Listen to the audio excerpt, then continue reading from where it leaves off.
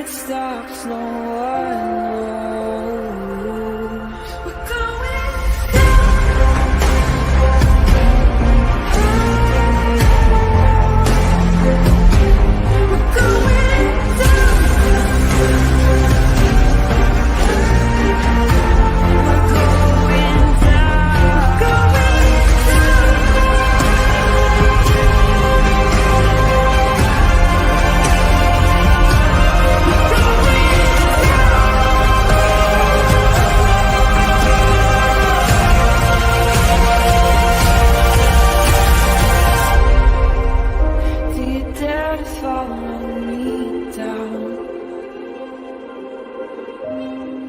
head into the unknown.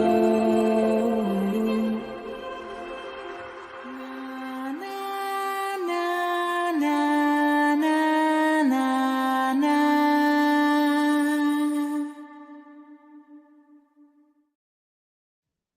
Hi, everybody. Good morning. Welcome back to Criminality.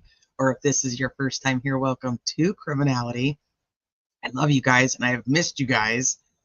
Let me just say, this was not as smooth going as I thought it was going to be.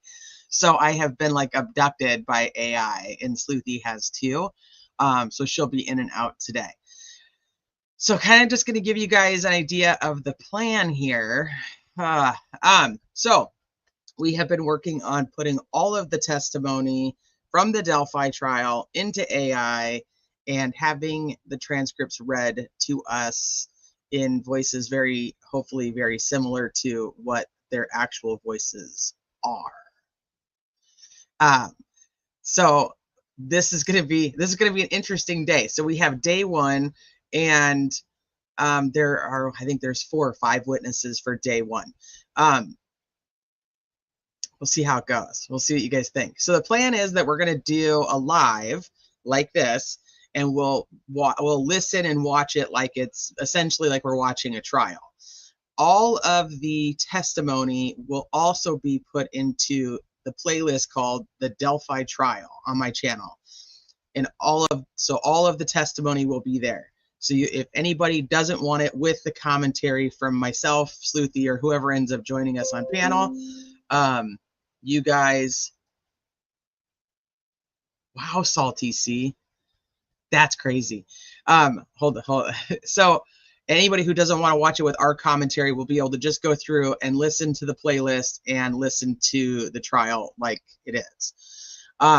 So a lot of people that had contributed to the fundraiser, I mean a lot in relative terms, a lot had kind of suggested that maybe putting some of that money towards AI and seeing if that would be a good idea so that it would be easier for people to listen to it.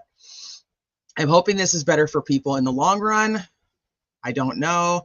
I mean, it's just this is a trial and error. If this isn't better for people, then I can promise you I won't do this again. Because it's definitely more of an undertaking than I thought it was going to be. So speaking of, AI isn't free. Well, I mean, I guess it depends on what AI you're using.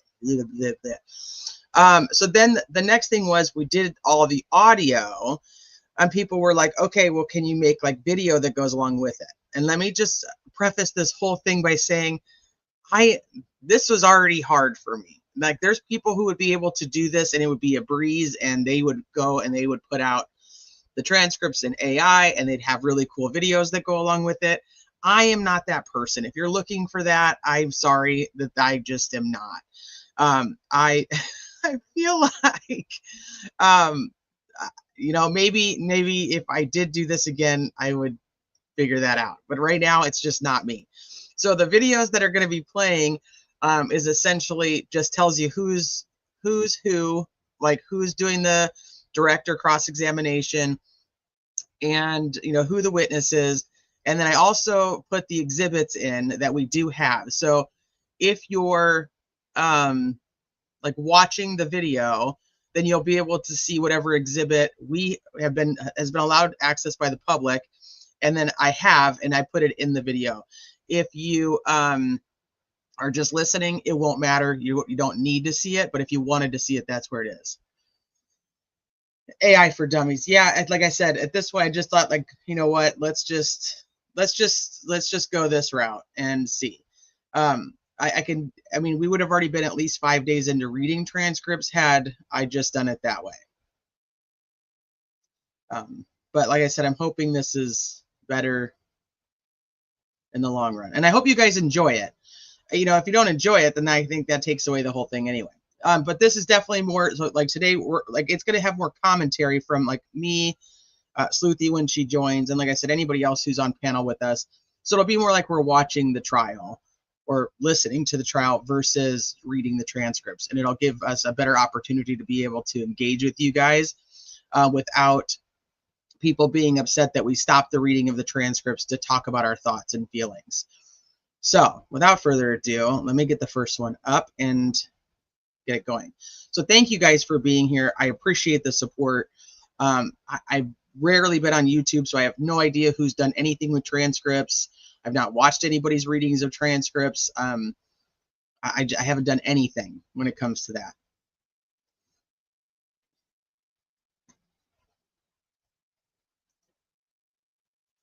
Okay.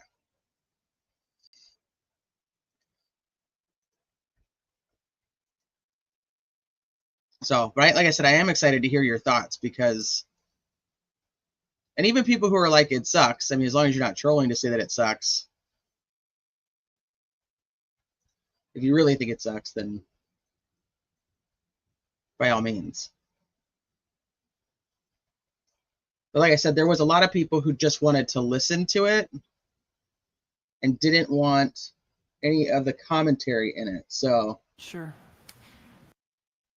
First, I'm just going to check and see if you guys can hear. You may call your first witness, Mr. McWeland. Thank you, Judge. Judge, do we need time for our separation of witness?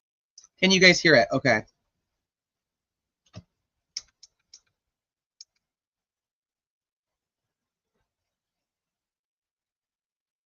Well, that's what we normally do, but some people were like just wanting the transcript to be able to just hear somebody read it.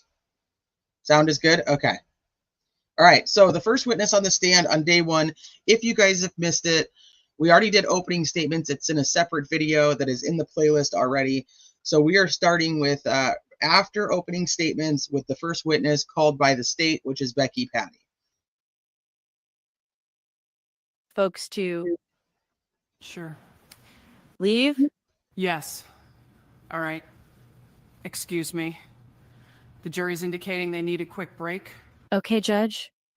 So we'll go ahead and take a quick break. Ladies and gentlemen, while you're outside the courtroom, please keep your minds open. Please don't form any opinions or conclusions about anything. There's no evidence that you've heard yet, so there's nothing for you to discuss. Gentlemen. All rise. All right, let's reconvene at 10 after, please. Jody, and you can go off the record. All rise. Thank you. You may be seated. Thank you, gentlemen. All right, Ms. Diener, you may call your first witness.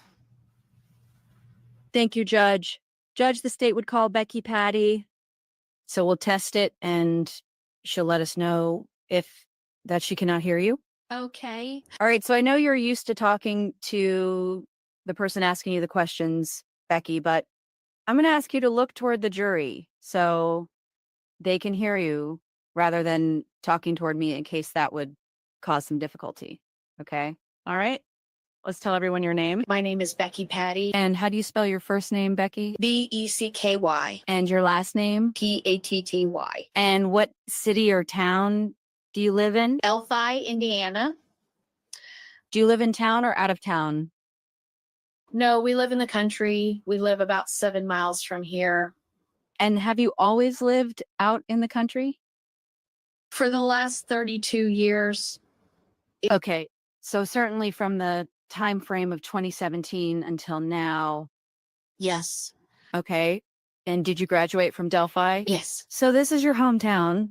You know the area very well, don't you? I've Carroll County forever. Okay, great. And did you go to school after high school? I did some college. Okay. Did you do it locally or did you go away from the area? No, locally. And what do you do for a living, if anything? Or maybe you're a homemaker, which is perfectly fine. I do home appraisals. And do you have an office? Do you work for someone else? I have my own business and my office is at home. Has it been that way the entire time? Yes. And so the office is within your home or adjacent to it. Maybe you can tell us a little bit about that. I took over part of the garage. We made an office out in the garage. Okay. So back in 2017, who was living with you at your home? At that time in 2017, it was my husband and I, Kelsey, Lippy, my son Derek, and my other son Cody. All right. So let's go through those. You said your husband, My husband, yes, his name is. Mike Patty. All right. And then you said Kelsey. Who's Kelsey? My granddaughter Kelsey, at that time German. Okay. And what is her last name now? Siebert. So she's married. Is that correct? Yes, You said Liberty, and Liberty. Libby, Libby, and Libby is one of the victims in this case, correct? correct? All right. And she's your granddaughter, Yes. but she was living with you at the time in 2017? Yes, she was living with me. Okay. You said Derek. Is that right? Derek German, my son, Libby's dad. Okay. And how do you spell Derek's first name? Derrick. And so that's Libby's father? Yes. And is it also Kelsey's father? Yes. Okay. So Libby and Kelsey are sisters Mm-hmm. Yes. and they are how many years apart 3. in age? 3. Okay. And then you said your other son, Cody. Cody, All right. What is, Patty. thank you. And how old is Cody in relationship to Kelsey or Libby? He's about 12 years older than Kelsey. Okay. And you said there's 3 years between Kelsey and Libby. Mm-hmm. Yes. And so Kelsey and Libby are your grandchildren, but they were living with you. How long had they lived with you? About 10 years. How old was Libby when they started living with you? 3. And did she and her sister come to live with you at the same time? Yes. And did they live with you continuously? Yes. And so you and your husband, Mike, were married that entire time. Yes. So you and he were in the position of parents then? Correct. The appraisal work that you do at your home, does somebody work with you or for you at that home office? At that time, my daughter worked with me. She was there. And then I had an office girl that was there at the time. Okay, why don't you give us their names? So if someone hears reference to those people, they'll understand how they're related to the home office. My daughter's Tara German, and the girl that was helping me is Jennifer Johns.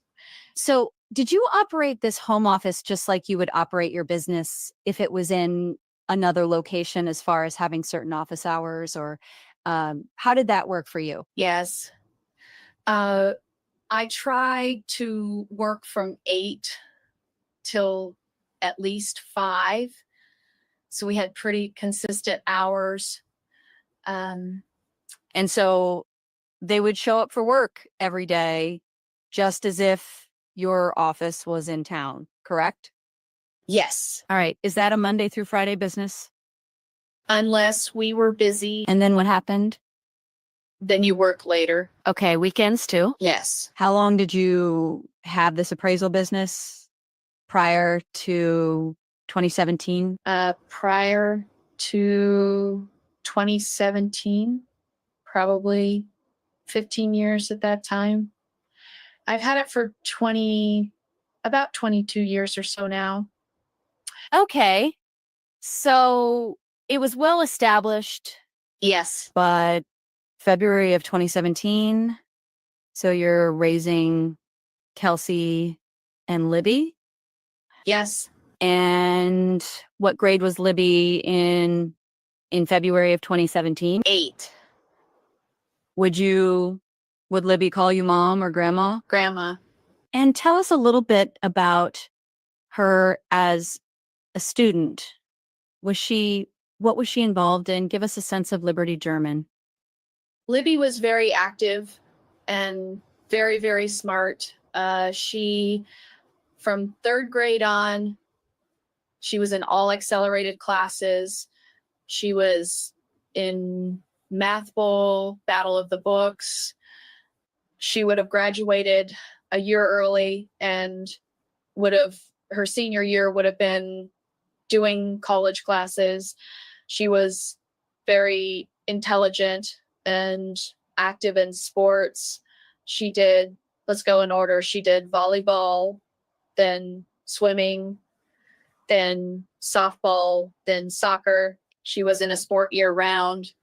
And if she wasn't in sport, she was asking to do something. She was either at our house, my house, or at her Aunt Tara's house. And that Aunt Tara is the one that you said worked with you in your home office? Yes. She was very accessible. Aunt Tara? Oh, yes. And she had 2 boys that were the same age as the girls. And so we did everything together. Okay. And so did your daughter Tara and her teenage boys also live in Delphi? Yes. So they would have attended the same school? They attended the same school and they all rode the bus home to my house. Okay, perfect. And in addition to sports, and you said Math Bowl and another academic club, was she very active in having plans with her teenage friends? Yes. Okay. Yes. She would frequently spend the night with friends, or friends were at our house. So is it common then for her to have her friends at your home where you got a chance to get to know them? Yes. So let's talk about Abigail Williams then. Is that a friend of Libby's that you were very familiar with?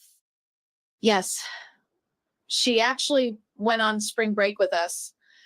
Prior to 2017? Is that a yes?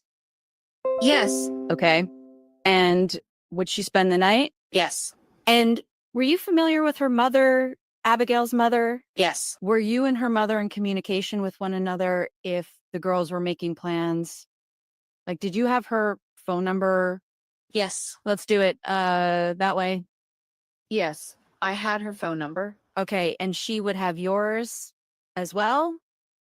Yes. Especially since she went on spring break with you, you would need to communicate, correct? Yes. And so in that particular school year of 8th grade, we're more than halfway through it in February, correct? Correct. Were Abigail and Liberty participating in certain school activities together that you know of?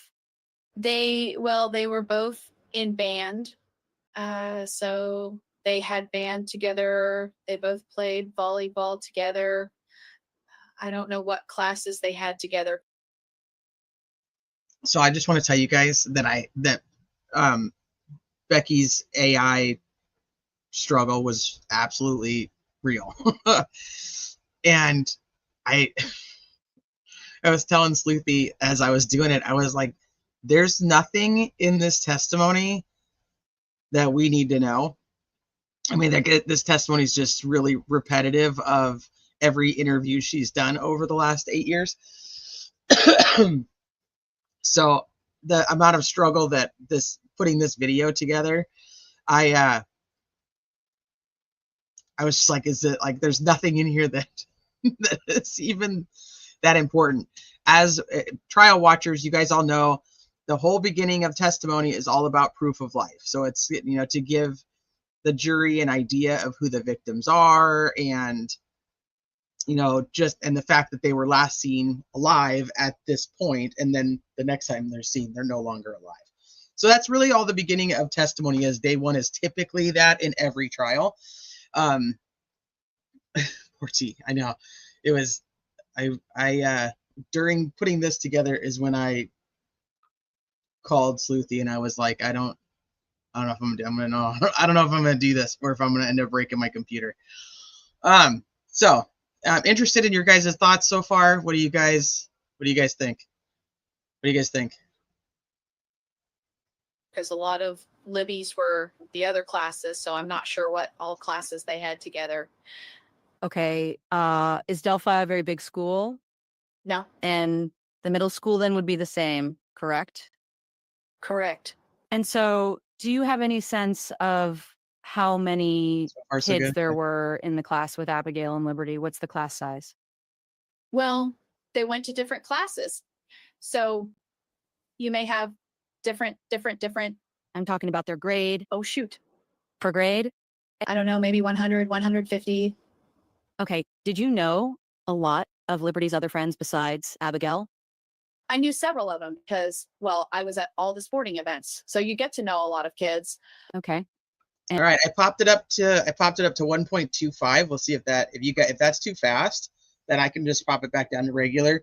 You guys just let me know. I'm fine either way. Lawyers out the AI is good things. Oh, you're very welcome. I mean, it definitely got easier after hers, but this one was, well, some of them have been a struggle. Some have been easier. You like the AI? Okay.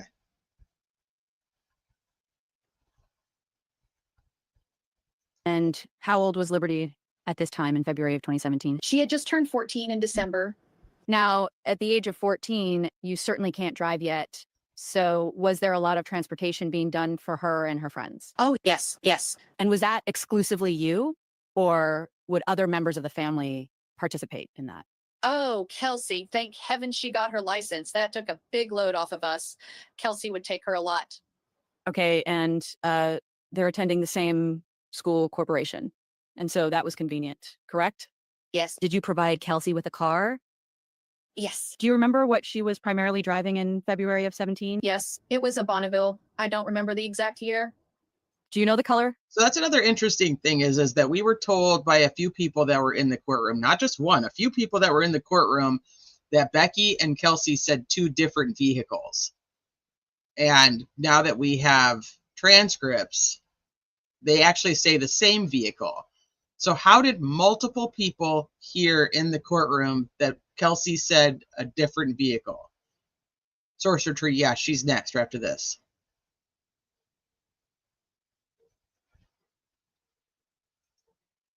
Yeah, I don't know how laborious this is, but if you finish this whole trial, it will be a serious resource.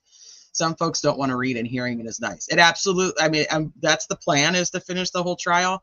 And then, like I did say this earlier, you weren't here yet, Lilith, but there's a playlist called the Delphi trial, and all the AI videos will be under that, and just a straight from opening statements to verdict and sentencing.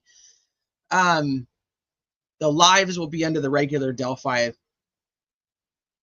playlist. But that way, somebody who wants to listen to the trial will just be able to listen to the Delphi trial playlist.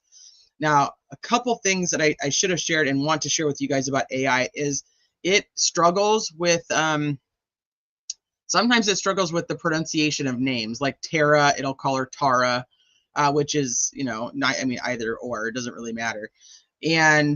But sometimes it'll, like, if somebody says like, yeah, it won't repeat all the yeahs. It doesn't like to do that all the time.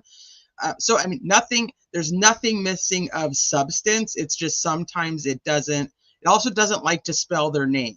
So on the stand, when they're like, spell your name for the record, sometimes it's like, it doesn't, for whatever reason, this AI just doesn't like to spell.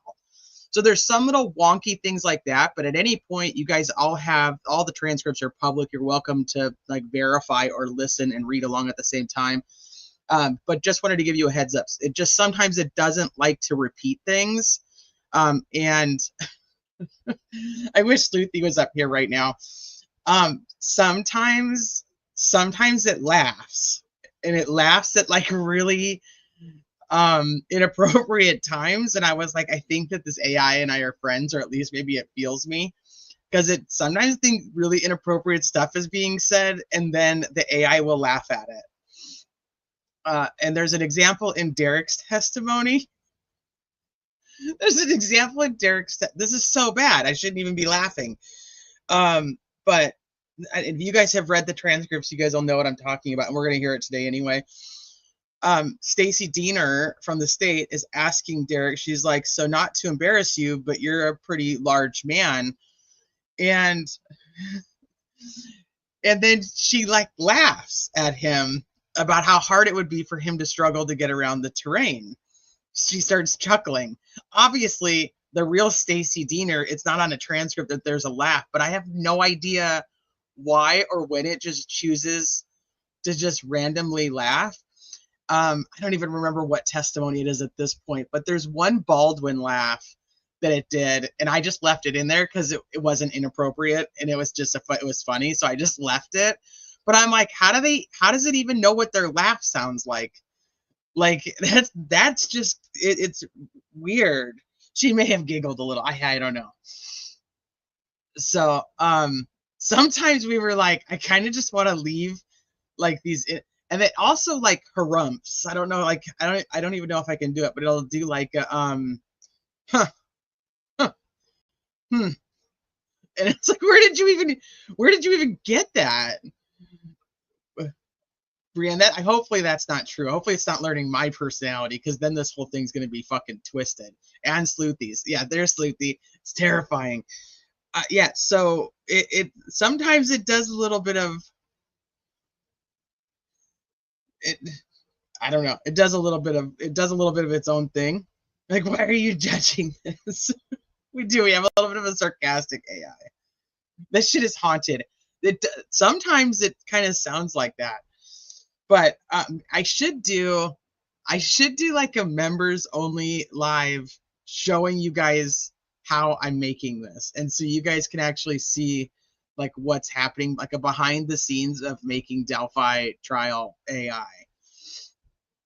Because yeah, sometimes it's just really inappropriate. Yeah, and sometimes it just yells at you.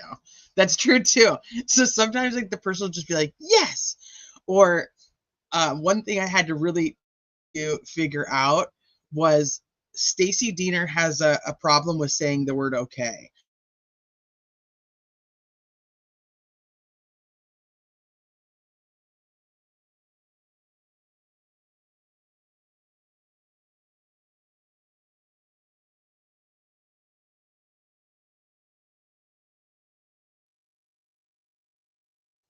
Okay, I think I'm back.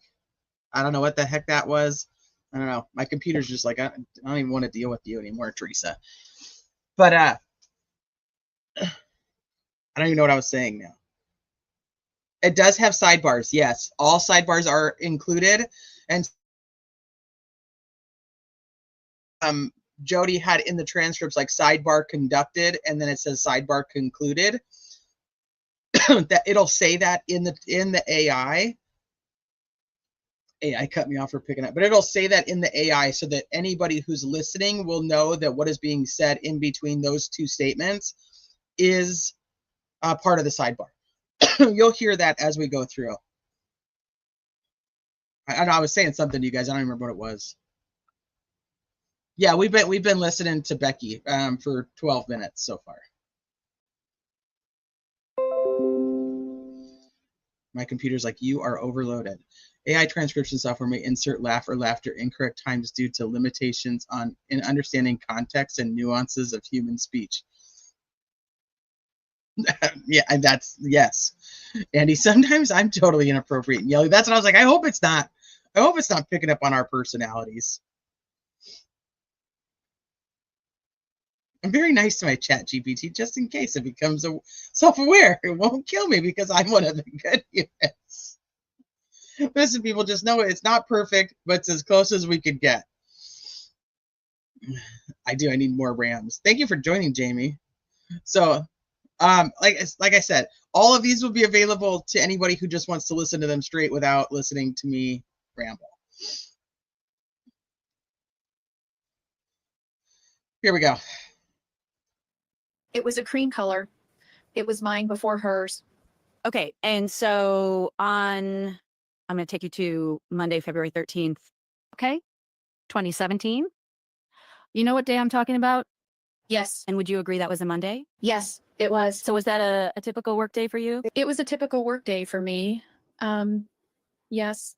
Was it a typical school day for Liberty and Kelsey? No, we had snow makeup days. They were out Friday and Monday. Okay. How did that change the activities of your Monday or the weekend just prior to it, if it did at all, with regard to Kelsey and Liberty? Well, my work would be there. They were old enough. It's not like I had to run in the house. Okay. Was it different for them when they had a school day off with regard to, let's say, having friends over on what would traditionally be a school night, a Sunday? Normally, they didn't have friends over on school nights. And besides that, Libby had practice every night. So by the time she did school, practice, dinner, homework, there's no time for that. So on weekends, there was usually somebody there or she was gone. Okay. So this particular weekend where there was no school on Monday, did she have a friend spend the night on Sunday night? Yes, Who was that? Abby, And we're talking about Abigail Williams, right? correct. Okay. And I don't think I asked you this, but I made the assumption, so I don't want to do that. Were Abby and Libby in the same grade? Yes, And you said they were in band together and they did some sports. Oh, now I remember what I was saying. Stacy Diener reminded me. Stacy Diener has a problem with saying the word okay, which in reading, you probably don't even notice it. But in listening to it over and over again, she says it an immense amount of times. Well, sometimes it has her screaming it like, okay, or okay, like cutting off the person, because it doesn't understand those types of nuances. And people also have to remember, as you're listening to something like this, it has no tone or tenor. It's picking up what it wants to and it's putting it where it wants to. So she's like, okay. Or she like when like they cut off like the witnesses because they're kind of like over talking, her okay is a little sarcastic at times. So just you'll start to catch on to it because of all the attorneys, she says it the most. I was actually thinking about asking like Travis or Michael or Bob or any lawyer on that we know to like, do they teach you to say okay after like somebody answers the question? Like, do they teach you that in law school? Like, is there a class on it? Because apparently lawyers do it a lot.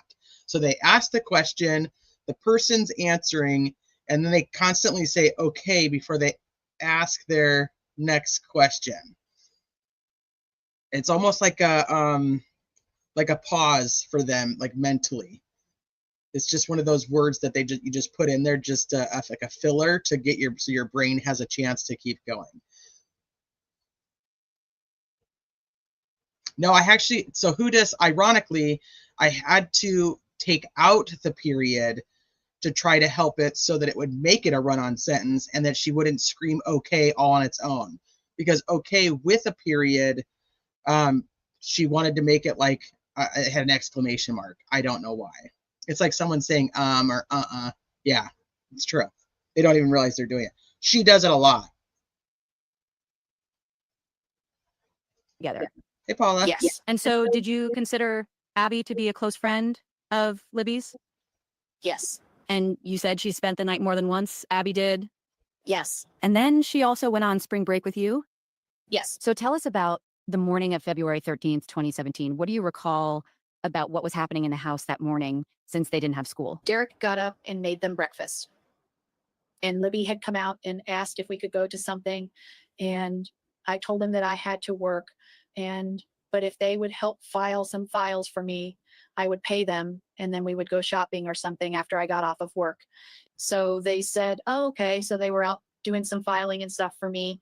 And then Libby came in and she was sitting on the floor in the office. And Kelsey come out and said that she had to work, but she was going to go to her boyfriend's house first. And Libby jumped up and said, hey, if you're going to go in town, would you take us to the trails? And Kelsey had told her yes.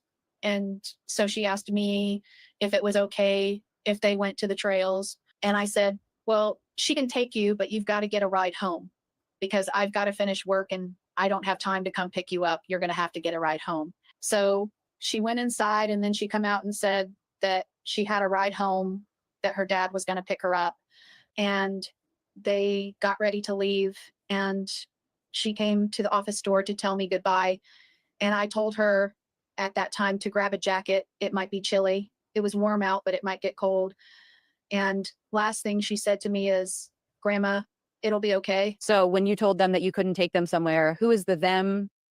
Abby and Libby. Okay. So was Abby helping with filing? Just They were out. Yeah, they were out there. okay. And they saw an opportunity to get to go somewhere. Is that right? Yes, yes, And that kind of happened right in front of you as Kelsey put her head in to say she was going. yes. Okay. What was Libby doing on the floor?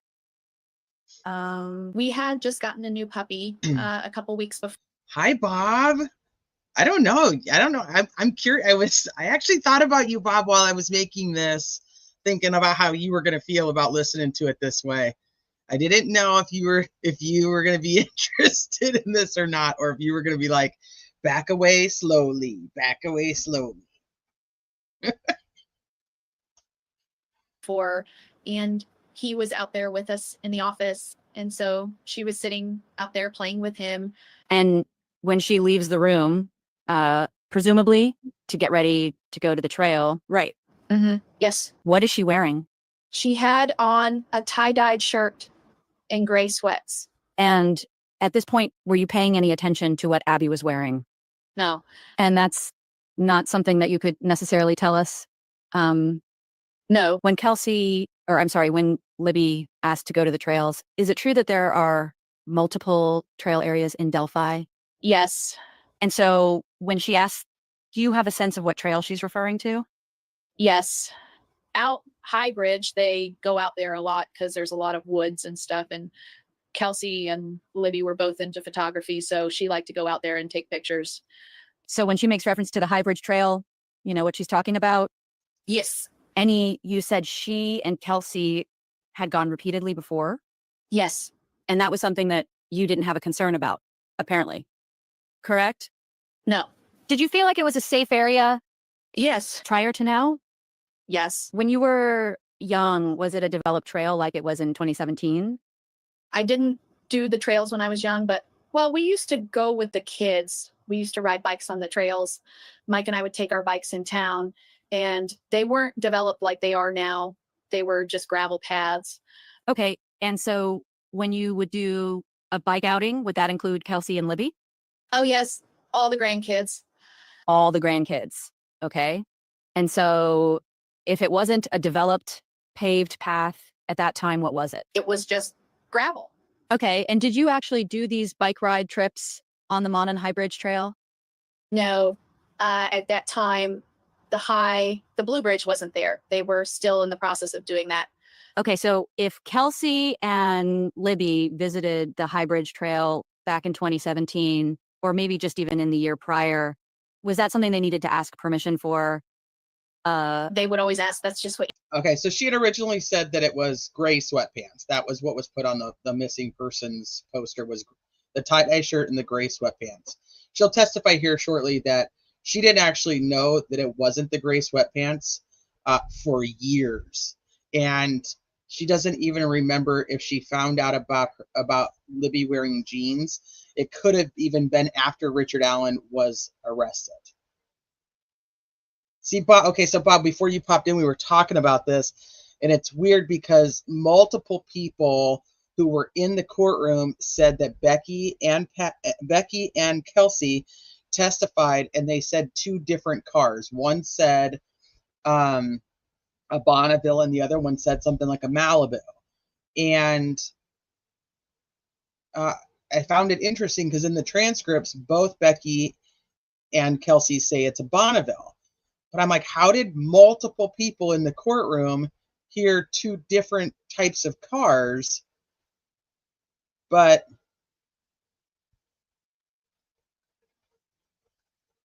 yet the transcripts say that it's the same car.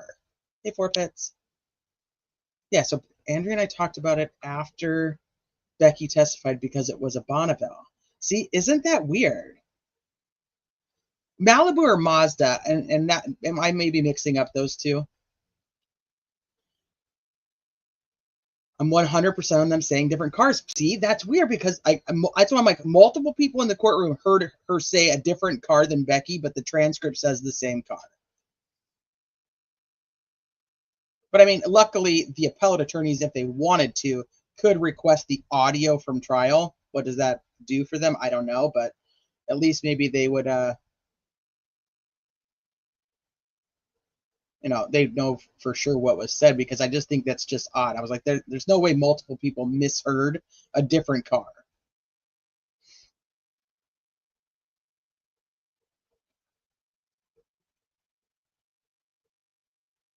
Let me just check. Jody got some spleen. She won't answer. I think Jody's probably real big mad at me right now.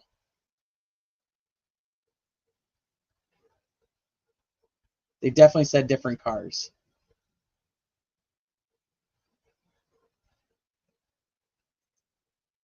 So there is audio from the trial. There are a couple people that are trying to work on getting it public. I was told when I requested it that only attorneys can request, like his attorneys can request it, or the state can request it. That's it. That was the only people that are allowed to have the audio.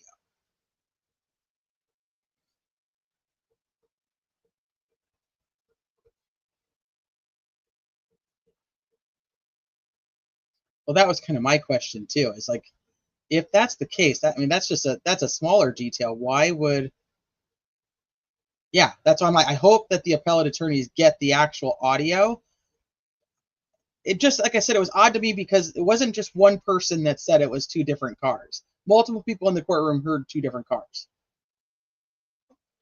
But the transcripts, they both say Bonneville. You do. You don't just go. Okay. So the way that you parented them was that if they were going to go somewhere, they needed to ask permission. Correct. Do you feel that Libby was respectful of that? Very, very. And if she asked you to go somewhere like a school event or the High Bridge and you weren't going with her, did you have confidence that she was going where she told you she was? Yes, most certainly. And if she had a lot of activities, how did you keep track of when she needed to be picked up from a particular activity, or She had a phone. stay in touch? We provided a phone because she would always have to call us and say, practice is over, or this has changed, I'm there, or whatever. And so in this family dynamic, if Libby was at an event and maybe you were working, were there other members of the family? You said Kelsey, anyone other than Kelsey that would take up the responsibility of providing transportation? Oh, yes. My husband, he did there were many times when both of them were in sports that he would go one direction, I would go the other. So yes, he did a lot of the running also. Okay, so Kelsey was also very active, Yes, similarly to Libby? not in as much as what Libby, no.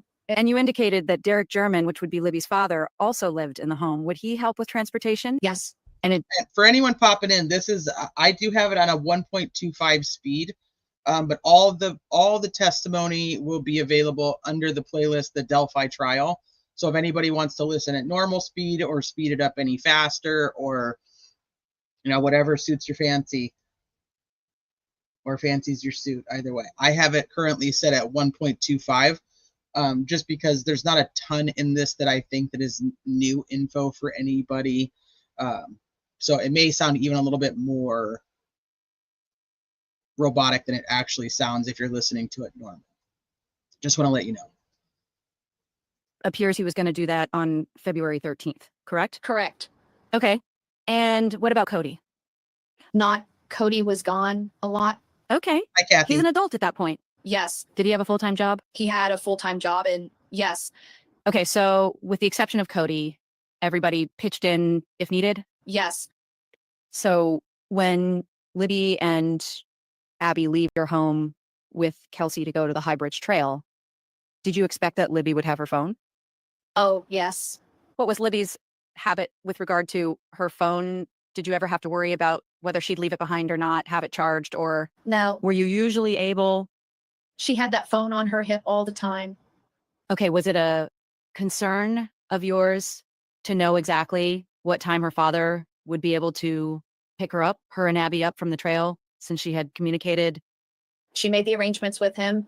He told her that he'd pick her up when he was done taking some pictures for me. Okay, so he was doing some work for you at the time. Yes.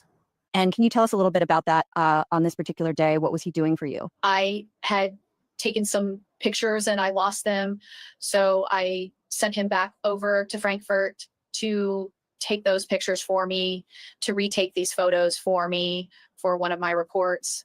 So he was in Frankfurt and he had left shortly before they did. So he had told them that he would pick them up when he was done. Okay.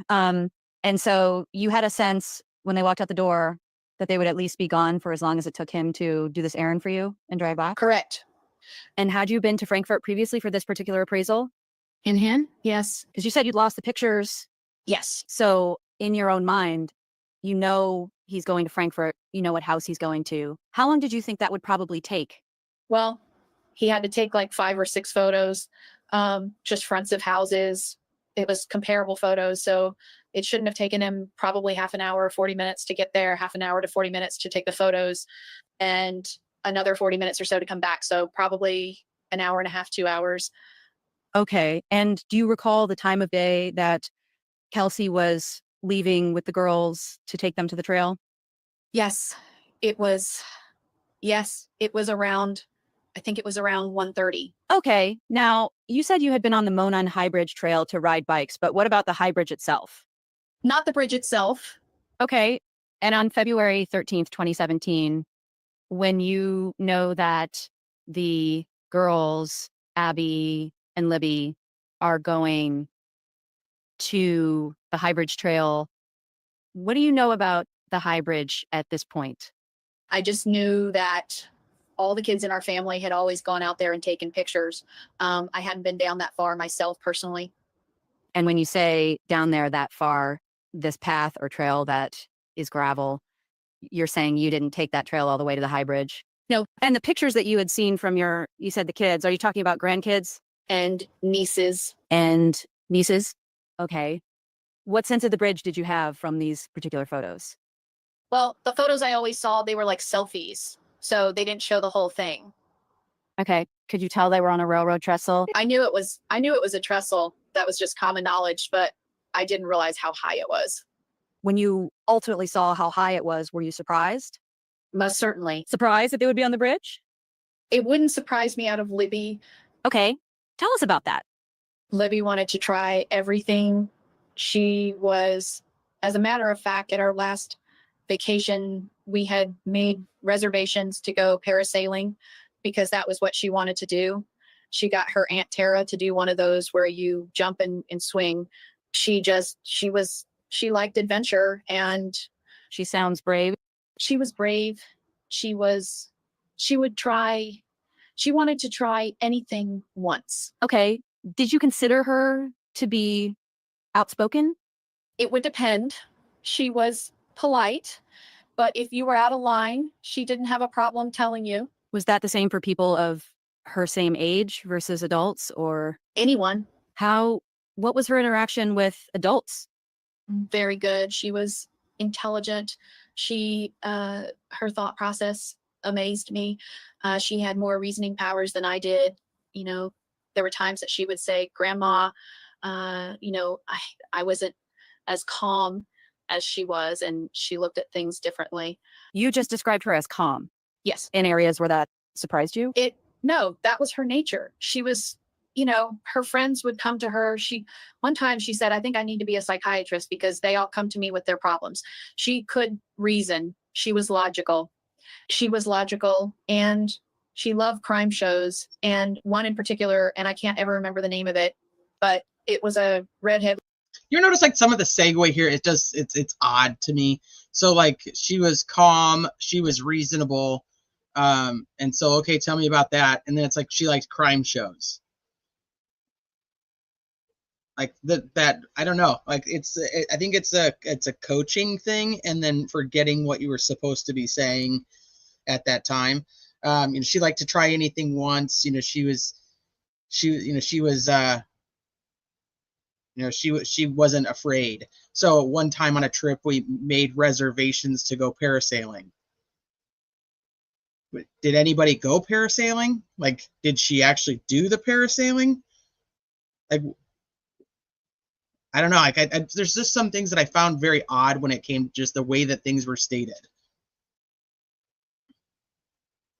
Anybody who has just popped in, this is trial testimony from the transcripts created by AI. Lady that was a surgeon, and she was in a wreck and her hands didn't work right. And so she helped the police solve crimes. And she said, I'm going to do that someday. I'm going to help the police solve crimes, or I'm going to find cures, because my mother died of COPD. How any of this relates to her being calm, which was the beginning question in this whole thing, was that she was calm. Now we're talking about that Becky's mom died from COPD, so Libby was going to find cures for things and liked crime shows. And she was there and helped with her, so she knew she wanted to make a difference. And so she was referring to her great grandmother. Yes. There you go. Okay. And so was she the type of teenage kid that would communicate with adults without being fearful? Oh, yes. Yes.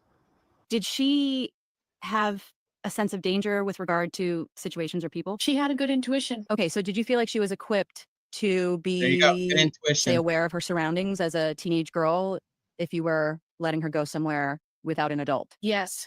My husband is a first responder at work, so he used to come home, and I know the girls would roll their eyes because he was always very big on telling us all the time, be aware of your surroundings, know where the exits are, he was always going over this stuff with the girls, so she would hear it over and over. So yes. When Libby would be somewhere away from home and, let's say, without Kelsey, because that's the situation we have, would she be a good communicator about when she would be done at a particular place, or when she would meet you at a particular location to be picked up to come home?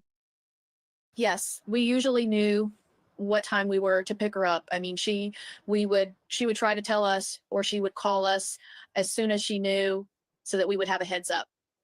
Okay. And if she went to a place with permission and then plans changed and she wanted to go somewhere else, like let's say they're at a game and a bunch of people are going to go out to eat afterwards, was she a good communicator about getting permission to do so? Oh, yes. And if you asked her to be at a particular place to meet you to be picked up, was she respectful of that? Yes.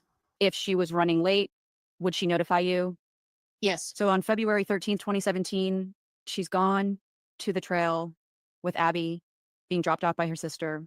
Yes. You know that's where she's going at this point. You know that your son, Derek, is in Frankfurt taking pictures and he's going to pick her up. Yes. All right. So what is the next communication that you have with any of those players that there's a problem? It was about 3:30 or so. Derek called me and he said, I've been calling Libby and she's not answering her phone, and I'm here at the trailhead to pick her up and she's not here. And he said, can you try to get a hold of her?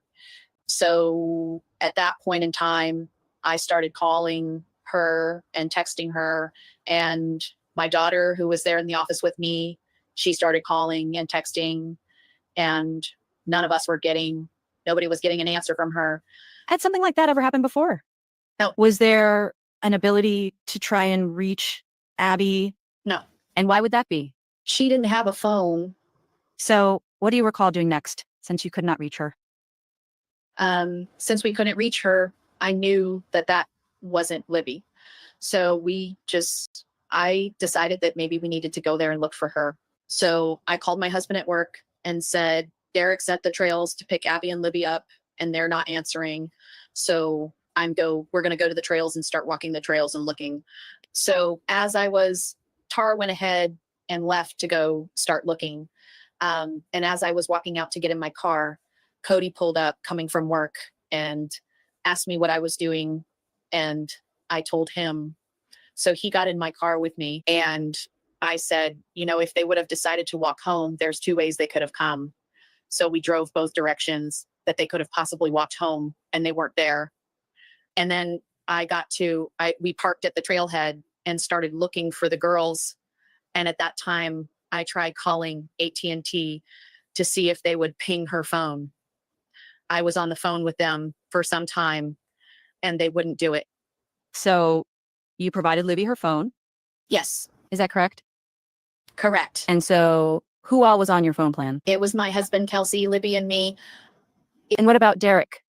Oh, and Derek. Okay, so all 5 of you? Yes. So when you get to the trailhead, let's be a little bit more specific so they can relate it to other references to the trail.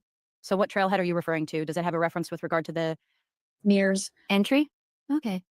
The Mears is what we always called the trailhead at that time, the Mears lot. And would you agree that it's called the Mears entrance because there's a big Mears farmhouse across the street and it has the name on it somewhere nearby that tells everyone it's the Mears? It has that big historic building. And then I think they actually, where the red gate is, they actually owned the land between the road and the trail. Okay, the trailhead, we're not talking about a developed parking lot, are we? No, I parked in the ditch. Okay, so I have to tell you guys a little side story, ATS, because this is like, that's perfect. I do the exact same thing. I lock my doors as soon as I get on, even if the car is not, like even before I start the car, because you never know. I don't want somebody hopping in the car with me with a gun or anything. But so, last night I was walking my dog, and there's this guy that was running down the street. Like he was running down the middle of the street, and he's wearing all black, and he's got like a face covering on, and he's coming like towards me. So like I'm on the sidewalk, but he's running down the middle of the street. And we're on the street behind my house, and here he comes. And he's just, running as fast as he can. I'm like, okay, that's weird. Like I walk my dog every night and I never see like sometimes you always kind of know like the neighbors that are out walking at the same time or, jogging or whatever. And so this guy's like, he's just running like full speed. And I'm like, okay, like I need to be aware of, sorry, I need a cough. Hold on. I'm like, I need to be aware of like what this guy, like how tall this guy is. What race can I tell that he is? What color is his hair? Can I see his eyes? Anything like, because, I'm like obviously a true crime person. So I'm like, I need to be able to tell what this guy's description is. And I'm like, okay, it's weird. And so he comes running. And so I'm about to turn the corner to like the street that's like perpendicular to mine, right? Yeah, perpendicular to mine. So that I'll come around my block. And so I'm about to turn the corner, and all of a sudden, as I'm turning the corner, he comes up on the driveway behind me and like starts walking behind me. I'm like, okay, dude, this is like weird. So like I have my phone out and I'm like getting to like my call app because I'm like, I don't know who this dude is. He's wearing all black and carrying a vacuum for some reason. I don't know why, but it was just, no, he's not really. I'm just joking. So he's coming up like behind me and I'm like, okay, this is like weird. So the house on the corner, sometimes when I'm walking the dog like that, the mom and the son are like getting home and the son will always come up and like pet my dogs or my dog. And so I'm like, okay, I don't know them, but I know them. Like I've spoken to them. And so I'm like, okay, like I'm just gonna like I'm just gonna walk up the walkway towards their house. And so I'm walking like down their sidewalk towards their house, and this guy cuts in the lawn around the corner, and I wish I could like show you guys like on a map. So he like walks up on the lawn, like walking towards the front door of this house that I'm walking toward. And I'm like, shit. Like I have my phone out and I'm ready to go. I'm like, this is weird. And I have like my dog, the dog I'm walking is tiny. My husband's dog is the big dog. And so I'm like, I got a tiny little dog. This dog, it's like, and she's like 12 years old, missing half of her teeth. Like she can't protect me. And I'm like, this is fucking creepy. Like I've never had anything creepy like this happen. And here he comes and he's like, do you live here? And so I'm like, yeah, I live here. Like, it's obviously not my house. And he's like, but I live here. I was like,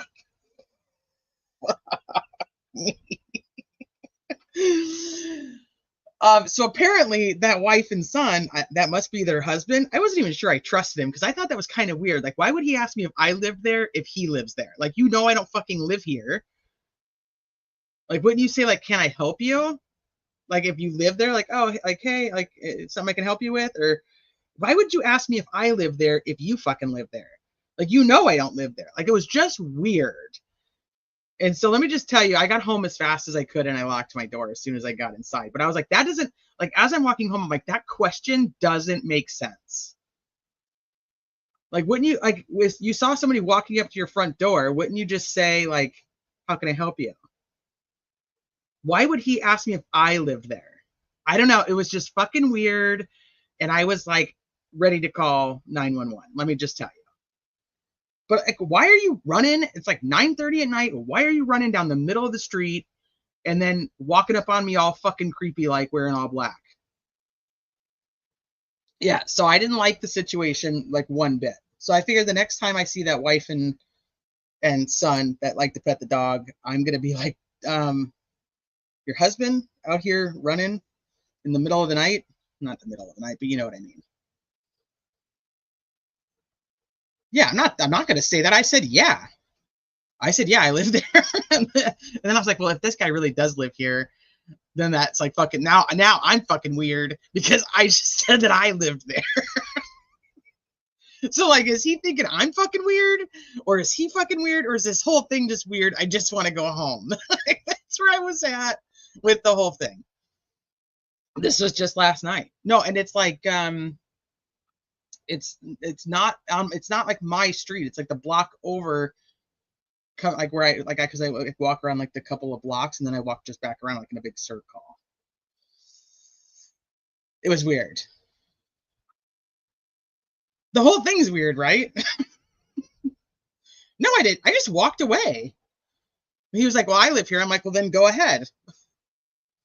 Like, I like kind of, I like took my hand and like motioned to the door. Like, let's see you go inside. Because I thought it was a weird question. Like, why are you asking if I live here if you live here? You know I don't fucking live here. So then he ended up just sitting on the porch. So I had my phone at the ready the entire time I was walking home. That I finished getting. No, he didn't. He sat on their porch.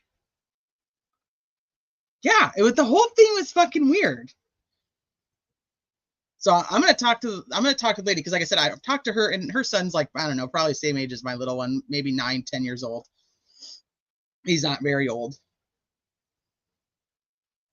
I don't know if he went in because I fucking bounced, dude. Like I know that when I was leaving, he sat on the front porch. He did not go inside, which I also thought was weird because if you're a runner, like people who run, like, you know, after you go for like a good run, you're not supposed to like sit down like that. You're supposed to like walk it off, stretch a little bit. You don't just sit down. So I also thought that was strange. And I was like, now here I am analyzing this guy who is running and thinking all the things that he did wrong while he ran. And that he just sat down and then asked me if I lived there when he knew I didn't live there.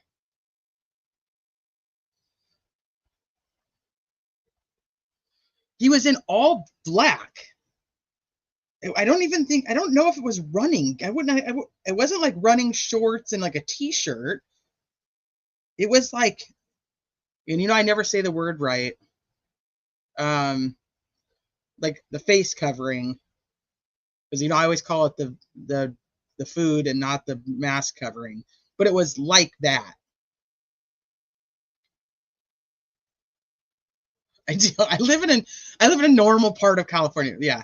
You can type it all you want, but I'm not saying it because then I get comments under my videos and they fucking laugh at me. It's bull. I can't do it. There's just words that my brain goes, that doesn't make sense. And see, baklava that's the one I can do, and that's the food.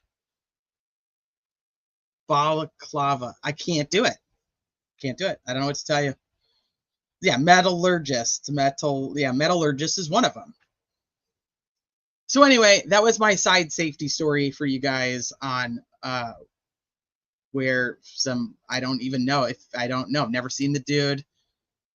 and he was just running down the middle of the street. Like, it's a mask. Yeah, he had a mask. Well, if I say a mask, then people think like I'm talking about like the mask from Scream, like Ghostface or something. He did not have that kind of mask on. That could have been interesting though. Huh. Anyway, side note. I say CCTV instead of surveillance. Ski mask. But it wasn't. It was like like almost like a spandexy. Like his whole outfit was like that. It was like a spandexy black. Like if I was giving a description to the cops, I would have said he was like head to toe in black spandex.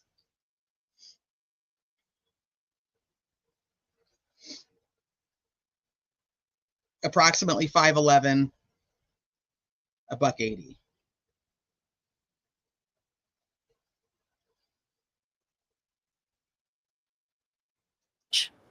Okay. And this area that you're talking about how many cars could pull off the road and park there, would you say? In front of the gate, you could probably get a couple of cars. You could probably get a couple. I remember walking past 2 cars. Was one of them your son Derek's? Could you repeat that? I couldn't hear you. Was one of them your son Derek's car, if you remember? I don't. There was 2 cars that just kind of stuck out at that point in time. Okay, so you get there. Do you actually go on the trail before you start calling AT&T? How did that happen? Yes, I was walking. And when I realized we're not finding her is when I thought I'll call AT&T, because I knew they had this thing where they could ping your phones or something. So I called AT&T and was trying to get them to, I told them that my granddaughter, we couldn't find her, and asked if they could locate her phone, do that locator thing or whatever. And so I was on the phone with them for some time, and they told me I could download it. And I said, I don't have her phone. So no, after I got done with them, I realized it was starting to get dark. It was after 5. And at that time, Mike walked up to me, my husband, Mike, walked up to me, and I told him that we needed to call the police or do something because it's going to get dark and Libby's afraid of the dark.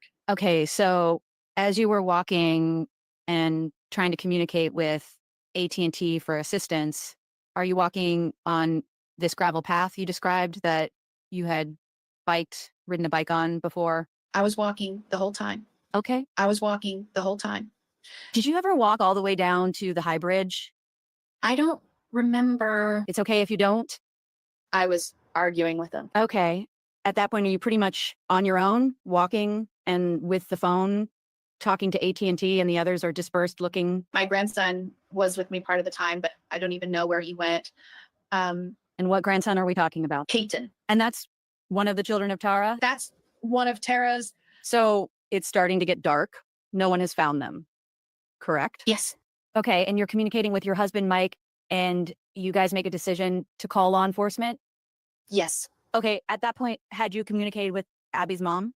I had tried calling her a few times in between and I could not reach her. So when I told my husband we needed to call the police, I told him that I was leaving and going to her house to see if I could find her. So did you drive your own vehicle when you left? Yes. And there will be discussion about Who's Your Harvestor and video. When I say Who's Your Harvestor, do you know what I'm talking about? Yes. And so when you came to the trailhead to look for Libby and Abby, would you have passed the camera coming from your house to the trailhead? Would you have passed the camera at Who's Your Harvestor? No. And when you leave the Who's Your Harvestor to go to Abby's mother's house, would you pass the Who's Your Harvestor? No. So your path to Abby's mother's home is the direction back toward your own home? Yes. Okay. And when you had made the effort to reach Abby's mom, tell us what her name is. Anna Williams. And when you had made efforts to contact Anna, were you contacting her cell phone? Yes. And were you able to leave a message on those previous calls, or do you even remember? I don't remember. That's fine. So you leave and go back the way you came to go to her home. At some point, do you find her there? Do you reach her? Tell us what happens. When I got to their house, her grandfather answered the phone and said that Anna was at work. So I left there at that point in time. and I was going to Anna's work, but I was most of the way there when she called me. And at that time, I don't know why I knew this, but I told her that we needed to go to the police station. So we met at the police station. You said that when you got to the house, her grandfather answered the phone. Did he answer the phone Door, or answer the door? door, sorry, door. When he said Anna's at work, did you already know where she worked? Well, he told me, but I knew it was at the dock. And in going to the dock, is that a Delphi establishment? It's a restaurant, Okay. But it's in Delphi? Pittsburgh, which outside of Delphi. Okay. So when you leave her residence and go to the dock, does it take you back past the trailhead? From her house? Right. No. So she meets you at the police station. Yes. Had you had any communication with Anna Williams that particular day since Abby had spent the night at your house the night before? No. Did you pretty much let the girls make the arrangements with respective parents Yes. and rely on that? Yes. That's the normal response, was always make sure it's okay with them. So on this particular day, how long did you believe that Abby would be under your care, hanging out with Libby? Till that evening. And then how was Abby going to be delivered home? Her mom was going to pick her up. And was it important to know a time, or was it just enough to know that she'd come after work? That she was just going to come after work. We don't go by times. So now you're going to the police station to make a complaint that your granddaughter and Abby were missing? Correct. Is that right? Okay. And is that what you do when you get there? I think they already knew, but at that time, I think is when they were asking us for a description, asked for a photo and whatever they would need. Do you think that your husband or someone in your immediate family had already contacted the police so that they knew when you got there? Yes. My husband had called the police. Okay. Was your husband at the police station when you got there, if you remember? Not that I'm aware of. Now, some of the normal things the police would ask you would probably be, where did you last see them? Correct? Yes. Okay. And that would have been At home. at home. Where did you believe them to be? Right? Yes. And what did you tell them? At the Hybrid, at the trails. They might have asked when they were dropped off, right? Yes. Okay. And what they were wearing? Yes. Okay. And you already testified that you had a memory of Libby wearing a tie-dyed shirt and gray sweats. Yes. So is that the information you shared? Yes. Is there anything else you were able to tell them about a jacket or shoes or anything else? Oh, I knew she had on black Nikes, but as for a jacket, I truly thought she didn't take one. And you later became aware that she probably wasn't wearing gray sweats. Is that right? I did later become aware of that. And how did you become aware? The police told me. Well, did you become aware of something in your own home that Well, led you to conclude that she was not wearing the sweats? I was confused. When I was straightening up her room, I came across gray sweats. And I thought, does she have two of these? The girls were always getting clothes and stuff. So I thought, well, maybe she had two pairs of gray sweats, or she would wear mine. But at that point in time, I still didn't realize she had changed. Because you didn't see that part of her, right? When she left, no. Why are you so sure about the black Nikes? Because she wore them all the time. After you went to the police station, did you go back out to the trails that evening? I was at the police station until well after midnight. Mike, my husband, picked me up, and we did go back out to the trails. And then we drove, just in case, we drove around to other places. So did you drive to the police station and just leave your car there? Or you said you went with Mike back out? I don't know what happened to my car. Hard to say, isn't it? I don't remember. You do remember being up very late that night. Yes. And do you remember continuing to try to reach Libby's phone? We called. We kept calling and kept calling and kept calling.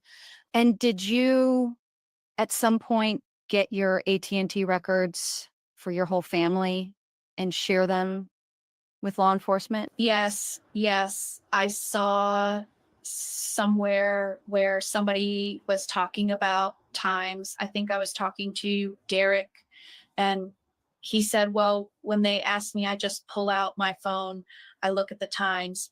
So I thought, oh, great idea. So I went online and printed out our phone records for the month. And that included all 5 of you? All of us. Were you part of a search party? Well, let's talk about that night then. So you at some point go home, Yes. the 13th. And do you go back out the next morning? Early, yes. They were doing up an official search the next. So now this is Tuesday, the 14th of February. Yep. They were doing up an official where everybody met at the firehouse, and they put you in groups and you had a leader, and they said they were doing a grid search. They were doing up a grid search. And what area did you look in on that particular day, if you remember? Oh, I do, because we were right down the road from my house, and they had us walking out across these fields, and just in case. Okay. And so this area in the fields close to your house, was that away from the trail that they would have actually been on? Yeah, yes. Okay. The trail did not include this area. No. As of the fields? Not at all. Okay, so you were looking in an area where they might have ended up if they had tried to walk home? Yes. Okay, so between the trails and your home, you were assigned an area. Yes. Where were you when you learned that they had been found? We were walking back to the car because we had gone as far as what our grid was, and we were walking back, and a friend of ours come running up to us. My daughter Tara was in my group, and a friend come running up and said, they found them, they found them.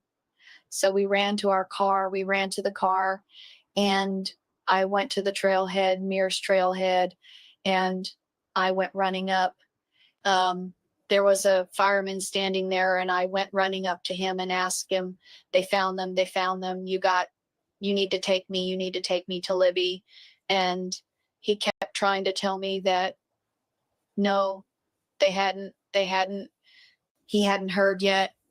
And I remember turning around, and my sister was sitting on a wagon, and she was just crying.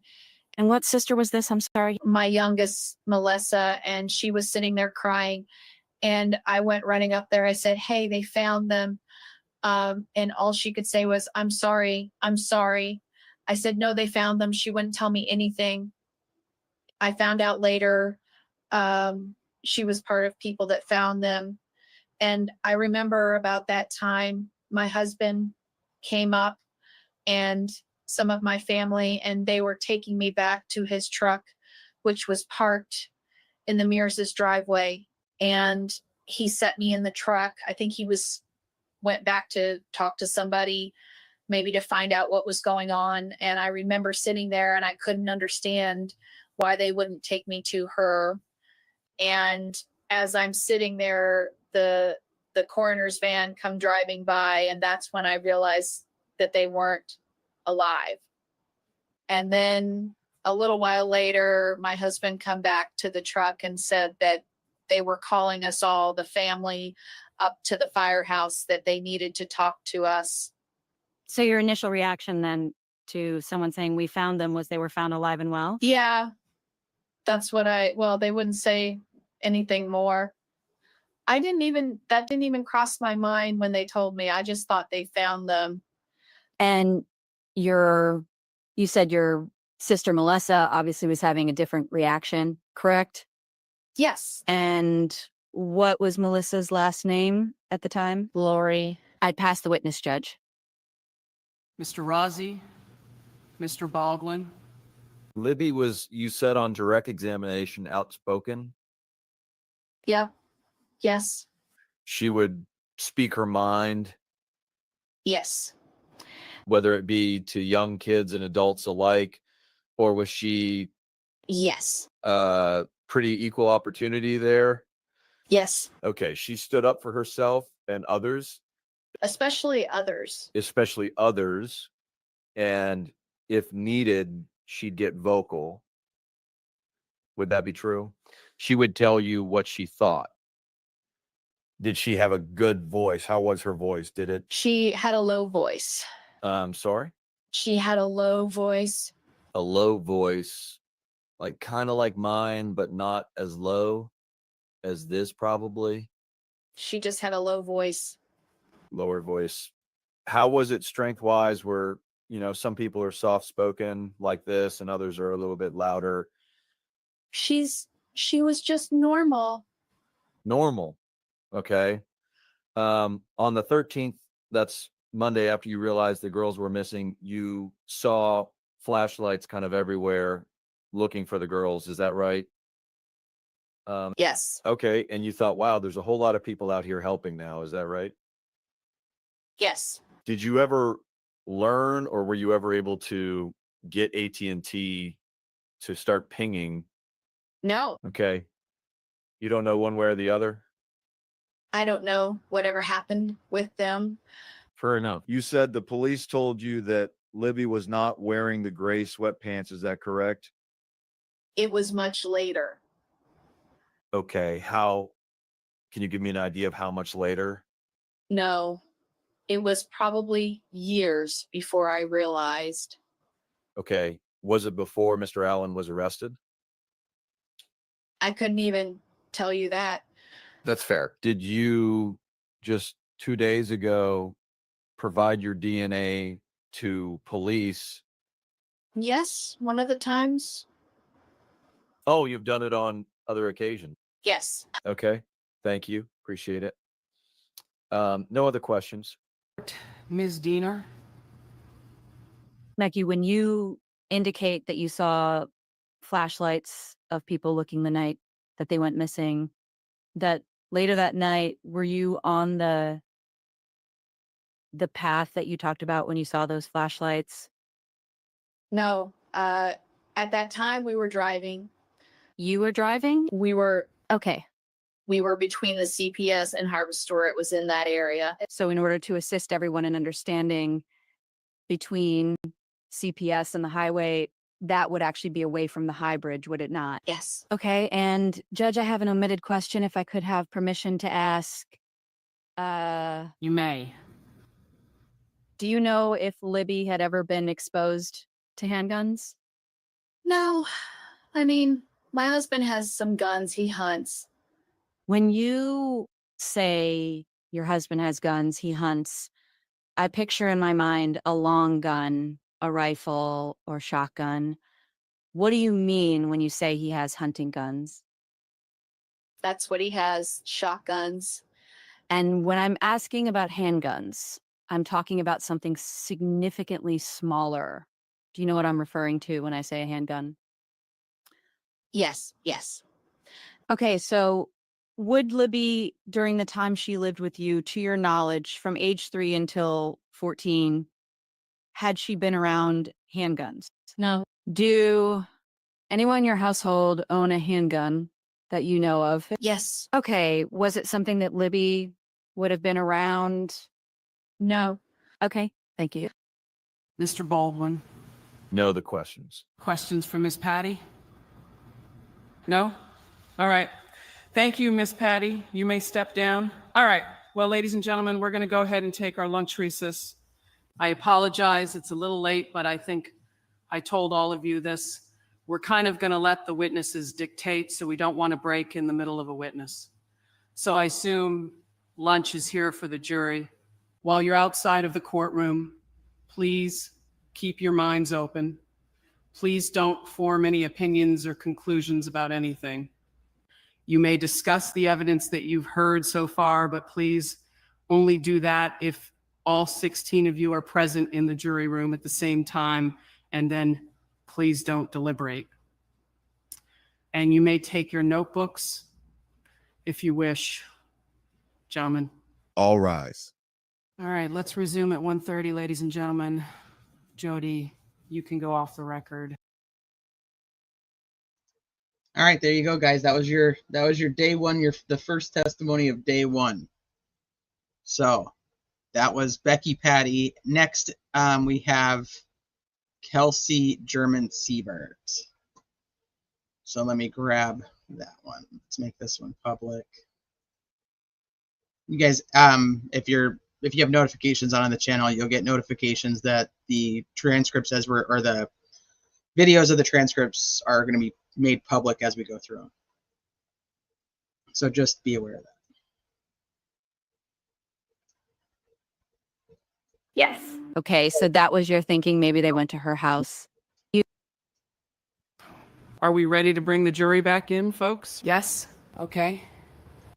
All right, so you guys, what'd you guys think of Becky Patty's? That you liked that one?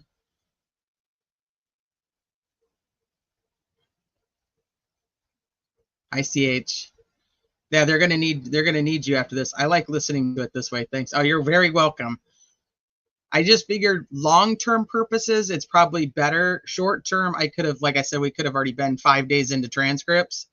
But I think long-term, it's better for anybody who wants to just like listen to the trial just on its own without us, or maybe somebody's going back and just looking for a piece of trial, like I just want to hear whatever, or I want to know whatever. Maybe it'll be easier for them. That's kind of where I'm at. So this one, so we're going to start Kelsey. Anytime that you want to go through and timestamp those, feel free as they're posted. I would appreciate it very much. Hi, Jilly. I'm way behind, but thank you so much, though. You're very welcome. Jamie, you like this? It's a good way to listen. We kind of, Sleuthie and I, when we were going back and forth about it, when I was getting frustrated with Becky's, like our plan was to be able to do it this way, where we could like we're watching the trial with you or listening to the trial with you, and we can just stop, comment, and see. I wish they wouldn't have been confused about the sweatpants, but I guess it doesn't matter in the long run. Oh, thank you, Fort Pitts. Well, I thank you for always being there, regardless. Like anytime I have a question, or for local purposes, and I appreciate you. It's better than a dry reading of the transcripts. Well, we try to not be too dry, Lennon. We tried to make it interesting, but some people like it better. Some like it, with us reading. I don't know. I found that easier to follow with the AI voices. It sounds like Becky Patty. I so like that you can stop to give commentary and your own take. Okay, good. I'm feeling good. I'm feeling good that you guys are liking it this way. Okay, so here we go. Here's Kelsey German Siebert. Gentlemen, All rise. Thank you. You may be seated. thank you, gentlemen. All right, well, welcome back, ladies and gentlemen. I hope lunch was satisfactory. We are ready to continue. You may call your next witness, Ms. Diener. Judge, the state would call Kelsey Siebert. Judge, is it okay if I give her water? Sure. Kelsey, can you please tell the jury your full name? Kelsey Siebert? And is that your married name? Yes. And so back in 2017, was your last name German? Yes. Could you spell your first name for the court reporter? Kelsi. And spell your current last name? Sieert. And did you grow up in Delphi? Yes, I did. And did you live in town? Out of town? Right outside of Delphi, yeah. And who did you live with? My grandparents, And their names are? Mike and Becky Patty. And when you were living with Mike and Becky Patty, do you remember how old you were? I don't. I believe I was young. Very young? Yes. And Liberty German is your full sister. Is that correct? Correct? In 2017, who was part of the household? My grandparents, obviously, me, Libby, my dad, and my uncle, And your dad's name is? Eric German, And your uncle? Cody Patty. In 2017, what grade were you in? I was a junior. And in February, did you already have your license? Yes. And how old would you have been? I had just turned 17. Did you graduate from Delphi High School? Yes. Okay. And after that, did you get additional education or training? Yeah, I went to Purdue University. And did you earn a bachelor's degree? Yes, in psychology. And are you currently employed? Yes. What do you do? I work for my grandma doing appraisals, and I work at Dairy Queen in the evenings. Do you have a family of your own? Yes, I am married. I have a daughter and one on the way. Oh, great. Congratulations. Thank you. So in 2017, you were a junior. And what grade was your sister in? 8th grade. Were you in the same types of activities at school? Yes, she did a lot more than me, but we swam together. How would you characterize your relationship with Liberty? We were very close. She was more like my best friend than my sister. Were you familiar with each other's friends? Yes, we knew most of the people we went to school with. It was a small school, so everybody knew everybody. And how many, just to give an example, how many students do you recall being in your grade? My grade graduated with 86 people. Do you recall that Liberty's grade was similar in size? I believe it was a little bigger. When you go to high school with 86 people in your class, do you pretty much know everyone? Yes. Did you feel, was it your observation that Liberty knew most of her classmates? Oh, absolutely. And then were you also familiar with Abigail Williams? Yes. And tell me about how you knew Abigail and to what extent you were familiar with her. Libby and Abby were friends. They played sports together, had classes together. She'd went on vacation with our family. Was she a friend of Libby's that would spend a lot of time at your house? Yeah. And did she, to your knowledge, at the particular time we're interested in, February of 2017, do you know if she had her own phone? She did not. And so maybe there's something you remember about her not having a phone that causes you to be confident that she didn't. What do you remember about that, if anything? I know my sister let her use her iPad sometimes. How would you describe your sister Liberty's personality in relationship to her friends? Libby was always the outgoing one. She always wanted people to feel included, so she would go out and find the people that needed somebody just to make them laugh or smile. Was she someone who was brave or cautious? Very brave. And can you think of an example of that? Or let's say specific to this particular instance, we've talked about the High Bridge and that it's a unique place. Are you familiar with the High Bridge? Yeah, that's a place a lot of people would go to hang out, but specifically me and Libby would go out there to walk the trails. And I remember the first time we went out there together, she had to force me to go across because she was so scared. Well, I was scared. She wasn't scared at all. So she kind of made me feel silly for being scared of going across it. Do you remember how old you guys were when you did that? I had my license, so I would have been 16. So it would have been within, let's see, when's your birthday? January. Okay, so it would have been within a year Yes. for February 2017.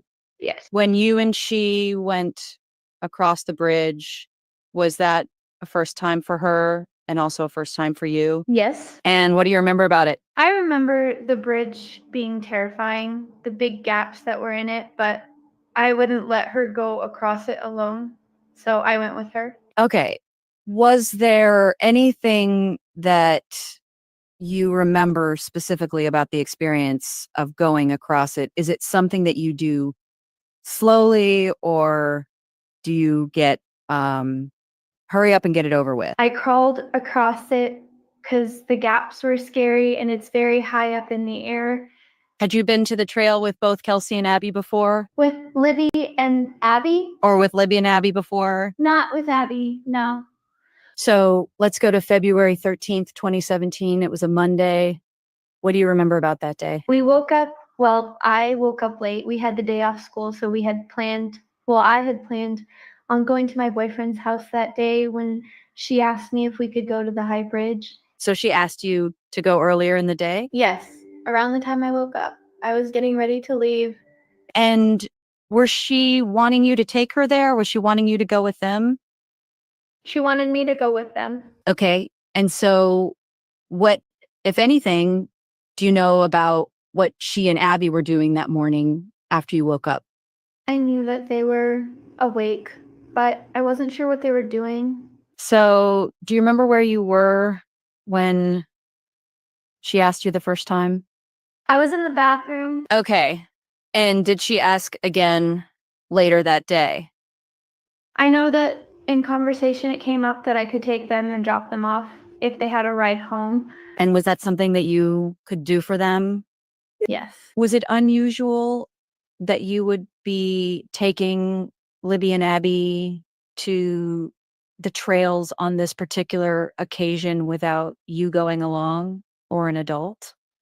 No, it was a place we felt safe, and there wasn't much else to do in Delphi. So, Did you know anything about the plans for her and Abby to be picked up later? yes, I told her she had to have a ride or I couldn't drop her off. Was there anything that you're aware of that she or Abby did prior to leaving that related to going to the high bridge?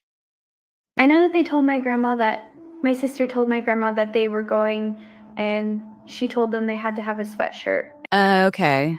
And so did they take coats with them? They got them from my car. So what do you know about what they wore when they left your car to go on the trails? I knew that Libby had on a tie-dye shirt, and I had given Abby one of my gray jackets. And so you made reference to a sweatshirt. Who had a sweatshirt? Both of them had sweatshirts when they left. Abby had one on. Libby took one from my car. Okay. Do you remember what the one Abby had looked like?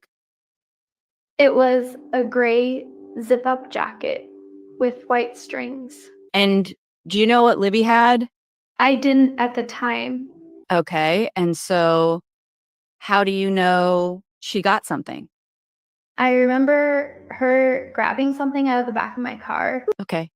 And so what would have been available to her in the back of your car? Lots of options. They would have been mine or hers. Swimming sweatshirts mostly. And when you say a swimming sweatshirt, can you be more specific? Yeah, we were both on the swim team, so we both had sweatshirts that said Delphi Swimming on them. And did they also have, sometimes kids will get their names put on the back? Did they all have names or did they? I think they all said German, yes.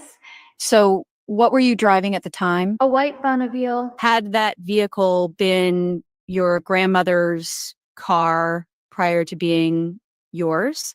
Yes. And what were the girls doing in the car on the way to the trail? We had the music playing pretty loud.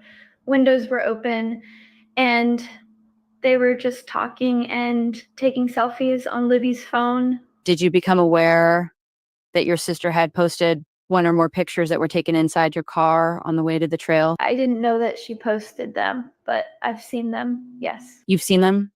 And if you were shown that today, you could identify it? Yes. May I approach the witness, Judge? You may.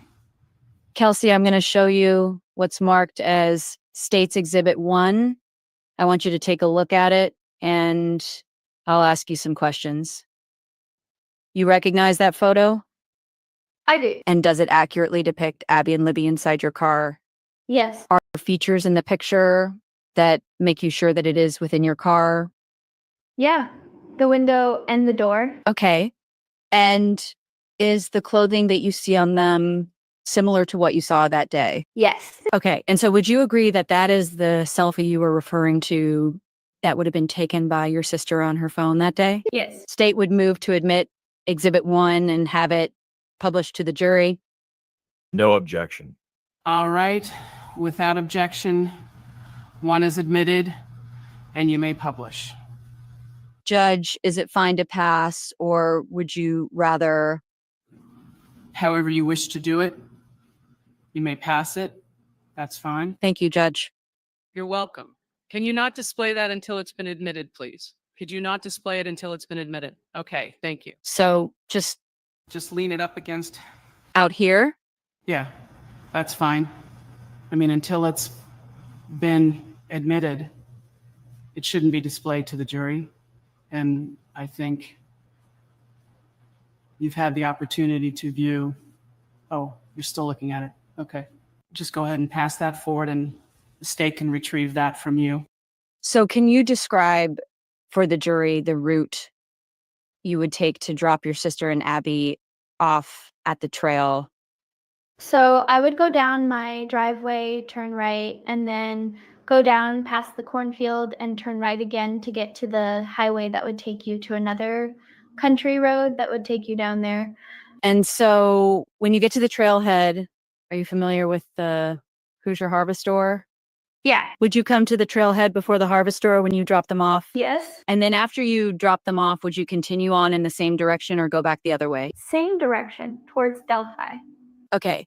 And the entrance that you drop them at, what is it referred to as around here? It would be the Mears entrance or the trailhead at that point. It had like a sign for the Monon High Bridge there. I'm just going to show her this Mm-hmm. That's fine. without displaying it to the jury. Is that fine? Yes, that's fine. Kelsey, I'm showing you what's marked as States Exhibit 2. You can't see the sticker, but I promise you it's States Exhibit 2. Does this area look familiar to you? Yes. And does this picture depict the Mears entrance? Yeah. And does it depict the area from which you would have come from home to pass the Mears entrance? Not. Not necessarily your house, but I mean the area you would have come from. Yes. Not the entire thing, but yes. And then does it also show at least part of the path you would have taken to continue on toward town? Yes. Okay, and so would this be helpful for you to describe the area where you dropped them off? Yeah. So Michael Osbrook was on Case by Case last night, and he stated there was 3 pictures from the car, I believe, and like one was, which I've always heard 2, so I think that's interesting too. But I think, and I don't want to misquote what he said, so I'm trying to find exactly what he said. But he said something like, one of them they're like sticking their tongues out, and one of them they're smiling, maybe. Don't quote me on exactly that, because I don't know if I remember exactly what he said, but for some reason I think he said 3, and I'm like, I thought there was only ever 2. We were always told 2. I don't know. Okay, Judge, the state would like to Oh, there, Michael's right there. admit. Yeah, Michael's right there. There you go. 3. It was 3. Okay.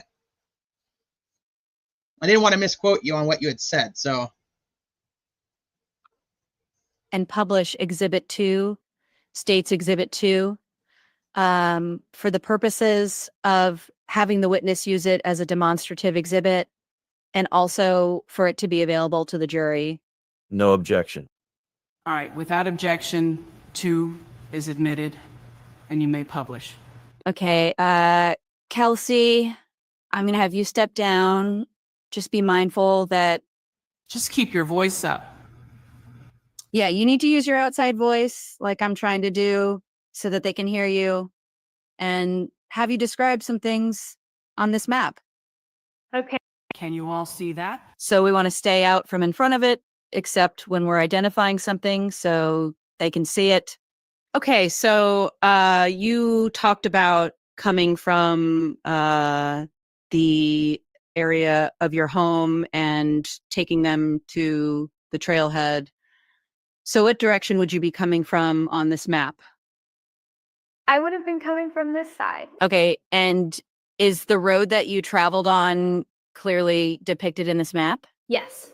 Could you use your finger to indicate the road you were traveling on? It would have been this road. Okay. And so you're marking a road halfway down the page that runs horizontal. Is that correct?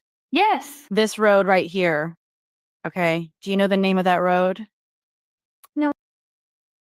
That's okay. A lot of people travel on roads they don't know the name of. Okay. And so can you point out for us where the trailhead or Mears entrance is? Here. Okay. Now on the north, well, yeah. On the top. I don't know why I still have States Exhibit 2 on here at this point in the video. She's looking at a map, which is not States Exhibit 2. I apparently just left that on there for too long. So just for info purposes, they're looking at a map, which I think ends up being like States Exhibit 5. And they use States Exhibit 5 throughout a lot of testimony. So I don't know why I did this, but they didn't even say that they were looking at States Exhibit 5 yet. I don't even think it's admitted at this point during her testimony. But this being up here is irrelevant. I don't know why I still have it on here. Or north side of the perpendicular road. So it does. She says it, so the transcript says horizontal, or Jody doesn't know how to type horizontal, which is also possible. But I left it the way the transcript said. So there's certain things like that I'm like, I'm not fixing it because maybe she did actually say horizontal. I don't know. Hi, Rexy. Dude, I can't believe that some of you guys, 27 months, 36 months, that's just crazy to me. You guys have been members for so long. Thank you guys so much for your support. I love you guys so much. Road. There it looks like a house, buildings.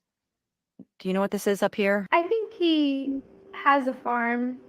And does it have a family name attached to it? I don't know. Okay. And so where is the actual trailhead? Come on over here and point it out, then we'll know. It would be right here. Okay.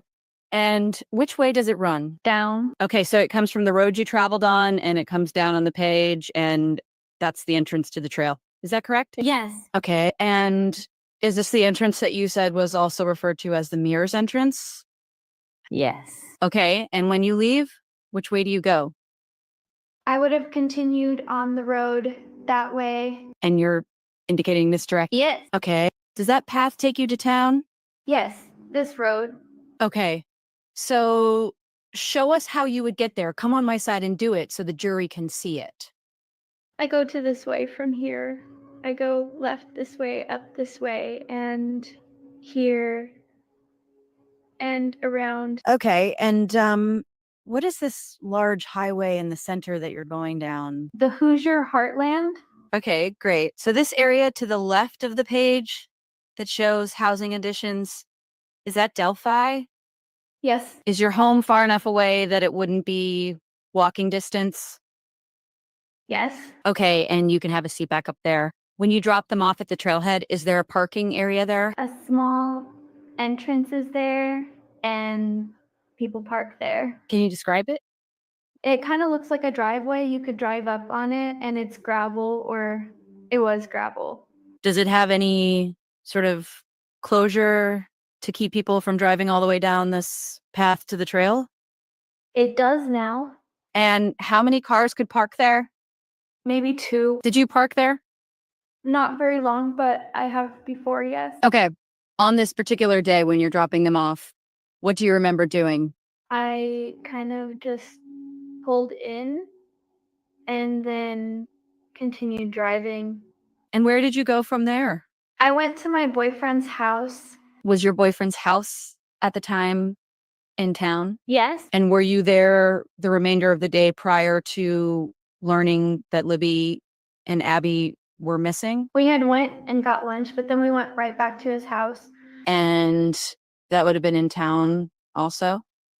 Yes. You indicated that you had to go to work that day, and that's why you couldn't go to the trail with Libby and Abby. Yes. And where did you work at that time? Dairy Queen. What were Libby's habits with regard to her phone? Did she always know where it was? Would she tend to lose it? What do you remember? It was always in her hand. And you remember her using it on the way to the trail that day?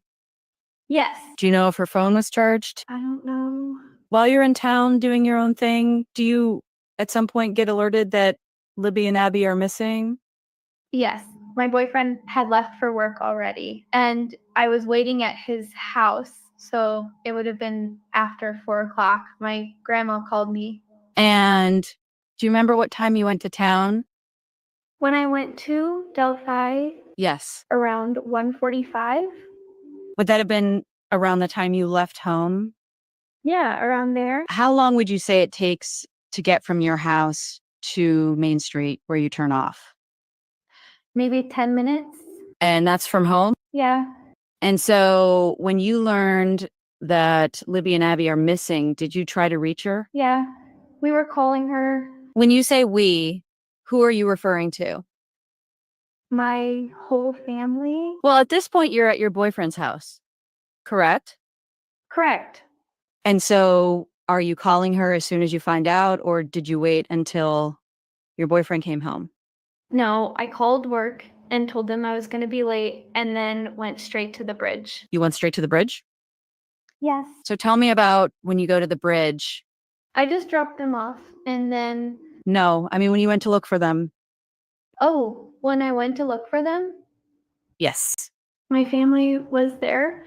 And so then we walked to the bridge and Cody and I crossed the bridge. And remind the jury who Cody is in relationship to you.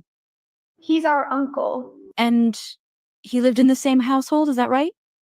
Yes. And you refer to him as your uncle, but your grandmother has said, my son Cody. Can you just clear that up for us? I don't know why this needs to be cleared up. Her grandmother's son, Cody, which for backstory purposes, Cody's adopted by Mike and Becky Patty.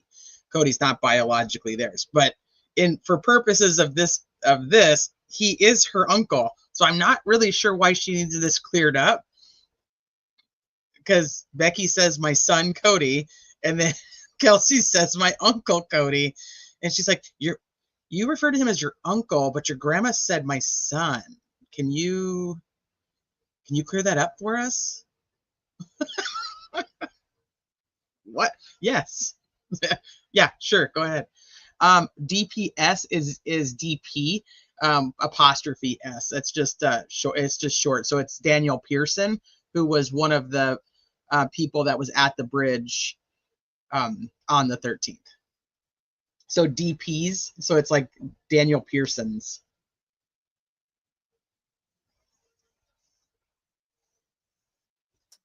Yeah, it's my grandma's son. Okay. So it'd be my uncle. And you go to the high bridge with your uncle and you walked the high bridge with him. Yes. So is this only the second time you've been on the high bridge?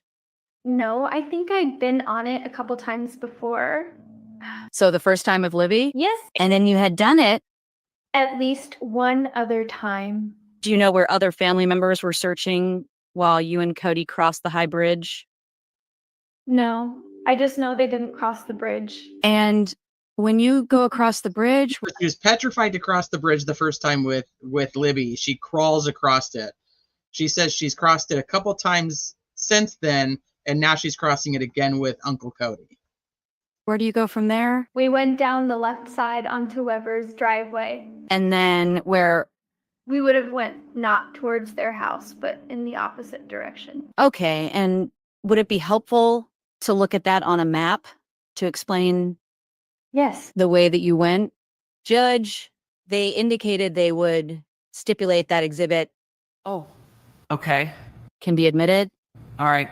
So State's Exhibit 3 is a closer view map of the same area to which defense is going to stipulate.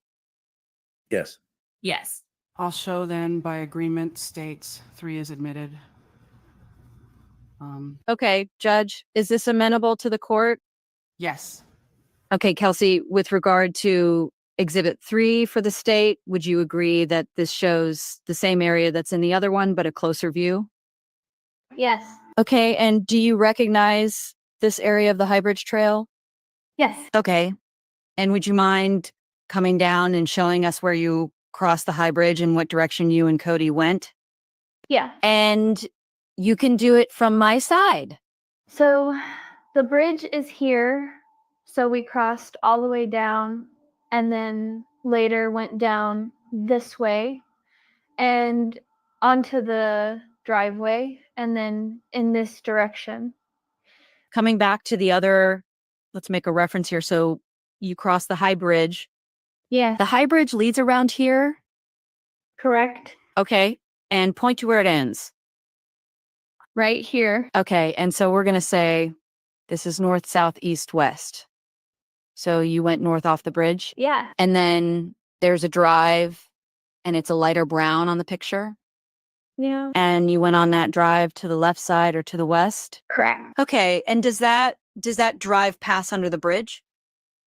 Yes, it does. Okay. So since you're familiar with this area, from the road you're referring to or the drive down to this area, is that another elevation to go down? Another hill? I know there's a hill that goes down here, and I think there is another one that goes down a little more. Okay. So this is all not flat? Correct. Okay.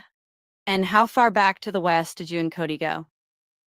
We went all the way to where the gate is, Okay. about here. All right. So there's a gate at the far end of this path. Yes. Are there things along the way that you had seen before? Had you been on this drive? Yeah. So around this area, there's a tree with shoes thrown into it. Okay. Is this a place, the High Bridge and this area down here, is that a place that you had visited before? Yes. And you're saying that when you came off of that and came to the west or southwest, you had been on this path and saw the tree with shoes. Yes. Is that something you did with your sister or with other kids? Yeah. Both. Is it something that high school kids or middle schoolers, I guess, young people talked about? Yeah. Lots of people at the school had went out to see it. Okay. Were you aware that this is private property? No. Okay. And So that's an interesting comment. So she's talking there. Stacy's asking Kelsey about the private drive and the land over there and so on and so forth. But according, and I'd have to go back and find it, but according to Kay Weber, she said that she had told Kelsey and Libby at times to not trespass on her property and cutting over to the bridge. I don't know. Take it for what you want. But I just thought that was interesting because she said she didn't know it was private property over there.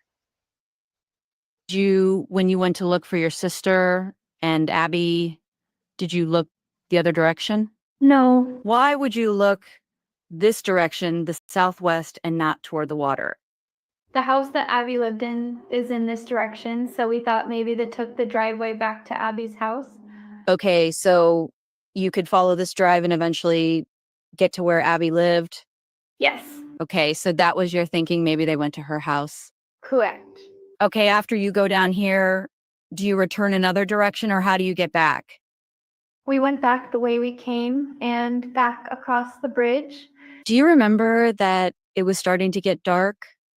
Yes. Okay, at what point had you already crossed back before it got dark? Yeah. Some of us were back at the police station. Before it was dark? Yes. And you were one of those people? Yes. And did you leave I don't know why it said correct. I don't know. It's just how it picked it up. I don't know. I got nothing on that. path of the road that goes to the southwest to look for them? No. At this point, did you think that something bad had happened to your sister? No. We thought maybe they were out into the woods and got hurt. You can go ahead and have a seat. Now, how would you usually communicate with Libby if you were not together? Sometimes we texted, but usually Kelsey, before I started circling. Did you guys miss anything there?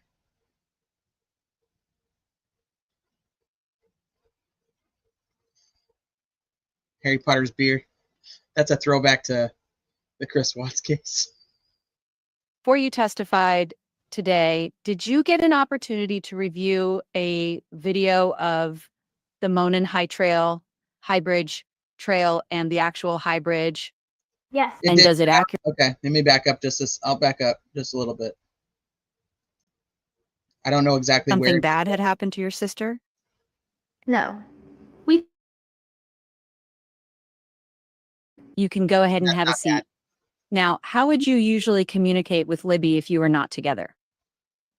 sometimes we texted, but usually it was Snapchat. Before we get to that, Kelsey, before you testified today, did you get an opportunity to review a video of the Monon High Trail, High Bridge Trail, and the actual High Bridge? Yes, And does it accurately depict the area in general? it does as of now. Yes. Okay, tell us some of the things that are different about this video. It has since been remodeled, so now the trail is paved and it has like a gate around it so you can't cross the bridge. And they have new ties, almost like decking. Okay, some of the ties are new? Yeah, it's not like the railroad ties all the way up to the end. Okay. So is the part of the bridge that was original railroad ties, is it shorter Yes. because of improvements? Yeah. And so if a person watches this or sees it, the bridge is going to appear much shorter? Yes. Okay. In addition, the condition of the railroad ties that are unimproved, do they look different from 2017? They look more rotten, but yes. Okay. Does it accurately show what can be seen if you were walking from the Mears entrance to the end of the bridge? Yes. Okay. So would you agree that it stops at the end of the original, the railroad trestle that you would have crossed when you were younger? Yes. No objection. Do we have it marked? Where's the flash drive? Let's have Jody mark it. Max has got it right here, Stacy. Nope. That's our copy. Oh, that's ours. Oh, you've got it. Okay. He's got it, Stacy. He's got it ready to go. If you want him just to play it off here. Well, I'm going to have her mark our drive. That's yours. I'm not going to give her yours. Okay. So is this state's Exhibit 4, Ms. Diener? This is Exhibit 4 for the state. Yes. And I heard a no objection over here, so I'll show 4 is admitted without objection. So we would go ahead and publish that to the jury judge. Yes, you may. Kelsey, I may ask you questions during it, so we'll point out things that would be different. Okay. Okay. It's only 5 minutes in length, Judge. Okay. Do you recognize this area as the Mears entrance? Yes. So this is State's Exhibit 4, which is one of the 2 drone videos that's in evidence, which we do have. So I put it in here and tried to line up where I think the questioning would be with the video. So just a heads up. This is from evidence.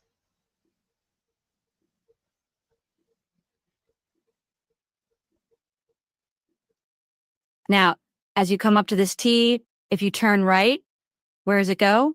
Freedom Bridge, Okay. And so if you turn left, where does it go? High Bridge. Now, this is a paved path. Was it paved back in 2017? No, And what would have the surface been? just dirt or gravel.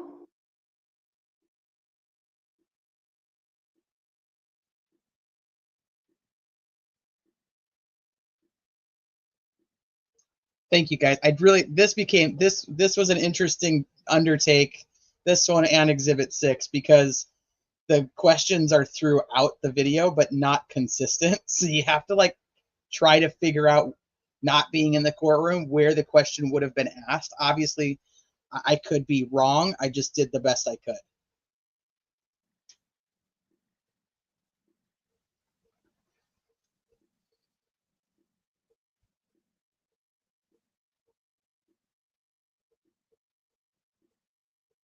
Don't be surprised when somebody just starts randomly talking, because that's how it goes. Thanks, Rexy. Thank you, guys. I don't know about amazing, but I tried.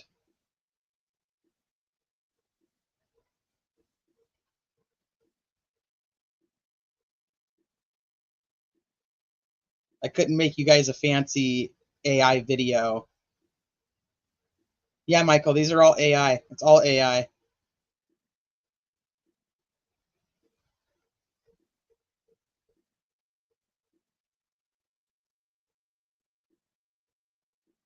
Well, I mean, the exhibits are what I've received as exhibits public. If I don't have the exhibit or it's sealed, I've tried to note that in the video so people don't look for it. But if I have the exhibit, I put it in here.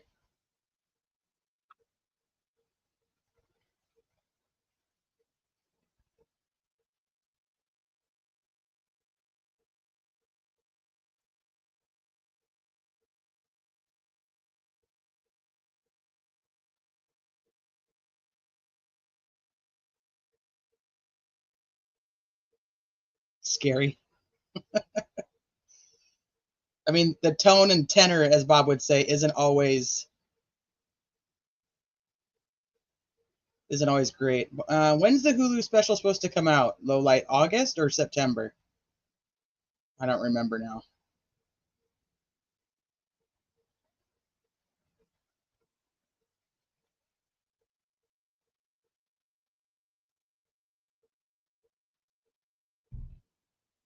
I don't think I'll be done, but I think a lot of it will be.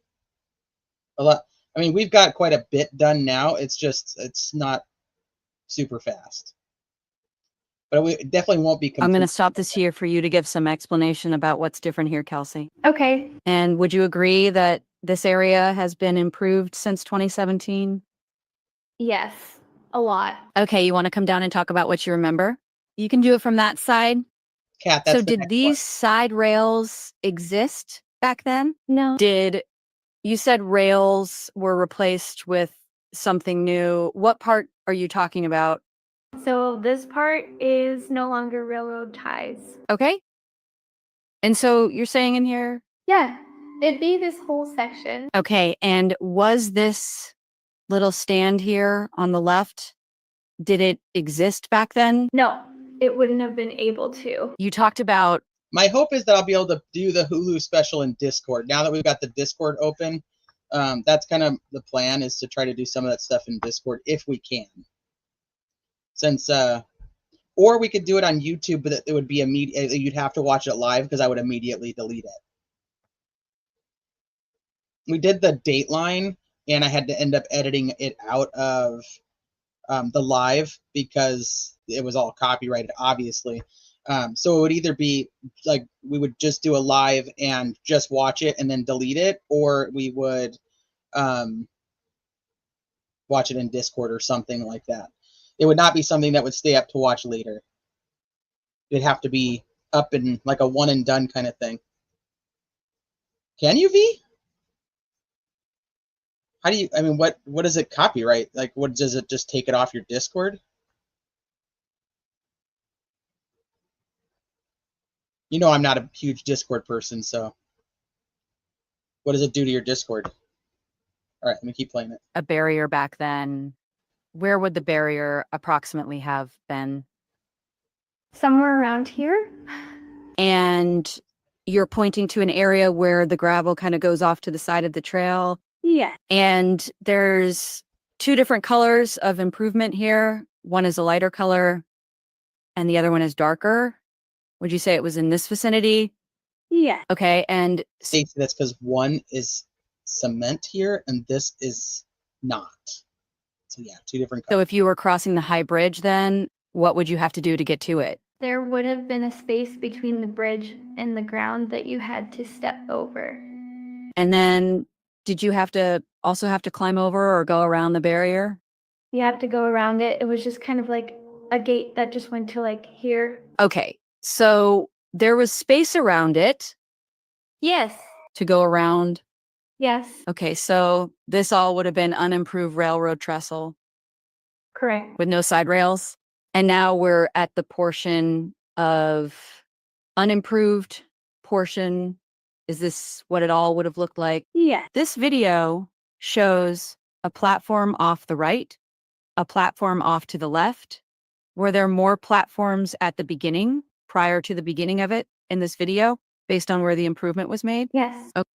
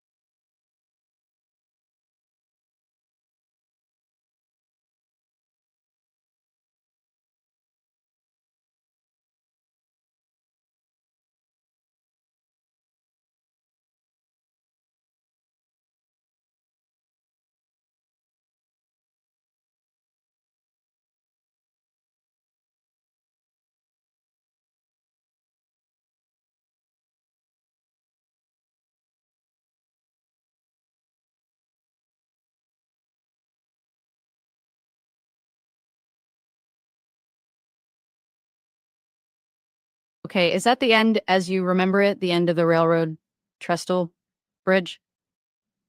Yes. And you said you went down to the left.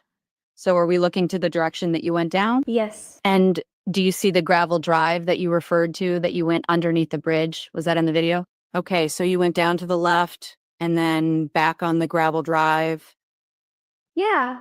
Yes. If you were at the, what I will call the end, not the beginning where the high bridge trail is, that's the walking path, but at the end of the high bridge, could you see someone at the beginning of the high bridge? No. Okay, while he's putting that away, and just in case I didn't, Judge, we'd move to admit the exhibit. You did? All right, I'll give that flash drive to the court reporter. Let's talk about Snapchat, okay? So we have varying ages of people on the jury, so we want to make sure that we talk about what was Snapchat like in 2017 to the best of your recollection, okay? So you used it to communicate with your sister. Can you explain that? Yeah. We would text back and forth using it. You could send pictures, but you could also do like messages, and all of it would just disappear unless you saved them. Okay, so is Snapchat an application that you can download to your phone Yeah. free? Yes. Back in 2017, did you find it to be common that people your age and Libby's age would use it to communicate instead of traditional texting and calling on the phone? Yes. Did a Snapchat message always include a picture? No. And so it had a texting feature by itself. Yes. And then what if it included a picture? What was that like? She could have sent a picture with words on the picture. Okay. And you said that the message would go away. Can you explain that? If you didn't save it, they would just disappear after 24 hours. Okay. Did it allow the user to have limited people in their, let's say, address book for that app? It would be like adding friends. Yeah. And so you could send it to either one person in your Snapchat friend list or a group of people? Yeah. You could message like one person, or you could post on your story, and that would be for any of your friends to see. And would the user have the ability to decide who had access to their story? I don't remember if you could then. Okay. Did you have access to your sister's story? Yeah. So you have to be friends on Snapchat in order to see them. Did you see Snapchat images on Libby's story that day after you dropped her off at the trail? Yes. What did you see? I remember a picture of just the bridge and then a picture of Abby on the bridge. And did the image of Abby on the bridge look to you like an image from the very same day? Yes. What was it about the image that made you believe it was that day? They have timestamps on them, and then also they would disappear after 24 hours. So they would be gone if it were a different day. Okay. Did you recognize the clothing on Abby from that Snapchat? Yes. And then the person who posts the image, do they have control over whether it disappears in 24 hours, or is that automatic? That's automatic. Is there a way for someone who has the ability to see it because they're following the person's story to keep the image? You could screenshot it. Okay. What happens when you screenshot an image on Snapchat? Does the person who posted it know when you screenshot it? Yes. It would tell them underneath the picture. So they'd receive notice? It wouldn't like notify you, but you could go into the picture and see who saved it. Okay. And can you add and delete people at any time Yes. on Snapchat? Yes. And so you see an image of Abby on the high bridge, and it coincides with you having dropped your sister and Abby. Hudis, that's a great question, but that entire synopsis, or however you want to say it, is nobody even talks about it anymore. It's just gone. Like, there was supposedly this picture with the guys in black, and now it's just gone. Yes, Kat, 100%. especially in the, like going through these transcripts in such detail to create this. I'm like, wait a minute, why isn't, and then I'm also curious on some of the things like, why doesn't the defense ask about it? Like, what about this or what about that? Like, so Kelsey said in one of her interviews that they had taken multiple, that Kelsey or Libby had taken multiple photos, and that there was even a photo of Libby on the bridge, like that Abby had taken the photo, or it was a selfie, so that she had seen these other photos. No, they're just like like nobody. They're just nobody even talks about them anymore. It's just gone. Like they never existed.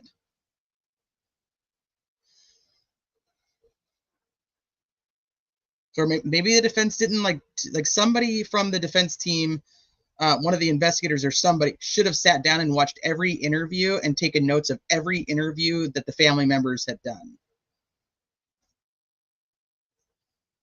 And been like, okay, at this point, you know, at one point in time, you had said XYZ. There's another thing that comes up that I find weird. She hasn't testified to it yet, so I'll talk about it again when the testimony comes up. But it's about, and you guys who followed Delphi forever, you guys know Kelsey's story of the black Nike and why she ended up leaving with her grandpa. Like none of that is what is said here. So like it's just, I don't know. It bothers me, and I get it. Like as a defense attorney too, you can't go around really just kind of calling out the family like your first and second witness, because then you just come off like a dick. Like I get that, and you don't want the jury to hate you, because if the jury hates you, then you're screwed. But I mean, like there should be some truth telling or questioning to get to the truth of the matter. Right. It is. So, and Sleuthie and I talked about this too with Becky and Kelsey specifically. You're hearing a lot of repeats from interviews. It's like listening to them interview, and it's interesting because somebody popped into the chat, and they were into this chat right now, and they said, is this an interview? Because that's what it sounds like. But I think there's so many questions that could have been asked. Like at one point you had said XYZ, and then at another point you had said XYZ. Do you remember like which one was actually true? At the bridge, correct? Or at the trail? Correct. Do you hear from Libby at any time while she's at the trail before you receive a call from family that she's missing? No, Were there other Snapchat images besides the two you described? not that I remember. On the 13th, when you described, Was there other Snapchat images that you remember? Not that you know of. Not that I remember. Well, you did. At one point, you stated it. Stated there was other photos.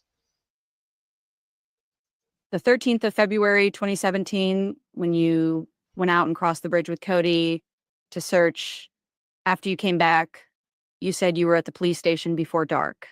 Is that right? That's what I remember, yes. Okay.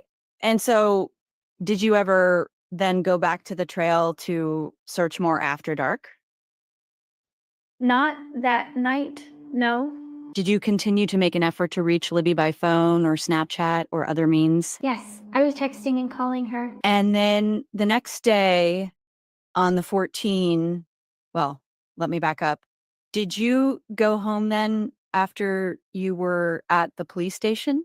Yep. And the next day, did you participate in the search? Yep. Tell us about where you went, when you went there. We were divided into groups. My group went to High Bridge and was the group that was supposed to cross the bridge. And we went back down to the driveway. Okay, same direction that you just showed us previously? I think we went down the other side of the bridge. Instead of going left, we would have went down going right. Okay, and then what area did you search after you went down to the right? We were searching underneath High Bridge. Did you complete your search of that area? Yeah. We were getting ready to head back. And did you head back the same way you came? We started to, yeah. Okay. And then what do you remember? Not long after we had started heading back up to the bridge is when someone told us that they had found the girls. Okay. Do you remember who told you? There was somebody who was farther closer to the creek, and I believe it was a man. So were they yelling to you? Yes, they didn't know that it was me. They did not know you were her sister? No. Do you remember who was with you? Yes, I do. There was a woman named Michael and another woman named Erin. Michael Yes, and Aaron? Both female? both female. Had you ever met them before that day? Yes, one of them worked at the school. Okay. And so you had not yet crossed the bridge to go back. No, we had not gone back yet. When the person yelled to you they were found, did you know whether they were alive or dead? No, And so where did you go? one of my grandparents was standing closer, not Mike or Becky, another one, and we took his four-wheeler back to his house. And who was that family member? My grandpa, Brad Last name? Sherman. And he was on an ATV? Yes, And you went back to his home? correct. Okay, so the story of over all of her interviews is that she's standing at the private drive and she hears somebody yell up that they had found the black Nike shoe. And in her interview, she states, "I knew that was my sister's, and I knew it was bad. So I took my grandpa, and we left. Like we knew they found the girls, and we took my grandpa and we left. Like because she knew it was bad that her sister's shoe was down in the water. And so now she doesn't talk about the shoe. She does, which we have the metadata on the pictures from the creek, which is 11:15. The girls supposedly aren't found, quote unquote, until 12:15. And then, so if somebody finds the shoe and is yelling up to her that they found the shoe, like what shoe was she wearing? And then she's like, black Nikes or whatever. So now it's like, no, we didn't. And then here's the thing. We did not think anything was wrong. They said they found the girls. We didn't think anything had happened to them. Like we thought it was fine. So I just left with my grandpa and went back to his house. We didn't find, this is the part that's weird to me. We didn't find out if she was hurt. We didn't find out if Abby was hurt. We didn't wait to see them, to hug them and be like, holy crap, we're so happy we found you. So we didn't think anything bad happened is what she's testifying to. And we think they found the girls, but we just bounced and took the ATV back to his house. That's the weirdest shit to me.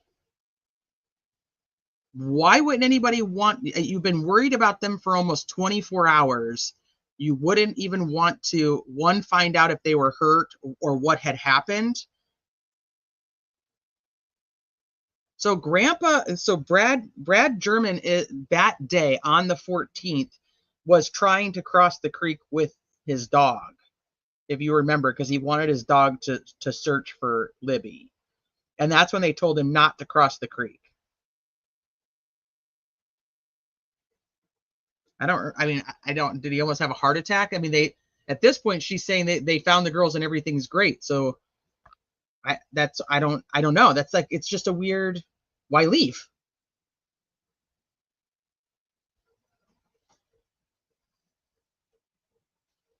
And then where's the whole story about the shoe?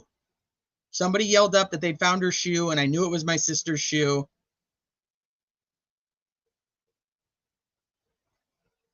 That's just gone. Now somebody's yelling up that they found the girls. You had been to the High Bridge, the Monon High Bridge Trail, and you had crossed the bridge before. Was that a place that you were afraid of? I mean, from the standpoint of safety? No. And you had been out there numerous times before? Wasn't afraid of the High Bridge in a point of safety, but yet the first time she crawled across it because she was so scared. Yes. And did you have any reason on February 13th, 2017 to be concerned for your sister and Abby's safety when you drop them off at the trail? No, No other questions? Mr. Baldwin, Well, that's interesting, Hudis, because the original part was that it was on the 13th, and then Becky Patty made a post with her conversation talking to Brad German where he says it was the next day.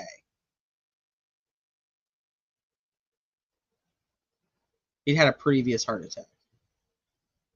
So he said it was the 14th that happened because to put clarity on it, the original story was that it was the 13th, and it wasn't the 13th, it was the 14th. So I'm surprised he would tell you that it never happened then. When see, it's like none of it ever adds up, but that's that's Delphi. Thank you, Judge. Hi, Kelsey. Hi. I wanted to, if I could, look at State's Exhibit, whatever this is. it's in this corner, this one. Oh, thank you. Appreciate that. 2, Can I use your easel? ma'am, you need to sit down. May I please ask? You need to sit down, ma'am. The microphone is not pointed toward the witness. So if you guys remember this on the first day of trial, somebody in the audience stood up and started saying something to the judge about not being able to hear in the background. I don't know if do you guys remember that? So she's yelling at the lady from the gallery and telling her to sit down. You need to sit down, man. okay. All right. Is it okay if she steps down? Certainly. I'm just going to try to establish where the Mears entrance is related to the Hoosier Harvest Store. Can you, let's see, is that where did you cut, where was your house? It'd be over here. I came down this road. Okay. Is that, when do you get to 300 North? This is Mir's property. Does that help? Oh, okay. So show where the Mears entrance is, please. This is the entrance. Okay, so the video that we just saw, that's where the drone started, is right there. Yes. Okay. And then when you said then you drove, I guess that would be west. Sure. Yeah, this way. And where is the Hoosier Harvest Store, if you know? This one? Okay, this right here? Yes, that one. So I thought you said, you testified, and this is what I heard, that you hit the Hoosier Harvest Store first and then the Mears entrance. No, the other way around. It's the other way around. It's Okay, thank you. You may be seated. Thank you. Okay. Do you know if there's a camera on the Hoosier Harvest Store? I've heard that, yes. Okay, so you would have, I guess we'll go this way. You would have parked at the Mears entrance for a period of time. Long enough for them to get out. Okay, and then you would have headed that way, and then the camera, if there is one, would have caught you right after that. Is that accurate? Yes. And it's been a long time, so I don't know if you'll remember, but when you pulled into the Mears lot, did you go all the way in or part way in? Do you know? I just kind of pulled in. Okay. And did you end up having to back out, or did you? No, I just went into the spot so that I was still facing the road. Okay. Thank you. So right over here, Kel, you can't see it in this photo, but each testimony I try to put up a different photo of the courtroom so that people can get a better idea of it. But over here, there's a TV, and they put this map that they consistently use. They use this map, and it's like you can zoom in on it and so on and so forth for the jury, and then so the jury can see all of this, and we don't see it. We can't zoom it in the way that they're doing it. And I don't put the map up until they actually post it as an exhibit, and it ends up being exhibit 5, and then again on exhibit 7, I believe it is. So as they continue with witnesses and they actually put the map into evidence, then I'll have it up on the screen. And I see some comments in chat about the unspent round and experts and so on and so forth. There's experts from both sides of the fence. The jury believed the expert that the state put forward, so it makes sense to me that there's people in the world that believe the expert that the state put forward. But there are opposing views by experts that may not have been put up at this trial, but just, I don't want anybody in chat arguing over that. Obviously, there's experts on both sides of every thing in a criminal case. I mean, that's just how they do it. So, I mean, don't argue in chat about it, because it's not going to change the outcome of what happened. They have to actually use it for something. So I'm just saying, I believe it's joke science. I believe that when she has to actually fire the round in order to compare it, because with just ejecting the round, it was not a match. It was inconclusive, which is the exact same as what happened with Brad Weber's gun, was inconclusive or could not be ruled out. Nobody bothered to fire his weapon to see if it actually would make any type of groove that matched.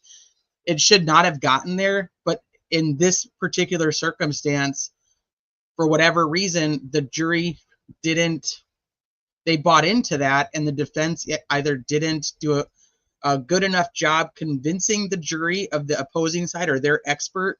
And we also know that they weren't allowed to have the metallurgist, which, I hate that fucking word. They weren't allowed to have the metallurgist testify about the impact of firing it versus just ejecting it. So you can go with what you want to go with. To me, it's bullshit that she has to fire it in order to compare it, and then she doesn't even want people to see the photos of it. But that's my opinion. And as always, you guys are all welcome to your opinions on any matter, as long as it's put in here respectfully. You're absolutely welcome here. I don't care if you agree with me or don't agree with me. That's my opinion, and that's how it is. So. And then Libby was in the front seat Yes. and Abby was in the back seat. Yes. We saw that in the photo. Were you in the courtroom when your grandma testified? No. Oh, okay. Was Abby, I'm sorry. Was Libby an outspoken person, would you say? Yes. Bigly outspoken or just kind of regular outspoken? I'd say regular. Regular? Would she stand up for others? Absolutely. Was she afraid to raise her voice at people? No. Did she have a good, strong voice? Yes. Now, you found out that the girls were missing at around 4 p.m. Is that correct? Correct. So the search, whenever it happened, it did not happen until sometime after 4 p.m. Your search. Right. When I got there, yes. And you said somehow you connected with Cody, your cousin. Is that correct? He's my uncle, but yes. Uncle, sorry. And you went directly to the bridge. Is that correct? Correct. And why did you do that? That's where my family was, and the girls had been there. Okay. And how did you know that? They posted on Snapchat, and I dropped them off. Now, that bridge, I mean, you talked about it. You would call it dangerous. Yes. In fact, I think you said in the past, you'd gotten on your hands and knees and crawled across it. Is that correct? The first time, yes. All the way across. No. When you get to the portions where a full person could fall in through them, yes. When I was a younger lawyer, I would have got on the ground to demonstrate, but I'm not going to do that now. But when you say on your hands and knees, you mean on your hands and knees, you would crawl? I wasn't stepping over a missing railroad tie, no. Did Libby also crawl? No. Ah, okay. And that's because there are big holes in there, big gaps. You said that? Yes. You would not run across that. No. It would be a foolish thing to do. That would be awful. Awful. It'd be a dangerous thing to do. Yes. Now, I wanted to kind of clear up this Snapchat business because older guys get confused. People get confused by that. There's a Snapchat thing that disappears after 30 days or 30 seconds I've heard about. Is that a thing? A Snapchat picture can disappear in 10 seconds. 10 seconds. Okay. But you said that this one would be 24 hours. That's where I'm confused. If you post on your story, it'll stay there for 24 hours. Okay. So whatever Libby sent you was not the kind that disappears in 10 seconds. Correct. Correct? She posted on her story. It was on her story. So that would be there for 24 hours. Yes. And you had seen and you remember the image of Abby on the bridge that was posted on Libby's story. Yes. And you've seen that multiple times. Yes. And just so in the photo would be from Libby going south toward the end of the bridge, facing this way and taking a snapshot of Abby coming this way. Is that correct? Libby would have been facing the beginning of the bridge. Abby was coming towards her. Yes. Right. So if Libby had her phone out and was taking photos, she'd be here. If the south end of the bridge where the girls ended up was here, Libby would be this way, looking that way as Abby was coming toward her. Is that correct? Yes. And that was about what, 1/3 to 1/2 across the bridge. I'm not sure. Would it be help if I refreshed your recollection with that image, that photo? Sure. I'll hand you what's been marked as Defendant's Exhibit A. Take a second to look at that for me, please. How far would you say that Abby is when that photo was snapped? Okay, let me go back. Johnny had a question up here. So I'm confused. Did Becky Patty go to the bridge with her, or did Cody go to the bridge with Kelsey? So Cody rode to the bridge with Becky, and then Becky is kind of over by the Mears entrance and trying to get a hold of AT&T and also Anna, apparently. And then Kelsey, she also got a hold of Kelsey. Kelsey comes over from her boyfriend's house and goes with Cody, and Kelsey and Cody go across the bridge and then down, according to Kelsey, to the left, down to the private drive and start walking over towards Anna's house. But then Becky ends up driving around to Anna's house. So that's what I know of that. On cross, you can lead. If you kind of think of like the Karen Reed case on why they didn't want, why the defense didn't want to be the ones who called Brian Albert, Proctor, Higgins. They wanted to lead, and they didn't want the state to be able to do the leading.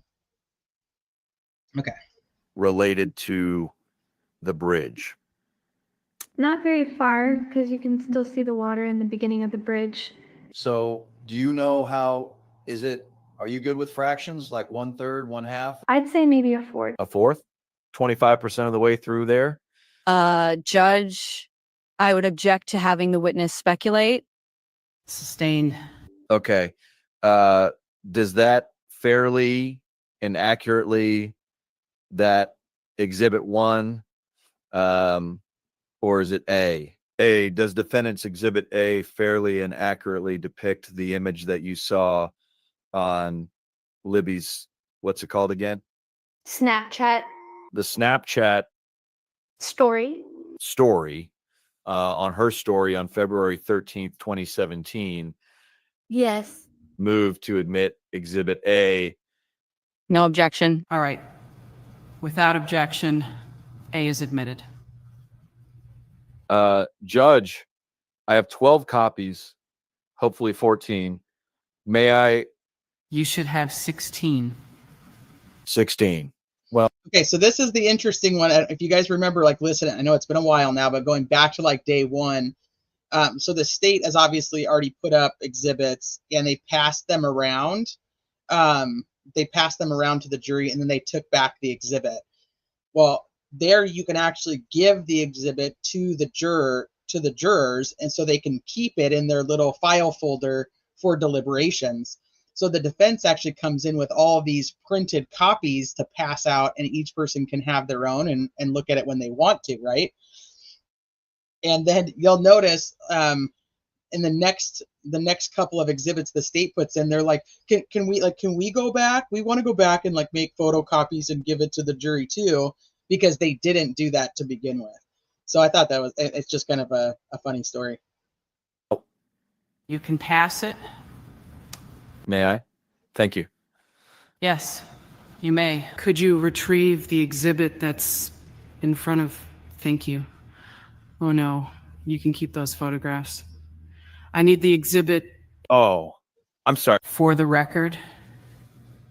Just give that to Jody. Yeah, you can keep those exhibits. Whatever copies you get, just put those inside your folders. So there is nobody, you don't see anybody on that bridge behind Abby, do you? No, Later on, when you went with Cody across the bridge after when you started to search for Libby, you saw a couple of your friends on the bridge, did you not? they were people I went to school with. Yes. And that was Amaya Abbott and Evan Fritz. Yes. So they, And it's not Amaya. He says like that was like the people, like it was a Maya Abbott and like a Evan Fritz. So this is interesting because I don't think I even heard anybody talk about this from being in trial about this timeline of Evan Fritz and Maya Abbott being at the trail. We knew they were both there, but we never actually knew a time. So she's saying that she saw them when she was there, which would be when he's gonna ask her anyway, which would be about the 4:30-ish time stamp. So Evan Fritz they're both high schoolers. Evan Fritz is one that many people have thought young bridge guy sketch matched. So we never knew the time he was there. Maya Abbott is Carl Abbott's daughter, and if anybody knows who Carl Abbott is, he owns the funeral home in town. And he's also related to the Mears who live across the street. So just a interesting kind of circle effect right there. Hi, the Chronic Illness Diaries. Well, thank you very much. I appreciate that. You know, all the testimony will be in its own playlist where if you guys want to use it or whatever you need to do without my commentary, it'll all be in its own playlist, but I'll also be doing lives to do commentary kind of like this. Yeah, everyone is related. Carl Abbott is a very good friend of yours.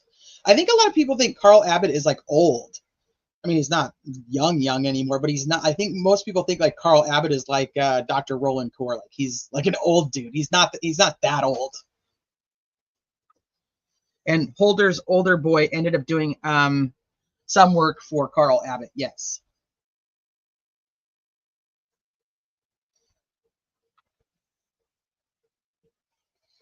Okay. there were people in and around that bridge when you were crossing the bridge looking for the girls, correct? Yes. And it would not be uncommon for people to be on that bridge at any point in time during the afternoon based upon your experience. Is that right? Right. Okay. You had talked about what Libby put on that was you said that you just had like clothing in the back of your car. What she put on was a swim sweatshirt. Is that correct? Yes. And that was new? Yes. You had never worn it? Right. So you wouldn't expect your hair to be on the inside of it, would you, if you'd never worn it? Well, we probably washed it, so it might be. Okay. From the wash? From the laundry, yeah. So the Delphi swimming sweatshirt is also another like kind of interesting side thing, because we know that Libby was already wearing a Delphi swimming sweatshirt in months prior. Do they get a new one every year? Shit, I have no idea. Maybe they get new ones every year, and this was a new one that the girls had gotten. I can only speak from my own personal experience from being in school at one point in my life, and then my kids now being in school. Every year for their sports and for their school, like the t-shirts like that have the school, they change the logo every year. I don't know if that's maybe not something that Delphi, Indiana does. Maybe they just keep it the same. I don't know. Washing a new sweatshirt is that I typically try to wash all brand new clothes just because, but sweatshirts I'm a little funny about because the more you wash them, then the less soft they are. So that one I can see that they may not wash, but I'm a big person on washing all brand new clothes, always washing brand new clothes.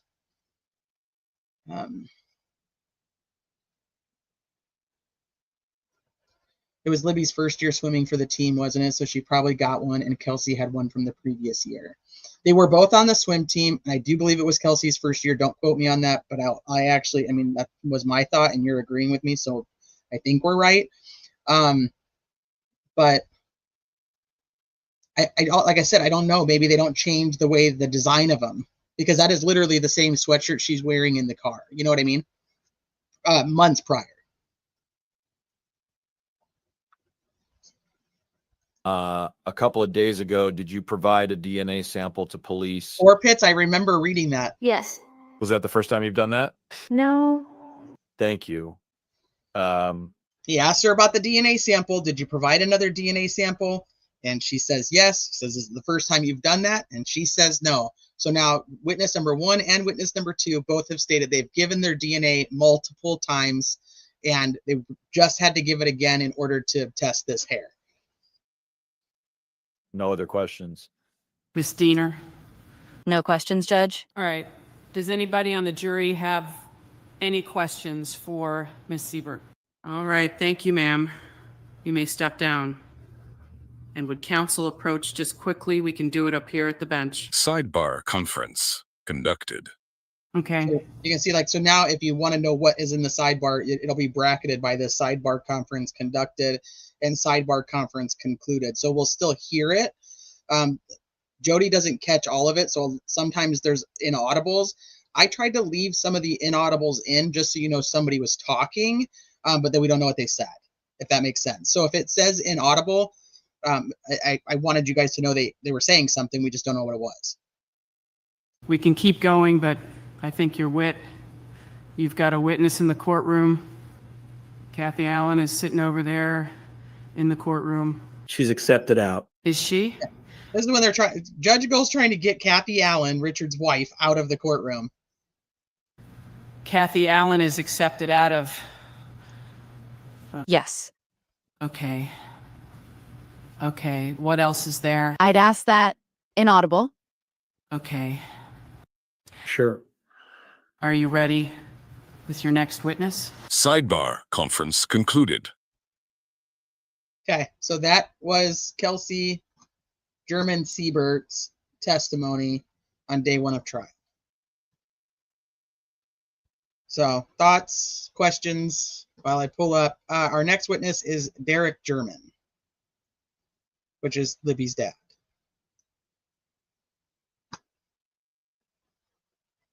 So let me make this one public, and then I'll get his.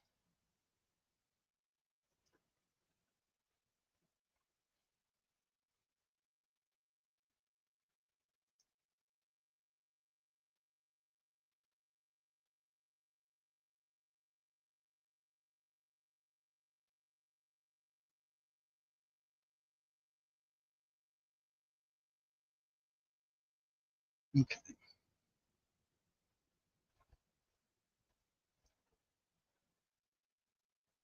You may call your next witness. The state.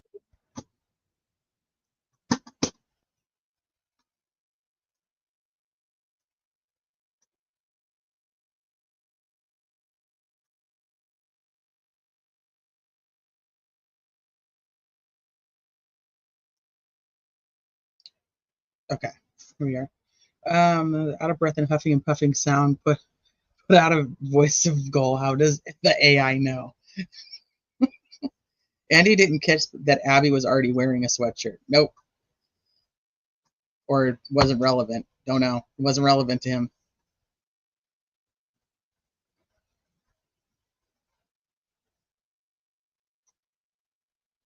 Siebert is her married name, correct.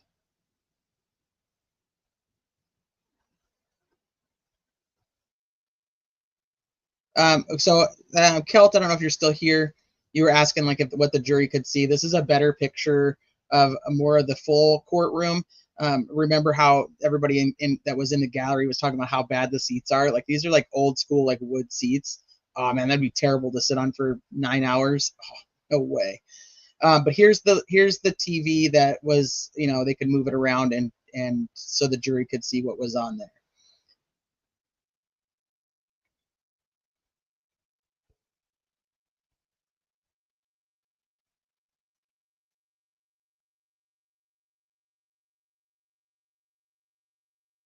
Okay. So we're going to listen to Derek German now. You may call your next witness.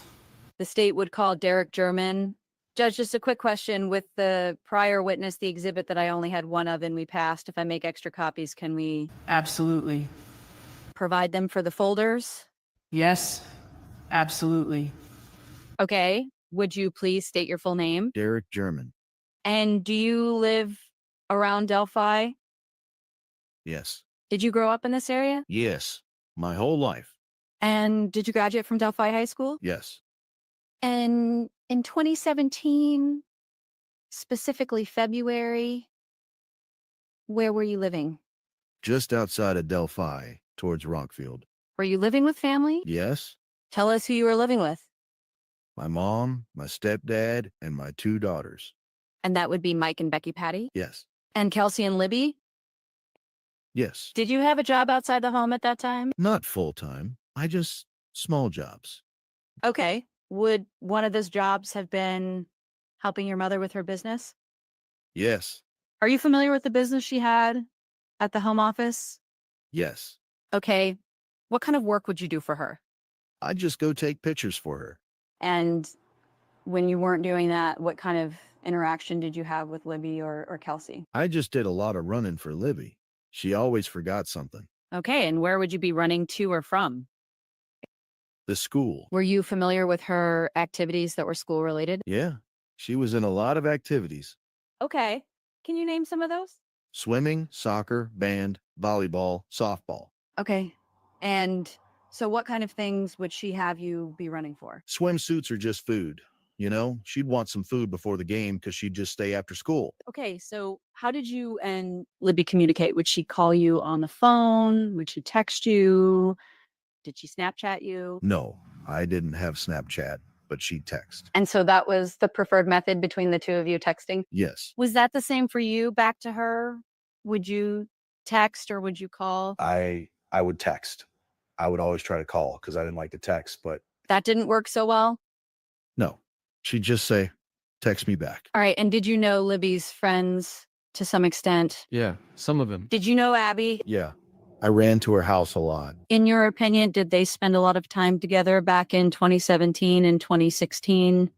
Yeah. And are you familiar with Abby having spent the night at the house where you were living with Libby the night before she went missing? Yeah, I picked her up. Okay. And was there anything that you remember of note the day before? What were the kids doing? So it's just I don't really know if it's relevant to anything. But Derek does say he picked up Abby to spend the night, and then when Anna testifies, she will say that she dropped Abby off.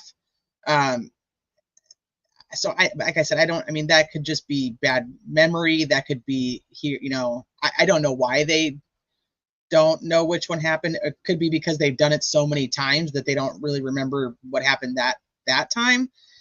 But they both have different stories about who picked up Abby or who dropped off Abby and when.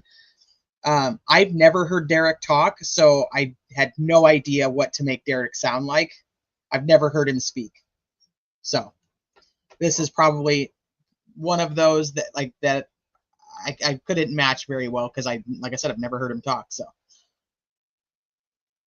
If you were even around. The day before?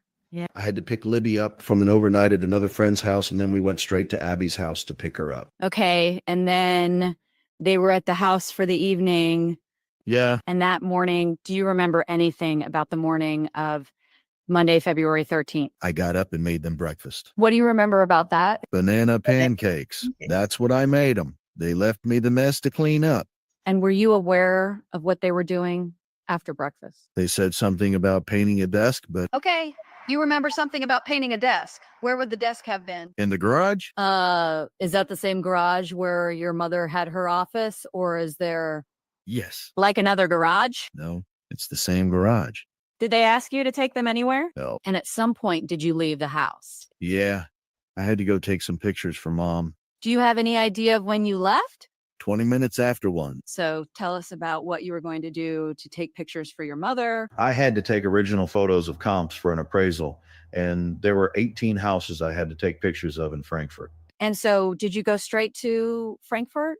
Yes. Did you have a list of addresses? Yeah. I had a map and they were all on the map. Oh, okay. And so when you leave the house, do you have any obligation to pick up Libby and Abby from anywhere? No. And did that change shortly after? Yeah. About halfway to Frankfurt, she called me and asked if I would pick them up. Do you remember that being a phone call as opposed to a text? It was a phone call. So what was she asking you to do? Pick her and Abby up from High Bridge on my way back from Frankfurt. At that point, what did you know about the High Bridge Trail? I had dropped Kelsey and Libby off there one other time before, but I'd never been back there. So you knew where the drop off was because you had taken Kelsey and Libby there? Yes. Okay. Had that been long ago, prior to February 13th of 2017 or close in time? Yeah. Well, at least the summer before. I don't remember exactly when. And so what did you tell Libby about picking her up? That I had 18 pictures to take, and it'd probably be a couple hours. And she said, no problem. We'll just do some exploring. So did you take pictures of 18 houses? Yes. And then did you go directly back to the Delphi area Yeah, I went straight to High Bridge. based on where the drop off or pickup point is for high? So I love the random change in tone and pitch change for some of these. Some of them I went like back and like redid. Some of them I just left because I was like, when he's like, yeah, banana pancakes. They left me the mess to clean up. I was like, that sounds like how I would say something. Like, yeah, I absolutely remember because they left me the mess to clean up. So so some of them I left, some of them I tried to fix. Some of them are hard to fix, so it is what it is. But you know, it is kind of interesting why AI chooses to use like certain like fluctuations at specific times. I don't know why it picks up what it does. It was just the exteriors of the houses. So it was for comparable, it was for comps. That's what Becky had said.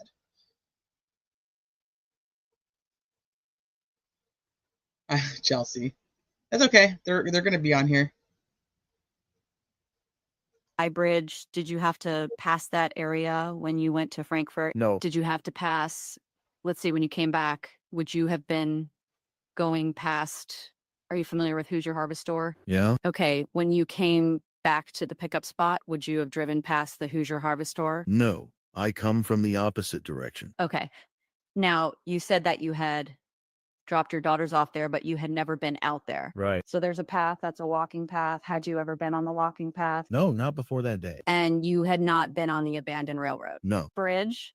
So tell us about what you did on your way back to let Libby know that you were going to be picking them up. I tried calling her when I got, I was a couple minutes away to let her know to start heading back towards the entrance. And you were calling, not texting. Correct. Did you get an answer? No. Okay. Did you call again? Yeah. When I got to the entrance. When you got to the entrance, were there other cars parked? Yes. And you said you called when you got there, no answer? Right. So then what did you do? So I got out and started walking back to the trail. And did you go to the left toward High Bridge, or did you go to the right toward Freedom Bridge? No, I went forward down to, I ran into somebody when I got to the trailhead there where all the trails come together. And I asked him if he's seen 2 teenage girls, and he said no. So I took a different direction. Did you know the man that you ran into? No, I did not. Was he by himself? Yes. Do you know who he is today? Yeah, Dave McCain. How did you figure that out? Somebody told me who he was later on. So you personally don't know Dave McCain? No, And so you asked him if he saw teenage girls and he said no. Why did that cause you to go toward Freedom Bridge? because if they weren't down there, I was going to go a different direction to try and find them. So he was coming from the High Bridge side. Yes, And what time would this have been? No? When did you start calling? If you at 3:11, I think was the first when I crossed Wilson's Bridge, and then 2 minutes later I got to High Bridge. So about 3. got to the actual entrance. Yeah. Okay. And you actually looked at your phone data to know that time. Is that correct? Yes. So you walked toward Freedom Bridge. At first, I walked down towards the water. Oh, okay. You went down toward the water. So there's another trail. Yes, a short one that just goes just down to Deer Creek. Okay. Did you see anybody down there? No, And where did you go from there? I come back up the hill and then turn towards Freedom Bridge and walk down to Freedom Bridge. Are you still calling Libby's phone at this point? Yeah, a couple times. What were you driving at that time? A Subaru station wagon, What color was it? white. So you go down to Freedom Bridge, you come back, then what do you do? I come back and went back to the car, and then I started calling. Well, I think I called Mom first when I got to Freedom Bridge, and she hadn't heard anything from him. So I walked back to the car and called again, and still no answer. So then I think I called Mom back again after that. When you say mom, you're talking about Becky Patty. Right. Yes. Okay. Were you calling for the girls at any point, like yelling their name? Yes. And where were you doing that? Just on the trail. So in all of the directions that you had gone, you were yelling for them Yes. and you got no response? Correct. Did you at some point then walk to the High Bridge? Yeah, I got back out of the car. I sat there for about 15 minutes and still nothing. So I got out of the car and walked. Then I walked back to High Bridge. Did you see people either on your way or at the High Bridge? Well, while I was sitting in my car, that's when Dave McCain ended up coming back and leaving, and 2 kids pulled up and they walked back to High Bridge, and that's who was back there when I got to High Bridge. Okay, so by the time you walk to High Bridge, Mr. McCain's gone. When you get to High Bridge, do you cross the bridge? No, And at some point, do other family members arrive? And if so, when? as soon as I got to High Bridge, those kids they were sitting on the first little deck on the bridge, and I asked them if they seen anybody, and they said no. And that's when Kelsey and Cody come up behind me. They had gotten there, and Okay, so So if you're thinking of it in terms of like who else is there at this time, right? That would be Evan Fritz and Maya Abbott, according to Kelsey seeing 2 friends from school. I also think it's interesting that you have Shelby who testifies that they were at the first platform, and then you have Shelby that's with Cheyenne who also testifies that she took photos of her feet hanging off of the first platform. And now you have Derek testifying that this couple, which is most likely Evan and Maya, we don't know that 100%, but timeline wise, are also on the first platform. I mean, there seems to be quite a bit of people who go out to this first platform. So when people who are absolutely pro guilt, they're like, well, he said he went to the first platform. Like Richard Allen went to the first platform, so that he has to be him because that's where Betsy Blair saw young bridge guy on the first platform. It's like just on this individual day, we've now heard of 2, 4, 6, at least 7 people that were on the first platform just on the 13th. Just saying. I mean, it's just another. I could pick one of those guys and that makes it okay. It makes it work. I don't know. It's just weird. we've all looked at a video of the bridge. I want to use the same terminology. You say kids are on a deck on the High Bridge. Is that a platform that extends out off the bridge? yes. Okay. And you're calling that a deck? Yeah. It's just about a 4-foot by 6-foot place where you could step off to the side. Okay. And these kids that you saw out there, boys, girls, Can you tell? A boy and a girl. So who is it from your family then that arrives behind you? Kelsey and Cody, my brother. At that time, do you recall that there was a barricade between the path and the abandoned railroad trestle? Yeah, there's an I-beam that goes across. But could a person walk around it? Yeah, around it. You could step under it because it's about this high. And at that point, do you have a conversation with Kelsey and Cody? Yeah, it was brief. They said they were going across the bridge. And then what did you do? I walked back towards the car. What did you do back at the car? My sister was parked there at the entrance. I got in her vehicle and tried to figure out what to do next. Okay. Did you see your mother or Mike Patty at the trail when they came to help look? Yeah? Anyone else from your family that you recall? Not at that. Mom pulled up and parked across the road, was talking to AT&T, and then Mike pulled up and parked across the road on the other side a little, just shortly after that. So was that area of the trailhead across from Mears getting kind of full at that point? Yeah, Okay. it was. There was your vehicle. The two kids that came, did they come on different? They were on one was on a moped and one was on like Ranger Razor. Okay. And so they're taking up parking space. You said your sister arrived. Was she in a car? Yes. All right. So there's two cars and Oh, I'm sorry, Tiff. I didn't see your question. Oh my bad. I didn't hear what time this was. So he makes the phone call at 3:11 as he's crossing the bridge to get to Mears. And so he says he gets there at about like 3:14ish. He stays in the car for a little bit trying to call her. He gets out at about 3:25 and walks, and that's when he runs into Dave McCain. So this is, we're going up to about the 4 o'clock time frame because now we've got Becky who's there. He's been calling Becky. Becky's now supposedly calling Libby. And so we're in the 4:30ish time frame now when Kelsey and Cody are there and are about to walk across the bridge. And Derek says he goes back and sits in the car. So right about 4:30. It also will match up with Cheyenne, who says that when she's leaving, she saw a guy and a girl in a car at the Mears lot, which most people assumed was Derek and Tara. So think right around the 4:30 time frame. Kelsey shows up with Cody at the bridge when he's at the bridge. She doesn't show up to the entire thing with Cody, but right behind him when he's at the bridge, Cody and Kelsey are now together.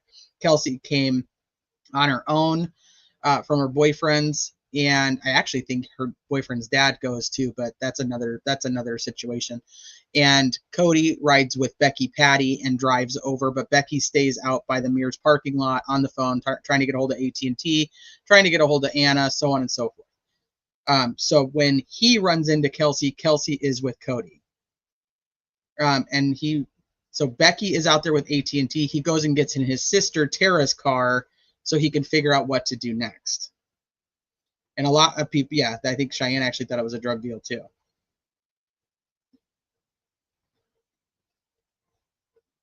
So how come his sister arrived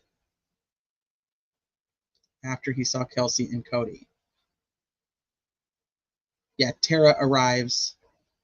Tara and Becky and Mike are all arriving while he's out looking. And Kelsey, Cody, Tara, Mike ends up showing up later. So Cody and Becky together, Tara, Kelsey on her own. Becky told her.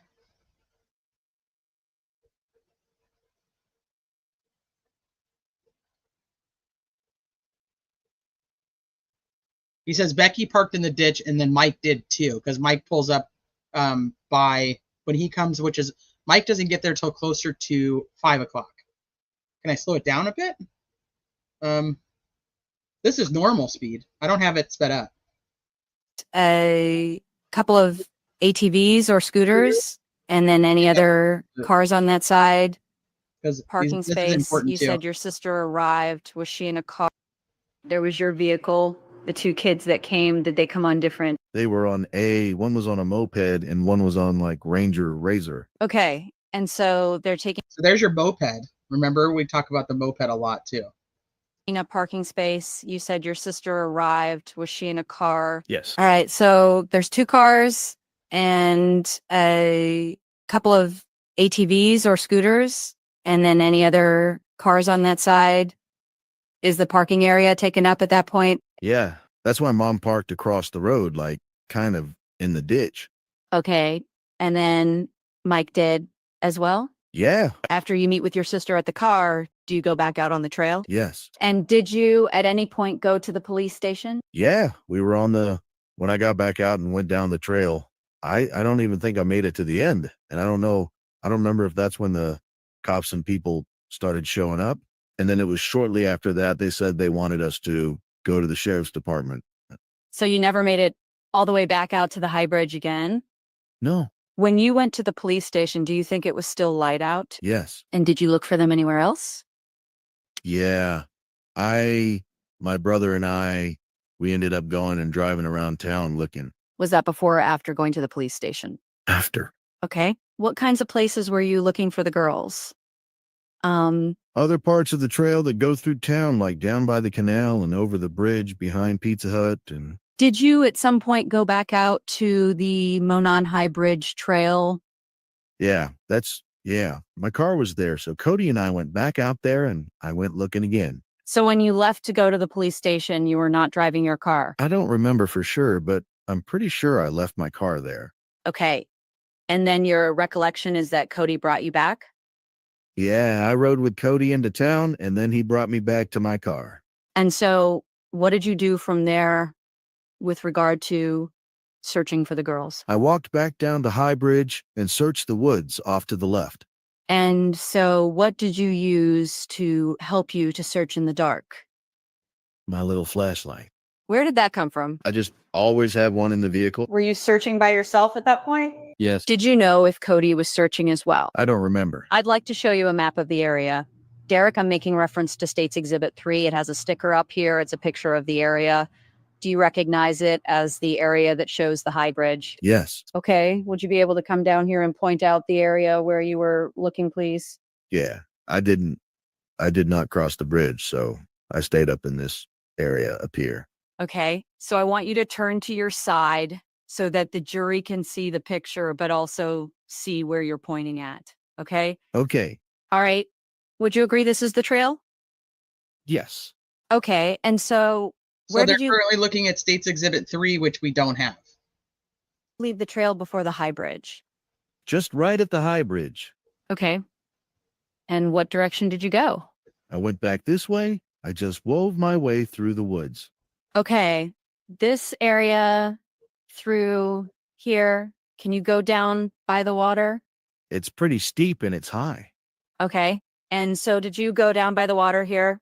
Yeah. All right. So with your finger, indicate to the jury what area you searched the day they went missing. I searched all this around in this ravine. Okay. And point out for the jury and the court where the ravine is. Right here. Okay. So there's a kind of a dark area on the picture. Would you agree? Yes. And what is this area up here? A cemetery. Okay. And so the ravine runs south from the cemetery. Yes. When you're out there, is that an area that you could have passed over and continued to look? No. It was midnight. So it was pitch black and that's a big ravine. Okay. Was it easy to go through this area are there trails? No. It's woods. Okay. And so with your flashlight, you said from your car, how much area could you see in front of you? About 10 feet, maybe. Okay. And you're coming from the trail here right before the bridge? Yes. Is this also a high bank? Yeah. All the way around there. That is, okay. All the way on the north side is a high bank. So you come around here. How do you go back? I walked back to the trail just right around this edge. And that's when they said they were shutting the search down till morning. Okay. When you were searching this area, what time of night are we talking about? 10, 11, 12. And could you? So he's off, if you guys recall, and I don't have up my files to bring up the picture of it, but as you're getting to the high bridge, If you veer straight off to the left, there's like a, it's not an official trail, but it is like there is a bit of a trail there that leads straight up to the ravine. And that's what he's talking about. Ironically, this is about the same time and same area that Eric Williams, who was one of the searchers, was also over there and was told to turn around because they were calling off the search. So it's just another side interesting thing. See flashlights of other people searching. Over here. And you're pointing to an area south of the water, south of Deer Creek. Is that right? Yes. And would that be the area under the high bridge? Yes. Okay. But you've never crossed this? No. And so you've never been on the bridge to see the aerial look, right? No. Okay. But you could see flashlights over there? Yeah. It was all lit up because the fire truck was out. Okay. And this is on the 13th, the day they go missing? Yes. Okay. Did you see any? The fire truck is up on that private drive on the south side of the bridge over by Weber's, that, you know, that private drive that's there. They pull the fire truck up and then they light up everything going that direction. Plus there's people out there searching with flashlights, some with tiny flashlights. Flashlights to the east of the ravine? No. And you said you go back to the trail, and do you head back to your car at that point? Yeah. Went to the car at that point. Okay. If he asked, did you see flashlights east of the ravine, which would be where the girls were? And he's saying no, did not see flashlights over there. On the next day, so Tuesday, February 14, do you participate in the search? Yes. And where did you go to begin that, and how did you participate? We went to the city building and they put us all in groups and gave us a search area. Okay. Were you given a search area? This area. The same one? Yeah. And it ended at the ravine. Okay. Okay, let me pull up the map real quick so that I can kind of walk through it a little bit on why he's saying that they wouldn't have found them. Let me see how long it'll take to get this to load.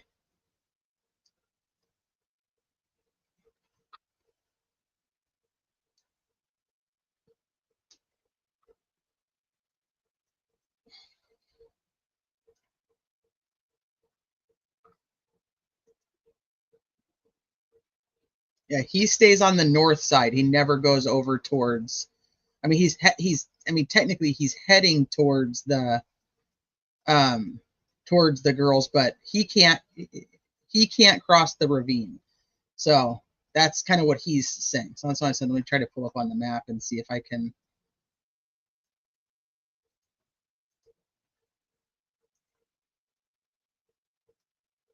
Show a little bit better. Okay, so just to orient everybody, I know you guys have seen this map 1,000 times. Here's Mears Farm, here's the Mears parking lot. He comes down here originally, runs into Dave McCain, right? And then says, did you see anybody over here?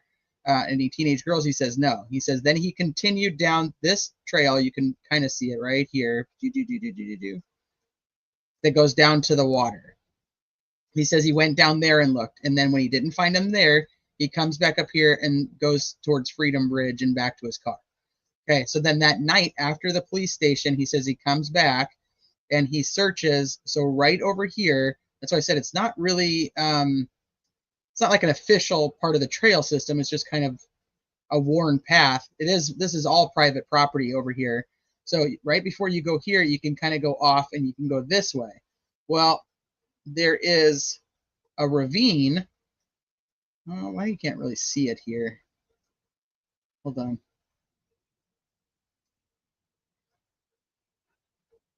There is a ravine as you're going this direction that he isn't going to cross. He will testify that his aunt ends up crossing the ravine. And then Eric Williams will also say like he was traveling, going from west to east, and was stopped and told to turn around, that they were calling off the search. So both of them are heading this direction from west to east. Crime scene's over here, and both are told to stop and call off the search before they get to the crime scene. This is always weird to me because, as we know, they don't actually call off the search until 2 a.m. So why are Derek, Eric, and other people being told at midnight when we know that they're out here at, till 2 a.m.? So it's like the officials are allowed to be out there. They do not want civilians searching because they don't want any other victims. They don't want anybody else to get hurt, right? So this is the 13th. Now Derek testifies on the 14th. He was given his map in his group to go back and search again. And he's given the same area from the Mears parking lot over to the ravine. He's given the exact same area to search the next morning on their grid search. So just best, I don't know how else to, I think that's kind of the best I can explain. They never make it to where they couldn't even get to the crime scene. Derek doesn't get to the crime scene to find the girls. He's not ever here. So, and Becky was searching over in cornfields near her home in case they tried to walk home. No idea, V. That's always been my question, is like, who told Eric Williams to turn around? Well, we've always speculated, but like, who actually did? Okay, let's go back to testimony. I hope that helps just a little bit. Did they give it to you on a map, or did they have a big picture Yeah. and say, this is yours? There was a map. Like, we all got in our groups and they gave one person, a map of where to go Okay. How many? to start to look. Sorry. Go ahead. And there was probably 10 of us. In your group? Yeah. Okay. Eric started on the south side, Trial Junkie. He started on the south side of the bridge. He crosses the bridge. They tell him not to cross the bridge, and he does it anyway. According to Eric, he does it anyway, and then he goes up and follows that little path, the trail that's not an official trail. And that's how he ends up over there too. And he says, if I had kept going, I would have walked straight into where the girls were. I was headed straight towards them.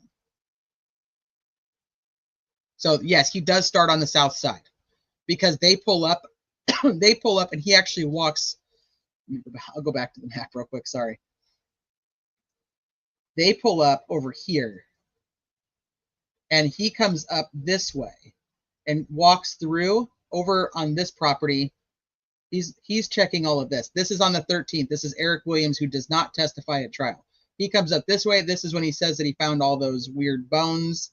And then he comes up, crosses the bridge, comes up and goes this way. And he says he gets over here, and that's when they tell him to stop. He's there with Carrie's brother, and Carrie's brother does not want to cross the bridge. But he said that the brother pulled up his truck so that his headlights were like shining right here. And so he just goes back and gets in his truck, gets in Carrie's brother's truck.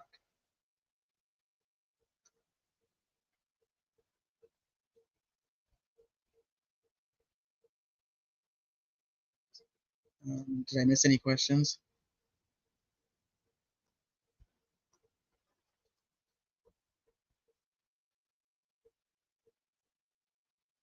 The cabin, well, depends on which cabin, but yes, there's the shed and the cabin. Yes, the cabin is earlier.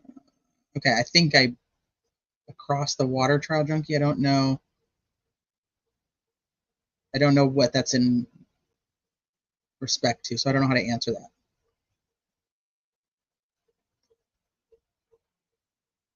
If you want to tell me where did that question come up at, so I can actually, I don't know. Oh, you're welcome. Okay.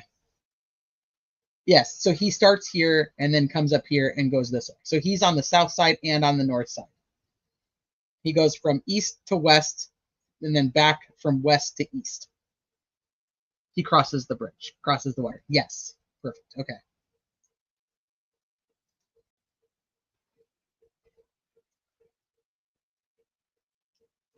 Hillary, I'm loving this. We can slow down, really look at stuff, and the AI voices are. I know I'll have to make sure I pull up my files in case there's actually stuff that we want to like look at. Okay. So on Tuesday, the 14th, you go back out to the high bridge and you're to search the same area. Yes. Okay. And how do you get to the area the second day? I drove and we parked down by the CPS building. Okay. Which is farther back? So this part's kind of funny coming up just because of the way the AI read the transcript. Their interaction, like she asks a question and he answers like, duh. He doesn't say duh, but you'll see it. Or you'll Off hear the it. map. Yes. Okay. Okay. And how did you get to? Okay. And how do you get to the area the second day? I drove and we parked down by the CPS building. Okay. Which is farther back off the map? Yes. Okay. And how did you get to your area? We walked. I mean, our search area was like from here. And when you pointed back up there to the area, you're saying It's like the entrance. at the entrance? Okay. So you recognized it on this map? Yeah. And so how do you get from the CPS building to the entrance? Walked On the trail or on the road? on the road. So when you entered the trail at that point, are you searching any of the fields, open area? No, we just searched the woods back. Okay. So the woods along the trail on the way, Yes. when you get to the area that opens up to a bigger wooded area, are you spreading out? No. And is anybody with you as you do your path? My daughter Glenna was with me. She stayed with me the whole way. Okay, so could you indicate for us then what area you searched on the second day? Well, when we got back to the woods, we stayed, here, like along the field. Okay. And so go ahead and how far did you go? We made it all the way back to the ravine. Okay. What happens when you get to the ravine? Well, I ran into my aunt, and we stood there and talked for about 5 minutes, because I seen everybody else walking back to the entrance, because when we got done, we were supposed to go back and get a new search area. Okay, what's your aunt's name that you ran into? Noissa, And what was her last name at the time? Marshall. Okay, if I said Becky testified that it was her sister, Melissa Lowry, are we talking about the same person? Yes. Okay. All right. So you see Melissa? Yeah. Was Melissa in your group? No. Do you know where she was supposed to be searching? No, I think she was just out there searching. I don't know if she was in a group.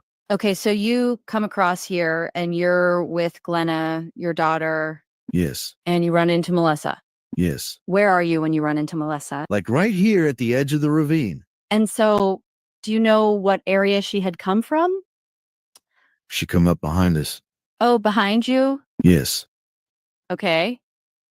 All right. And then where do you go from there? I said, we have to get back to the entrance. The rest of the group was already about, I could see them in the field going back. And she said, well, I'm going to go down and check down here. Okay. But she went down in the ravine. So she continues this direction. Yes.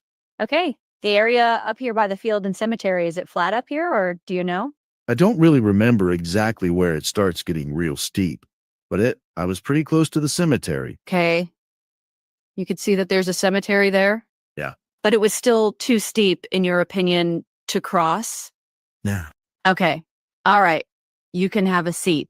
After you separate from Melissa, how do you learn that Libby and Abby have been found? By the time I got back to the entrance, there was already a murmur, something, I could tell something was up. So did someone specifically tell you? No, I just heard Mom screaming. She had heard something. When you got back to the entrance, did you see your Aunt Melissa there? She come running off the trail, screaming also. And did you then go somewhere where you actually receive official notification that they are deceased? No, I think I saw the corner and about 12 cop cars drive by, so I knew. So I found out where Kelsey was at. You called Kelsey? Yeah, Did you go meet with her? yeah. My dad took her back to his house, so I went there. Are we talking about Brad German? Yes. I don't want to embarrass you, but you're a big man, and it seems like that would have been a difficult area to traverse. Would you agree? Yeah. So was it also hard when it was dark? It was harder. Okay, and you're confident that you did not see on the first night any flashlights of people looking on the north side of the creek to the east of the ravine? Yeah, I don't remember seeing anybody over there. Okay, I appreciate that. Thank you. Mr. Baldwin, And you were searching, you said, from like 10 p.m. to in that area, 10 p.m. to midnight area. When we went back, yeah. Okay. But you don't know who was searching in what areas before that? No. Okay. I wanted to kind of help. I think it's a little difficult still to understand where everything is. So I wanted to ask, if I'm on the Mears Trail, the Mears entrance, do you know what I'm talking about? Yes. And if you walk down the Mears entrance, kind of where that, oh, you weren't here for that, and now you're at the main trail, you know what I'm talking about? Yes. And if you turn right, where are you going? Freedom Bridge. And what does the Freedom Bridge look like? It's a big blue bridge. Big blue bridge. Okay. I don't know why that part made me laugh when I was editing it too. It's like he's like so excited. He's like, it's Freedom Bridge. Like, I know the answer. He's like, it's a big blue bridge. And then Baldwin's like, big blue bridge. I don't know why that made me laugh so much. Maybe I was delirious. Okay, so you turn right off Mears entrance. You're going to head down to Freedom Bridge. And there's another bridge beyond that even, isn't there? Right beyond the Mears, or the Freedom Bridge was like is it called the Railroad Bridge? You know what I'm talking about? It has a name. No. Yes. Oh, okay, that's fine. So if you turn right, you go to the Freedom Bridge. If you turn left, you're headed toward High Bridge. the High Bridge, right? And if you go straight, you go down that trail you went down. Goes down to Deer Creek. But that's not paved or anything. That's just kind of a dirt trail, and there's Right. ranches everywhere. So I want to make sure I got this correct. You ran into Dave McCain, who you later found out was McCain, coming from the High Bridge side when you got to the Mears, from the Mears entrance to that place where you can either go right, left, or straight. Correct. And you think that was at 3:11? No, 311's when I called the first time to let her know I was almost there. Oh, okay. So what time would that have been? Maybe 25 after. 25 after. Okay. So you see Dave McCain at 25 after 3 p.m. coming from the High Bridge side. Is that correct? Correct. Right. Okay. And he said to you, I think is what he said, he didn't see anybody. Is that right? He said he saw a couple, like down there taking pictures. Okay. He saw a couple down there. Yeah. Did he say he heard any screams? No. You said that there were lights when you were there between 10 and midnight. You saw there were a lot of lights, not flashlights, but other types of lights, right? Yeah, they had some big lights set up on the other side. Okay. So if this, I believe, is this heading over to the Freedom Bridge? Correct. This way. No. That's High Bridge. Thank you. I do that all the time. High Bridge. Thank you for correcting me. The Mears entrance is somewhere over here, right? Yeah. It's basically the edge of the picture right there. Yeah. You go on here and then you go down here. That's where you encountered McCain, is somewhere over here. Right where all the trails come together. Okay. And then you traveled down here. You're going to get to the High Bridge. And then you said, where were the lights? They were on the other side. Does that mean this side here? Yeah. They were actually on that little service road. On the service road? Yeah. Because they pulled the fire truck down there. Oh, I see. So they were on this service road down here. Were they facing that way? Hmm? Okay. So was it bright enough that it would have illuminated this creek here? Yeah. Some. Okay. You saw that there were tons of people out looking for the girls. Is that correct? There were several people out. Yes. I think what you told me before was tons of people. I don't remember what I said before then. All right. I don't want to bicker over the terminology. Lots of flashlights. Yes. You don't know exactly where every flashlight was, but you saw lots of them. Correct. When you were searching for Libby between 10 and midnight, were you ever in a flat area looking around? Yeah. I mean, there was some flat areas. It's difficult. We get a lot of phone numbers that when we're checking out at different things. Would you mind telling us what the last 4 digits of your phone number are? I don't know why this was relevant at trial. I thought this was kind of a weird question by Baldwin, and I didn't know where he was going with it, and we never hear anything else about it. Like, how would he not know which one is Derek's? I don't know. It was just weird. So that we can compare it to other. 91919. And that's what it was back then. Yes. When you were growing up, did you go out into those woods? No. So that was unfamiliar territory for you? Right. No other questions. Thank you. Ms. Diener, No questions, Judge. does anybody on the jury have any questions for Mr. German? All right, thank you, Mr. German. You may step down. All right, ladies and gentlemen, this is an appropriate time for us to take our afternoon recess. While you're outside of the courtroom, please keep your minds open. Please don't form any opinions or conclusions about anything. You may discuss the evidence that you've heard so far, but please only have those discussions if all 16 of you are present in the jury room at the same time.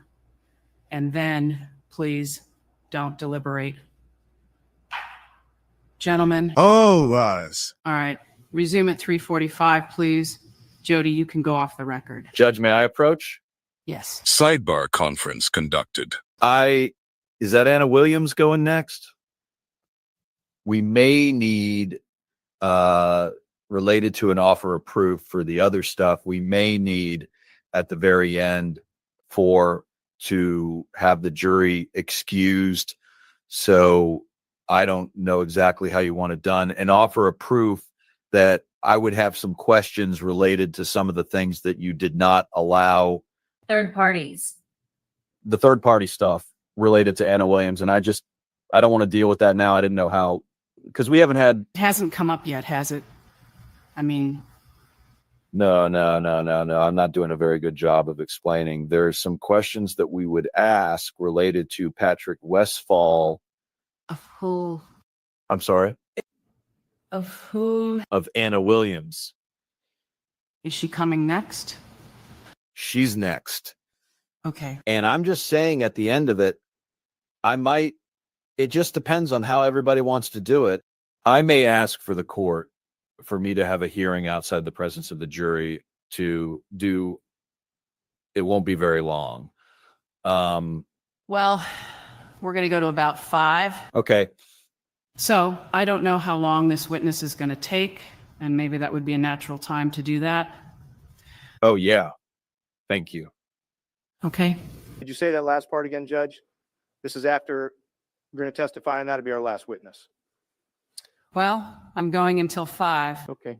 So I don't know how long that witness is going to take, but maybe if it's. It should be shorter Okay. than the others. But that may be, at that point, a natural. Quiet in the courtroom. It's not going to come up. Maybe it would come up if she was asked. Okay. I might just. In the presence of the jury? Okay. Oh, yeah. Well, that's obvious. Oh, yeah. Yeah. That's why I'm up here now. Okay. Thank you. Okay. Thank you. Sidebar conference concluded. Okay. Can we bring the jury back in? We ready? Hello, people? I'm speaking to you. Are we ready? Yes, Your Honor. Yes, Judge. Sorry. Thank you. All rise. Thank you. You may be seated. Thank you, gentlemen. Ms. Diener, you may call your next witness. Judge, I have a preliminary matter. Yes. That photograph I already published to the jury and was passed. I did make copies of that. Can I? That was State's Exhibit 1. Yes. Can I give those to the Yes. Yes, you may. court or to. You may. Ladies and gentlemen, you've already seen the photograph. That is your copy now. Just put that in your folders for your use in deliberations. Okay, so that ends Derek German's testimony. And then next up, we have Anna Williams. So any is this Diener related to Judge Diener? Yes, this Stacy Diener is his stepmother, I believe. We just made that voice for the bailiff. It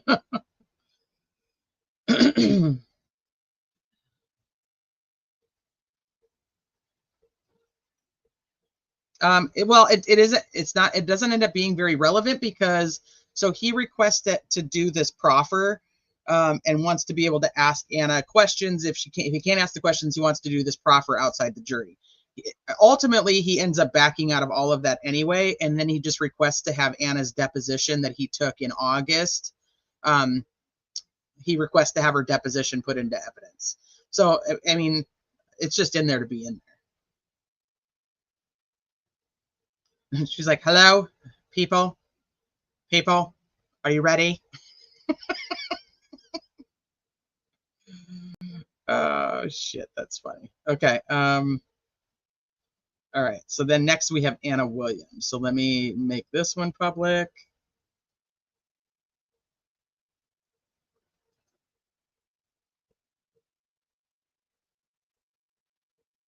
And I'll grab Anna's. If you guys have any other questions, stick it in there real quick while I'm doing this.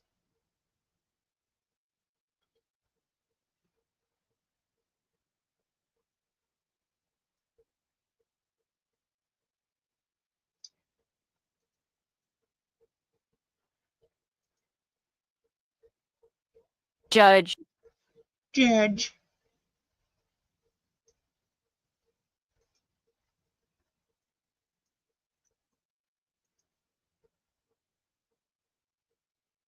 Bueller, right.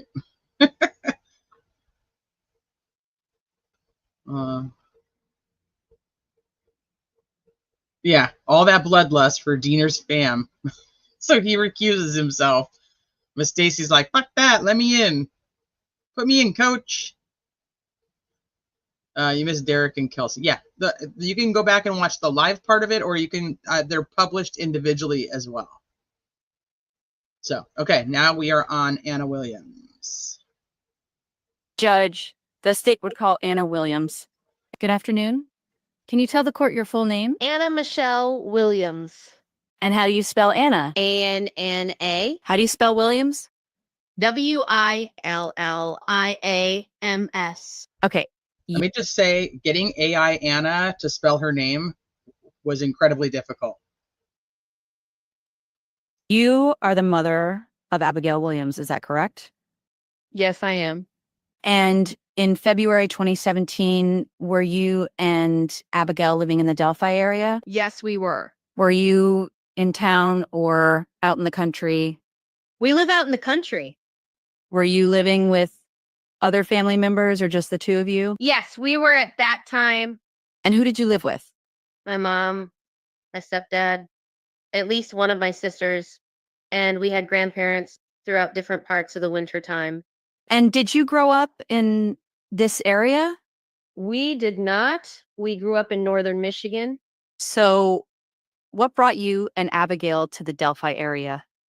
My dad was a high school automotive teacher, and he transferred to Lafayette College. And after my divorce in 2006, my daughter and I moved down here when she was 2. So for Abigail, she was here for most of her life. Most of her life, yes. Did she attend the Delphi public schools? Yes. And in February of 2017? 13. Now, you lived in the country, so how did you get to school? She took the school bus. Did she take it both ways? 95% of the time, yes. Unless she had an after-school sport. And then what would happen? She would stay after school and occasionally walk across the road where I work. To where you work? And so where were you working at the time that would be across the street from the school? St. Elizabeth Healthcare. What was your job there? I worked in the kitchen. I served lunch and dinner. Did you also have another job? I also bartended and waitress part-time at the dock in Pittsburgh, just down the road. Okay. Did you have a set schedule at the St. Elizabeth Healthcare? Sometimes yes, sometimes not. And the job at the dock, would that be a particular time of day or days of the week? More evenings, afternoons, and evenings. What about weekends? Generally every other weekend, unless I covered a shift for somebody.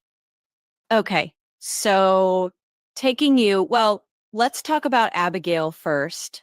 How would you describe her for someone who didn't know her? She was a very kind-hearted little girl, helpful, funny, smart, quiet, reserved around strangers.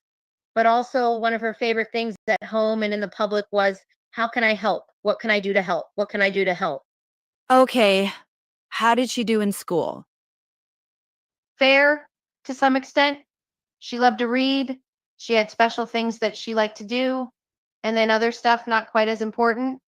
But she was always a good student and a good friend too. I mean, most of her teachers loved her. That's great. Did she have a large circle of friends or did she keep her group small? I feel like she had a pretty small group of friends. She had the same kids mostly in band and in volleyball. She would have done softball with Libby that spring. And most of the same kids are all in the same groups in that, not all of them, but most of them. Okay. And so would you have an opportunity back then to get to know her friends in band and volleyball? To some extent, yeah. I worked a lot of evenings and a lot of weekends, and I wasn't able to go to all of the games all of the times, but I knew the kids because they played volleyball 3 years in a row, so same girls. Would Abigail have friends spend the night or would she go to other people's houses? She was at her friend's house more than they stayed at our house. With my work schedule and her being with her grandparents, I didn't find it appropriate, or I didn't have people come and stay and have other people be responsible for her friends Okay. if I couldn't be there. It would be more common for her to stay at a friend's house than for her to have people over? Yes. Simply because you weren't available to supervise? Correct. You indicated that she was a participant in band and volleyball, and you said she was going to be participating in softball. Did she have other school-related activities in addition to sports? Nothing much with the school. She had a few different church activities, but those were the only sports that she stuck with. Okay. Did Abigail have a cell phone? She did not. And was that just a parental decision not to give her one? Correct. I decided that once she had joined softball and once she got into the high school, which she'd have finished up 8th grade. Once she got to high school, it would be necessary for us to maintain contact of when I would pick her up, drop her up, instead of her borrowing a phone and me not knowing how much longer before the bus got there, etc. Okay, so up to this point, was it working pretty well that she didn't have one yet? It was fine. Now, you said she was kind of shy, correct? Yes. And how was she as far as comfort level in communicating with adults that she did not know? I pushed for her to try to maintain contact once people spoke to her, even at 7, 8, 9. I said, well, so-and-so was talking. You need to look at somebody when they're talking to you. It's important that you do that. You need to look at somebody when they're talking to you. I worked with her, but she wouldn't go out of her way to go up to a complete stranger most anywhere. When I worked at the nursing home, she might speak to an older resident, but that was about it. She didn't go out of her way to talk to folks she didn't know. What about her willingness to take risks? Was she brave? Was she cautious? Did lots of things scare her? She loved roller coasters, and I guess heights didn't bother her as much as they bother me. Okay. What about something that was truly scary, though? A roller coaster is an amusement park ride. What about, let's say, the High Bridge? Are you familiar with the High Bridge? I was familiar with the High Bridge. We had been out there a couple of times before, her and I, and with our family. I never indicated any interest of going across the bridge and never knew she had inclined to do so at all, ever. In fact, if she had asked permission to go across the bridge? Absolutely not. Now, I assume you had a cell phone in 2017. Yes. And would you have had contact information for Becky Patty, Libby's grandmother, in order to communicate if the girls were together? Yes. But a lot of times they would have gotten a hold of me through Libby's phone. Okay. Because Libby had your number? Yeah. Okay. And had you and Becky Patty communicated before because of things the girls did together? I'm sure we had, though at the end of the day, it turns I didn't have her number in my phone, as in it wasn't saved with a name, but I thought that's very interesting that her phone, she does not have Becky Patty's phone number saved as Becky Patty.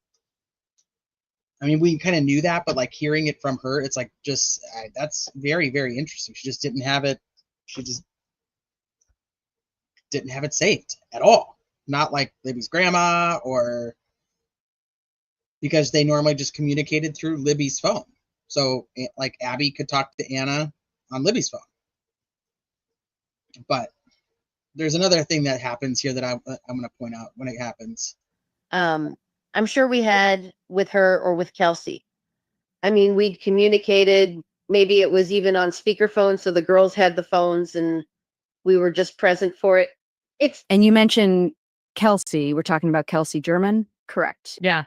And that would be Libby's older sister? Yes. Were you familiar with Kelsey? Yeah. And what was it that made you familiar with her? Abby had been over there before, and I remember that on one of the other occasions, besides her traveling to Florida with them for spring break years prior, her saying, "Oh, yeah, we rode with Kelsey to go pick up a cake." And I was like, "Oh, okay." I mean, she was an older sister. She was like our house. There was always kids coming and going to some extent. Did Abby have any siblings at the time? No. Would you characterize you and Abby as close? I would think so. Yeah. So on the 13th of February, 2017, do you remember that? It was day when there was no school. Correct. And so it's been clear from testimony that she spent the night with Libby the night before. Correct. Yes. And so in the weekend, just prior to that, had Abby been at home, or what was she doing during the weekend? My father came down from Michigan, and she had spent the night prior to all of this with him, picking up her new softball gear. And so where did she spend her time with her grandfather when he came down? Well, they like to go shopping, but I believe that particular weekend they had stayed at the Brandywine Hotel in Monticello. She liked the pool there. Okay, and how many nights did she get? AI says a lot of city things like that wrong. So like Monticello, it's Monticello. I don't know. I mean, that's how we always called it when I lived there. But it can't pick up on that stuff unless you do it like phonetically, which I had to do with Delphi a lot because it'll say Delphi sometimes instead of Delphi. So there's just certain things like that I was like, I'm not going back to fix that. People will know what she's talking about. It is what it is. To do that, if you remember. It's not important. It was at least Saturday night for sure. And then after she spent Saturday night with her grandfather at the hotel in Monticello, did you get to see her on Sunday before she went to Libby's house? Yes. I picked her up. I think I had to get my tires worked on at Walmart, something. And then we came back into town and we met Libby down at the park. You remember being at the park? Yeah, we were at the park.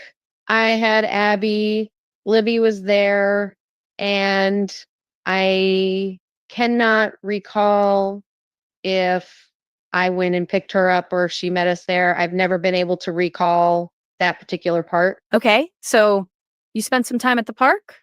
Yeah. Did Abby leave with Libby from the park?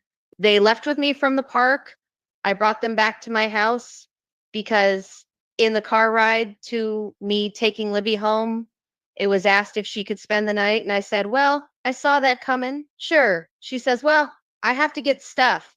So I took her back to the house to get an overnight bag and paints and crafts. I don't know. They took a bunch of little bags and boxes of stuff out of the house. And then I took them to Mike and Becky. Okay, so she's at Mike and Becky's. The next day is Monday. So what's your day look like relative to the fact that she doesn't have any school? What's the plan? I am now working at Milner's Healthcare in Roseville, Indiana. On that particular day? On that particular day, and that was the morning shift. I think I talked to her on a break. She asked if she could stay the rest of the afternoon. And I said, well, that's not a problem, except for I have to be at the bartending job just through the dinner shift, which should be about 8 o'clock. So either I pick you up before or I wait until after. And conversation went back and forth. And Becky said it was fine that she stay until after dinner. And I said, okay, well, I'll just come pick her up as soon as I'm done then. Okay. And just so the jury's aware, the Dock is a restaurant located where? Pittsburgh, Indiana, just down the road, right across the bridge. Okay. Down that way. So from the courthouse to get to the Dock, how long would you say it takes? Less than 5 minutes. And the park you were talking to is in town? Riley Park, again, just down the road that way. And from town to your house? 3 miles. So everything's very close? Everything's very close. So on Monday, you know, now that she's going to stay until 8 o'clock? Yes. Or when you're done with your shift? Approximately. Yeah. Okay. At that point, do you know that she is at the High Bridge Trail? No. At what point do you learn that she had been at the trail? When I was at work that evening around 5:30ish, I think, Becky called me and said that the girls had gone out for a walk and they were supposed to get picked up and they had not returned and they had searched and can you meet me at the sheriff's department? When you got to speak with Becky, was this a conversation that you're talking about right now? Is that a yes? Yes. Okay. Sorry. When you had an opportunity to talk to her, could you tell from your phone that she had previously tried to reach you multiple times? Yes. She had called my cell phone and I kept missing the call, whether it was dropping out from the location or I just didn't get to it in time, but she had called me like 3 times back to back within a very short period of time, like not within hours, just literally in 10, 15 minutes of calling. And you said that you were receiving calls, but you didn't have a name attached to her number. So Yes. when you look at it, do you even realize that it's Becky Patty? No. Okay. When you actually get to answer the call, is that the point at which you know that that number is now related to the previous calls? Yes. So do you go to the sheriff's department? Yes. And this is at 5:30-ish. So do you just leave your shift and go at that point? Yeah, I had a couple of tables to close out. I kind of explained, I said, well, they've just called me and I said, I don't know what these girls are up to, but it's probably not that big of a deal, but I'm going down there. And if I can come back, transferred a couple of tables over to somebody else and out the door I went. Okay. So you certainly didn't think that there was something horrific that had happened. No. Had you ever had an issue where Abby disappeared before and you couldn't find her and then it turned out to be nothing? They'd had one incident prior to that in the high school gym. Libby and Abby did? Yes. Okay. What can you tell us about it? They were there watching a swim meet and neither of them were answering their phones. And I thought, I want to see if you guys just heard what she said.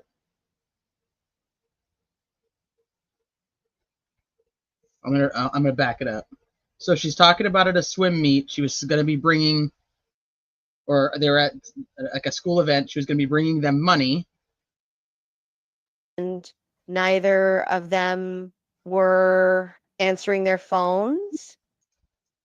Neither of them were answering their phones.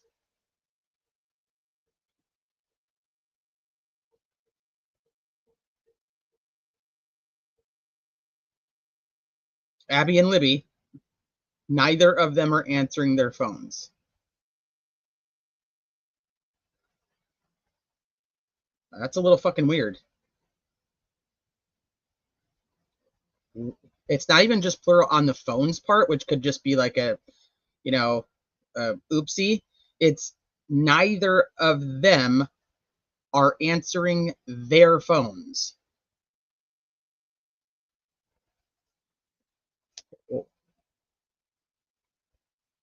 Not neither of them are answering the phone. I mean, that there's a whole bunch of plural in there. That was just I was like, wait, again, we're going back to the phone situation? Yeah, not the phone, their phones. A whole bunch of plural. I don't know. Thought it was weird. I mean, they're all testifying. Multiple people have now testified saying that Abby did not have a phone. Yeah, neither of them are answering their phones.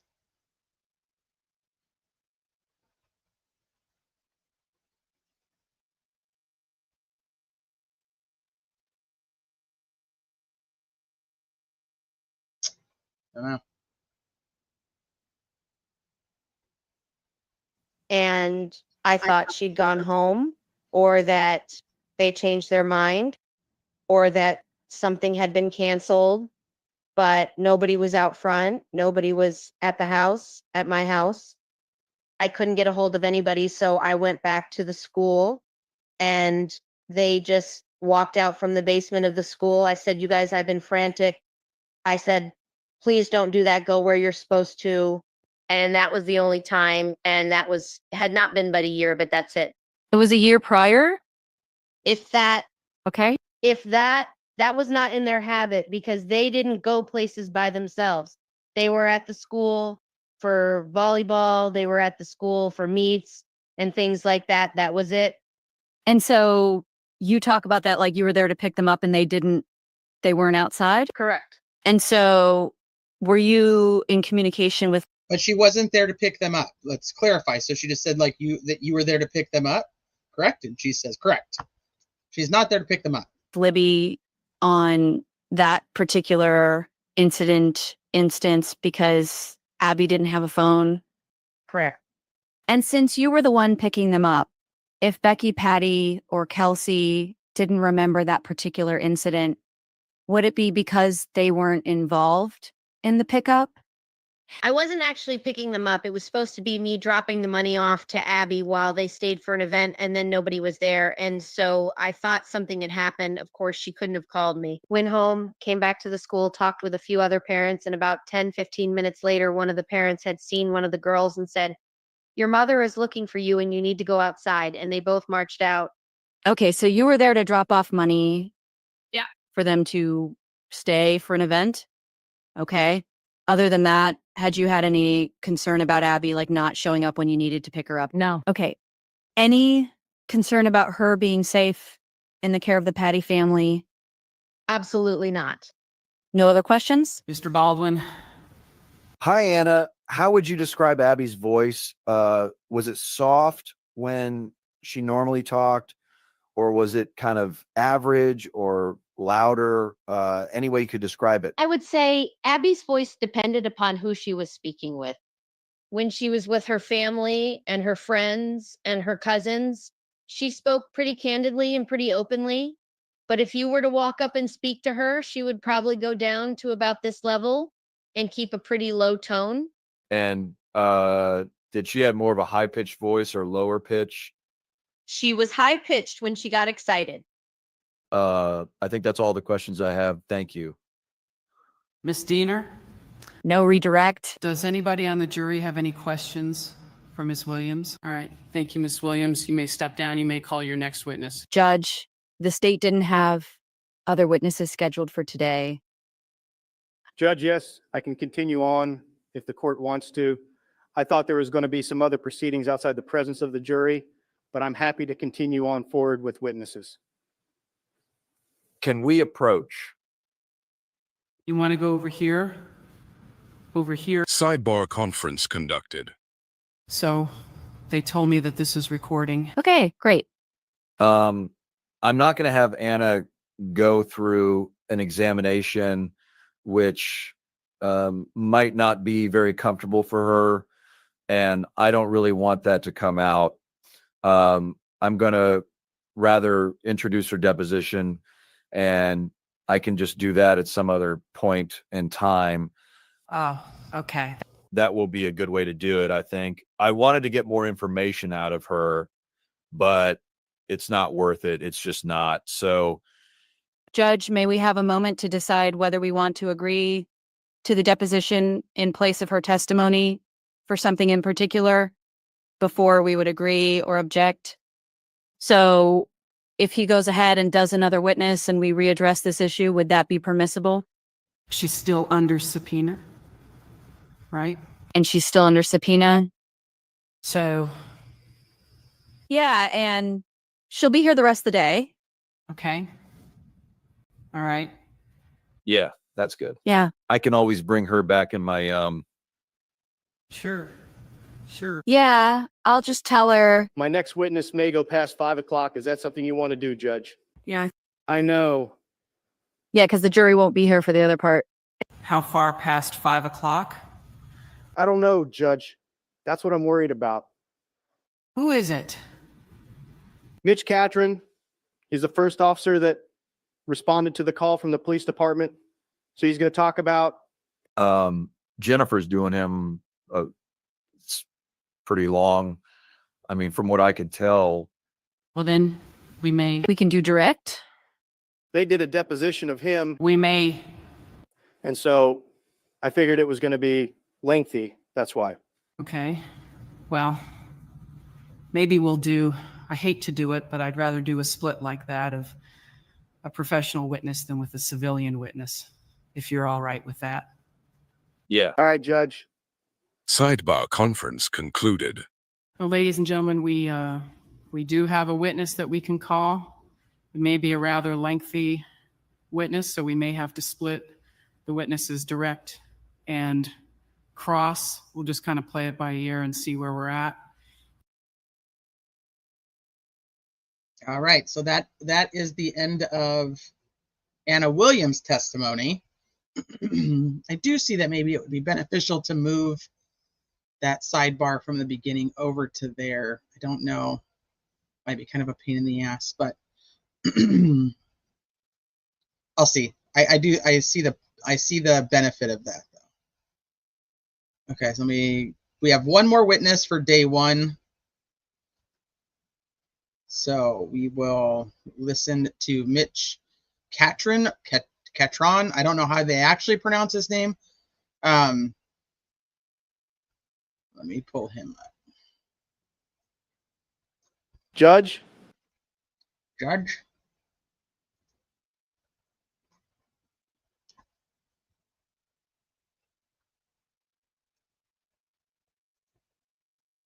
All right. Any comments, conversation, questions before we start on the last witness?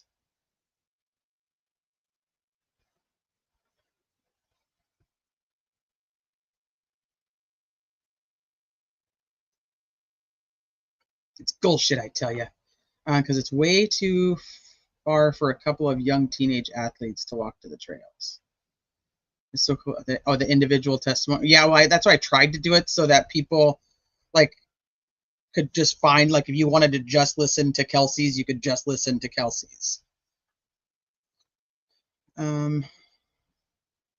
His glasses? What's on his face? His glasses? What's on Baldwin's nose? Oh, I don't know. I'll have to look. Yeah, I'll have to figure it out, but I see the benefit of that, because then we can end it with what he ends up doing with it. I don't know. We'll see. see. I don't know. Who knows? Okay, we're gonna go with Mitch Catron.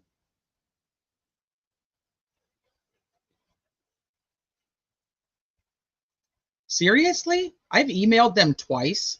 I'm gonna cancel using them. So I already started talking to another company about using them instead.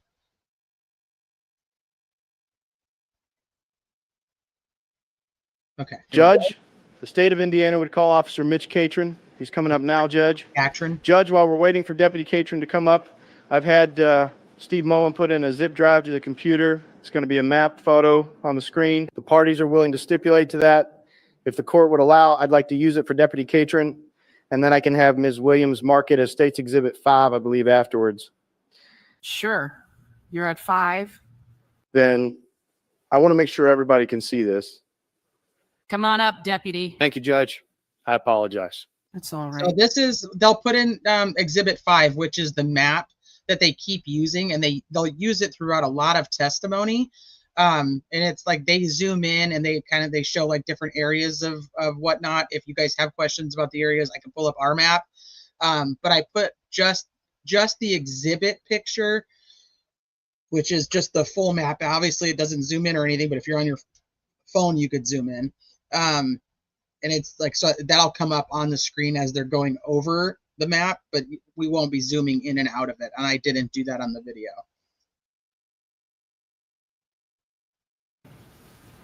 Deputy Catron, please.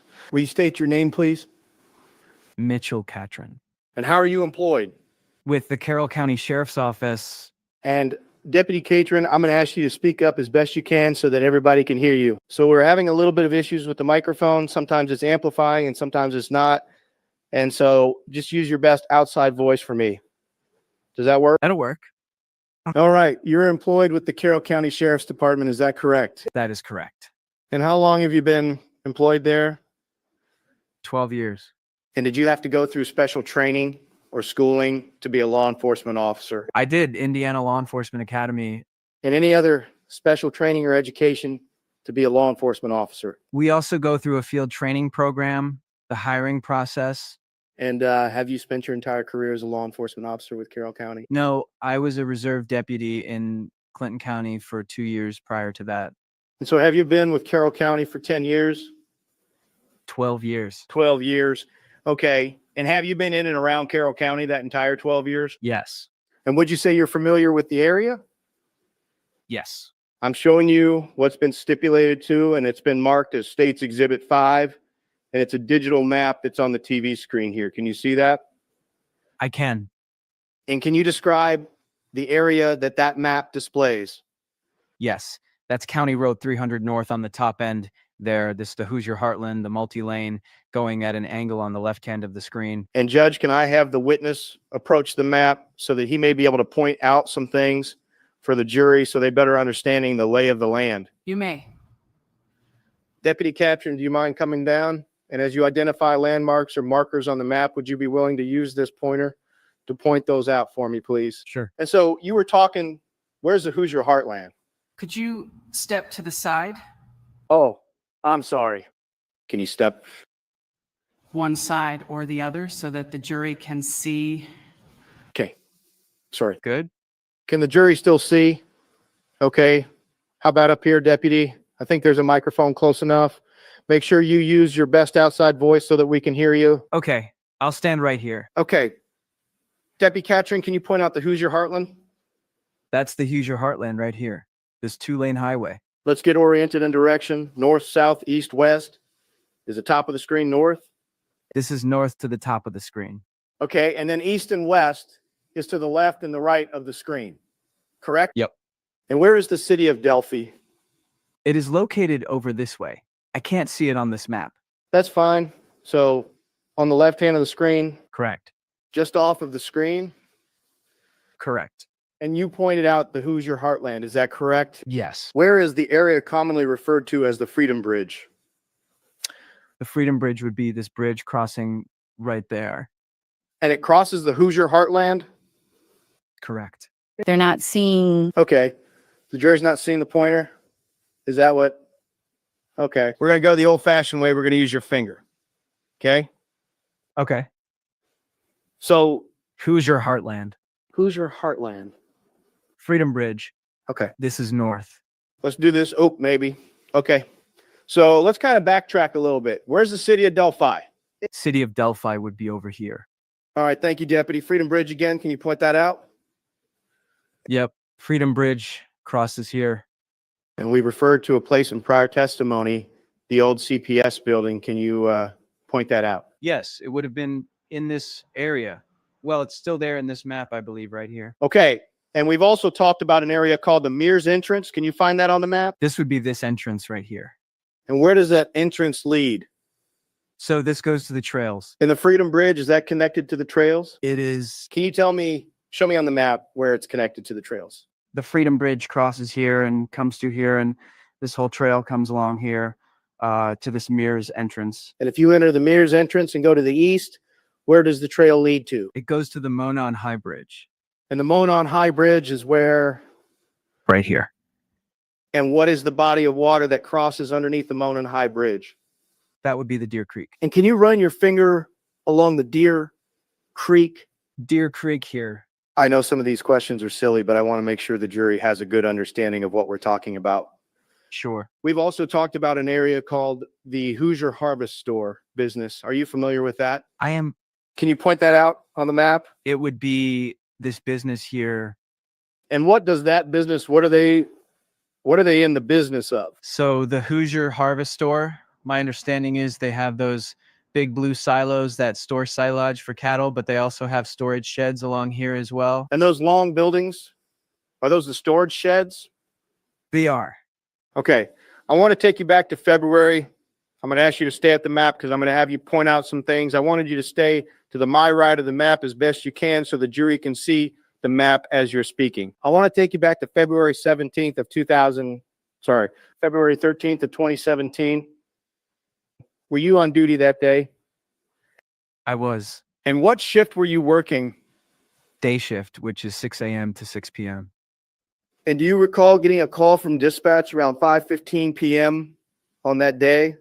I do. Can you tell me about that? Dispatch advised that, there was a gentleman on the phone wanting to get assistance from us because a couple kids were missing or not showing up where they should be. And do you know who the gentleman on the phone was? At that time, no. Did you answer the phone? I did. Did you make contact with the person on the other end? Yes. And who was it? It ended up being Mr. Patty. And what information did you get from Mr. Patty? Simply said that he was supposed to pick up these two kids at a location around the Freedom Bridge there. They weren't there. He was getting concerned because they had looked around a little bit and they're at a point where they want to reach out for more help to help look. Did he indicate where the girls were supposed to be picked up at? I don't recall. Okay. Did you find out the names of the girls at that point? Yes. And who were they? They were identified as Abigail Williams and Liberty German at the time. Okay. After you got that information, what did you do next? I went out. First, I either had dispatch or myself announce it of what I was doing, what the call was. I then drove out to this lane. This is, I believe, 625 West, if I recall. I could be a little off on that, which goes to a private drive, which is right here, which goes underneath this. I'm going to slow you down for a little bit. Yeah. Okay. I'm going to make the picture a little bit bigger so we can see what you're talking about. So point out 625 on the map. So down here is County Road 625 West. And then right here at this right angle, this turns into a private drive. And all this here is all privately owned and a private driveway that loops all through the woods. And then it goes under the Monon High Bridge right here. And I don't want to be elementary, but I want to make sure everybody understands. This white line, is that the private drive? Yes, it is. And are there any, I'm sorry, Judge, it's a little awkward. Are there any houses on that private drive? Not until there is a house here, but there are no other houses until this one here. And who lives there? That would be Brad Weber, if I recall correctly. Judge, can I check? Can the jury still see everything okay? Okay, I just want to make sure before we go too far into this, Judge. Thank you. And so you reported to 625, and I think your testimony was that you proceeded on to the private drive. Is that correct? That is correct. And you testify the private drive winds back to the house. Where's the Monon High Bridge? The Monon High Bridge, where it crosses this private drive, is right here. That was a bad question. Where does the Monon High Bridge start? It starts in this area right here. And does it start at a place that it is at the end of the trail, what we commonly refer to as at the end of the trail? That is correct. And it proceeds across the Deer Creek. Is that correct? Correct. And it proceeds all the way past the private drive? Okay, so this is a really good point, and I thought about this too, and I could not make heads or tails of why this would be. Besides the fact, okay, so let me see why I couldn't make heads or tails of it first. So Mitch gets a call that from Mike Patty, says the girls were missing, that they are dropped off at the Mears parking lot or whatever, that they're here on the trail system and they can't find them. So Mitch's first instinct is to come up the private drive and go to Brad Weber's house. His first instinct. Why does he not go over here? Why does he not go on the trails? Why doesn't he go to the Freedom Bridge?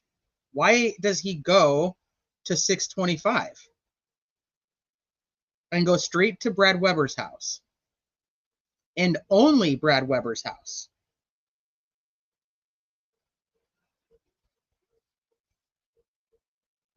Like, what information made him say, I'm going to go check on the south side of the bridge, even though the girls went over here, were dropped off over here, are supposed to have met somebody back here to be picked up. But I'm going to go check the south side of the bridge and go to Brad Weber's house.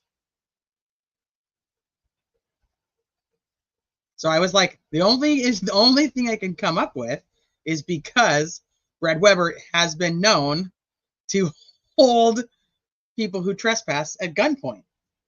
And I'm curious why nobody asked him, like, why did you just go straight to Weber's? Why didn't you do anything else? If he saw Brad's toe, he was like, well, Brad is missing that toe. Why go straight to Brad Weber's? I don't know. That's just weird. Pretty sure that and I could be wrong. Memory could be faulty on that. But I'm pretty sure that the people he holds at gunpoint is after the murders. So not before. But like I said, somebody can correct my memory if that's wrong. But in my memory, I think it's after. But there's still I mean, that's just, he's like, oh, he's missing toes. Oh, I know exactly where to go. Is that what it was? There's 2 missing toes. Let's go check Weber. Yeah. I don't know. Just one of those things that makes you go, That is correct. If you know, this may be an unfair question. If you know, which way does the water flow? It should be flowing this way. And so to the northeast would be upstream. This way. Is that fair? Yes. Into the southwest would be downstream? Correct. Okay, so you went to the private drive. The private drive, when it gets to the Modern High Bridge, tell me about that area there. So this area here, of course, you can't see it. The bridge is very high in the air.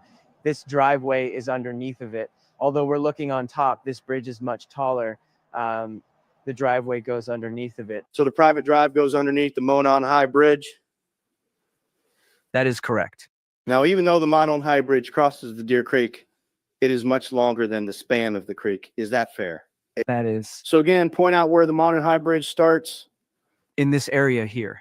And where does it end? All the way here. Okay. And so when you get to the private drive, what do you do? I get out of my police vehicle there and... Show me where. Right here. Okay. And maybe I have a false memory. So I would say on the northeast side of the Monon High Bridge. Right underneath of it. Yeah. Right underneath it? Okay. Is there anybody with you? No. Okay. You're by yourself? Correct. As you're doing this, are you reporting to dispatch what you're doing? I believe so, yes. Okay. So you get to that area. What do you do next? I get out of my police vehicle. I look around this general area just right in here How far away from your vehicle would you estimate that you looked? My vehicle was always in my sight. It was not very far. What is the terrain like there? It's woodsy, very wood-like. And you said the one on High Bridge is up above you at this point? Yes. Okay. Did you yell? No. Did you yell out, Abby, Libby, anything like that? Did you turn on your sirens? No. Nope. Did you turn on your lights? No. How long did you were you outside your vehicle looking? I don't recall. 30 minutes? 3 hours? 5 to 7 minutes. 5 to 7 minutes after you got back in your cruiser. What did you do next? I proceeded up this driveway. If I can move this. You're getting the hang of it. I like it. Go ahead. Yep. Thought I'd save you some steps. So I got back in my police vehicle here, continued up this private driveway, and went to this house. And who lives there again? So he just goes on the private drive, stops at the south side of the bridge for some unknown reason, gets out of his car, looks around, doesn't call their names, and then continues on to Brad Weber's. Just gets out at the here and looks around. So, and maybe he thought they'd fallen off the bridge. Okay, maybe, but he's not looking in the water, and he's not looking over here. He's just right here. He just gets out of his car, looks around. He's never outside of eye shot of his own vehicle.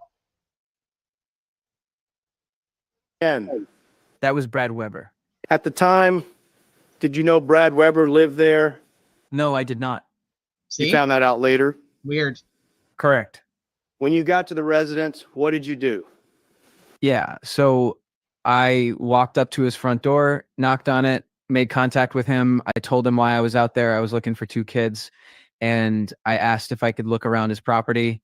Did he allow you to do that? Yes, he did. When your interaction with him, what was his demeanor? Normal, like anyone would be knocking on their door. So Was he covered in sweat? no, Was he covered in blood? no, Did No. he look disheveled in any way? no. Okay. It's also 5:30. Does he offer to go help look? Does he tell you like you can look in the outbuildings? Does he say 2 girls? Oh my gosh, let me help you. Let me get a flashlight. Does he say what's the description of the girls in case I see them? Anything? He allowed you to look around his property. Yes. If you'd continue to slide the picture over and tell me where you looked when you got to his property. So essentially, I, asked him, he gave me permission. I walked down this way, out around this area, and that was about as far as I went Are there outbuildings on his property? this year. And so that big building we see there on the picture, is that a barn? I assume so. Okay, Doesn't know. I'm just recalling off the map. My memory doesn't serve. So that's fine. Did you walk around the barn? in this area. I don't remember if I actually looped around it or not. Did you go inside the barn? No, Okay. Did you see anything that stuck out to you? I did not. Did you see the girls? I did not. After you searched that area, what did you do next? After I searched the area, I got back in my police vehicle, continued on down the driveway. Other night shift units were coming on, and I believe I went home. And so you went back down the private drive, back down now to 625. Is that correct? That is correct. While you're driving out of the private drive, were you looking around? Yeah. Were you looking for the girls? Yes. Did you see anything? No. Now, do you remember what the weather was like this day? No. At that point in time, it was getting pretty dark out, I believe. So this is 5:30, 6 o'clock. Yeah. When did your shift end? 6 p.m. By the time you got done looking at Brad Weber's, do you remember, was it after 6 o'clock? Yeah, I believe I may have stayed over. Again, just memory doesn't serve me. I definitely stayed after at least a half an hour by the time I got home. So, And when you left, was it dark? yes. Okay. And on your way out of the private driveway, did you stop and talk to Mr. Weber again? Not that I recall. Did you see anything as you exited the private driveway? No, And when you exited, did you come back on 625 heading south? that is correct. And did you go back to town? Negative. I think I went home, Okay. so I did not go back towards Delphi. Okay. On your way down 625, did you see anything? No. Did you see the girls? No. Okay. At the time that you left work, it was after 6 o'clock, Correct. and you were getting updates as you searched and talked to Mr. Weber. Were you getting updates from dispatch on the location of the girls or possible location for the girls? Not that I recall. Were you able to gather any other information at that time? I was not. Judge, I don't have any other questions. Deputy, you can have a seat back up at the stand. Thank you. Mr. Rosie, Mr. Baldwin, Miss Ajay? Thank you, Your Honor. Deputy Catron. Catron? Catron. Yes, ma'am. Okay. When you went through ILEA, you were taught how to investigate crimes, right? Yes. And you're taught to pay close attention to details, Yes. survey areas for evidence, Sure. and that continued in your field training. Yes. Okay. And so the call originally came in at 5:17 p.m. Correct? That's what the report says. Yes. Okay. Yep. Is there any reason to believe the report's wrong? No. Okay. And you pretty quickly then left the dispatch center where you were? Yes. And I believe the dispatch center is at the sheriff's department. It is. Okay. How far, I'm directionally challenged, That's okay. how far west of the Hoosier Heartland is the sheriff's department? Oh, half a mile at best. Okay. Can you recall what time you left the sheriff's department to go to the High Bridge area? Simply guessing, I would say maybe 5 to 7 minutes after I hung up the phone. Okay. So we're looking at 5:22 to 5:25. That's, yep, best recollection. Pardon? Best recollection. Yes, ma'am. And how long did it then take you to get out to 6:25? I'd say 3 minutes. And why did you decide to go to the south end of the High Bridge? So I have previously been to the Weber property for a criminal mischief report to a chicken coop, and I knew that area, and I knew that that driveway went underneath that high bridge, so I thought that'd be a good place to check. Was it daylight when you first arrived out on where 625 meets the High Bridge? Yes, it was becoming dark, but there was still daylight out to sea. And on February 13th, you said it was wooded, right? Yes. But there weren't leaves on the trees, were there? Not that I recall. Okay, so you had decent visibility in that area? Yes. Yes. Okay, now you got to the High Bridge at 5:47, is that correct? That sounds right. Yes. Okay. And I'm looking at is that from what, as the CAD report? Yes. Okay, and you spent 5 to 7 minutes searching all over. Is that right? Around the bridge that crosses the driveway, yes. Okay. You didn't go down the hill to the bottom of the bridge, did you? I did not. Okay. And you're listening? Correct. Okay. And you did see anybody? Did not? You didn't hear anybody? I did not. Okay. And then you went on down the access road. Would you mind coming down? No, absolutely. So you started here? Yes, I came in this driveway here and drove to, here was my first stop. All right. And how far is it from your first stop here where the access road meets the High Bridge to the Weber House property there? That far, which, I mean, 1/8 of a mile around there. Okay. Not very far? Not very far. All right. And you got back in your car to drive down to the Weber property? Is that correct? That is correct. All right. And while you're driving down that access road, you continue to look, Yes. right? And when you're on this access road, can you see over Deer Creek, across Deer Creek here? You can see over that direction, but I can't see water to my recollection. Is that because the access road is higher and by the time you kind of angle down to see, you can't really see the water here? That's because of the terrain. In my memory, that's how it was. All right, so right on the north side of the access road, that's a pretty far drop down to Deer Creek, right? To my best recollection, yes. Okay, and so you think that you can see over here? You can see the wooded area, yes. All right.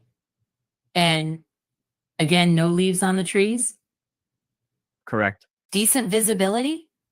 Yes. Right. And you don't see anything? No.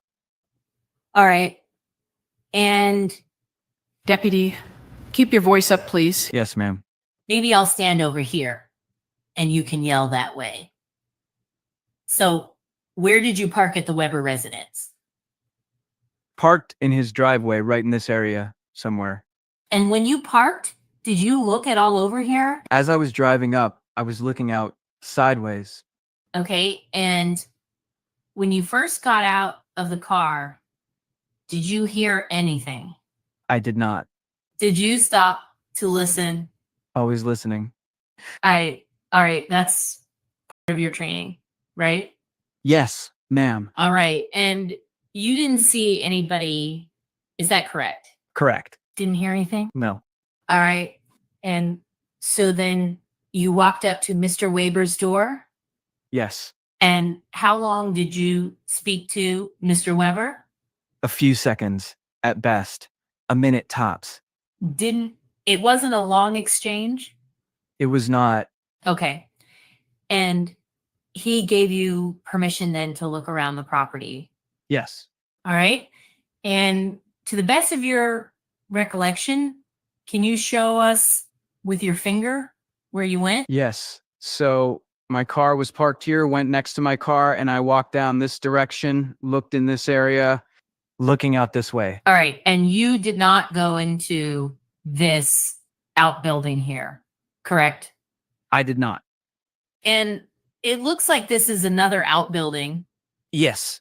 You did not go into that outbuilding? I did not. And how long were you there at the Weber property? I don't recall. Okay, now at I believe 6:16, you advised check along the trails on private property. Is that correct? If that's what the CAD sheet said, then yes, ma'am. Okay. And where were you then? What does that mean? If I announced that I was checking on the trails on the private property, that would have been when I was on this lane somewhere, whether I was just driving down it or had gotten out of my car within that time frame.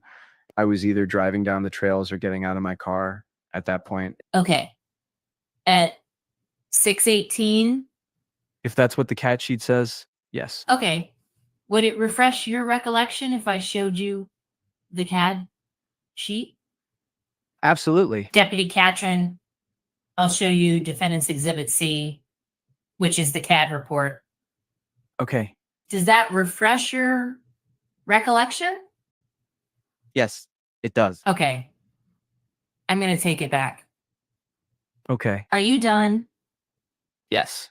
Okay. All right. And so at 6:18, you were on the trails east of the High Bridge? Yes. Checking the trails means I was on this private drive checking. This is what I was calling the trails. Okay. So the High Bridge is what I was calling the trails, and what I was checking, I was either driving my vehicle on the private drive or out of my car underneath the bridge at that time. All right. Now at 5:47, you were at the Monon High Bridge. So if you're there again at 6:18, had you already been out to the Weber property? No, I would have stopped there first and then go on to the Weber property. Okay.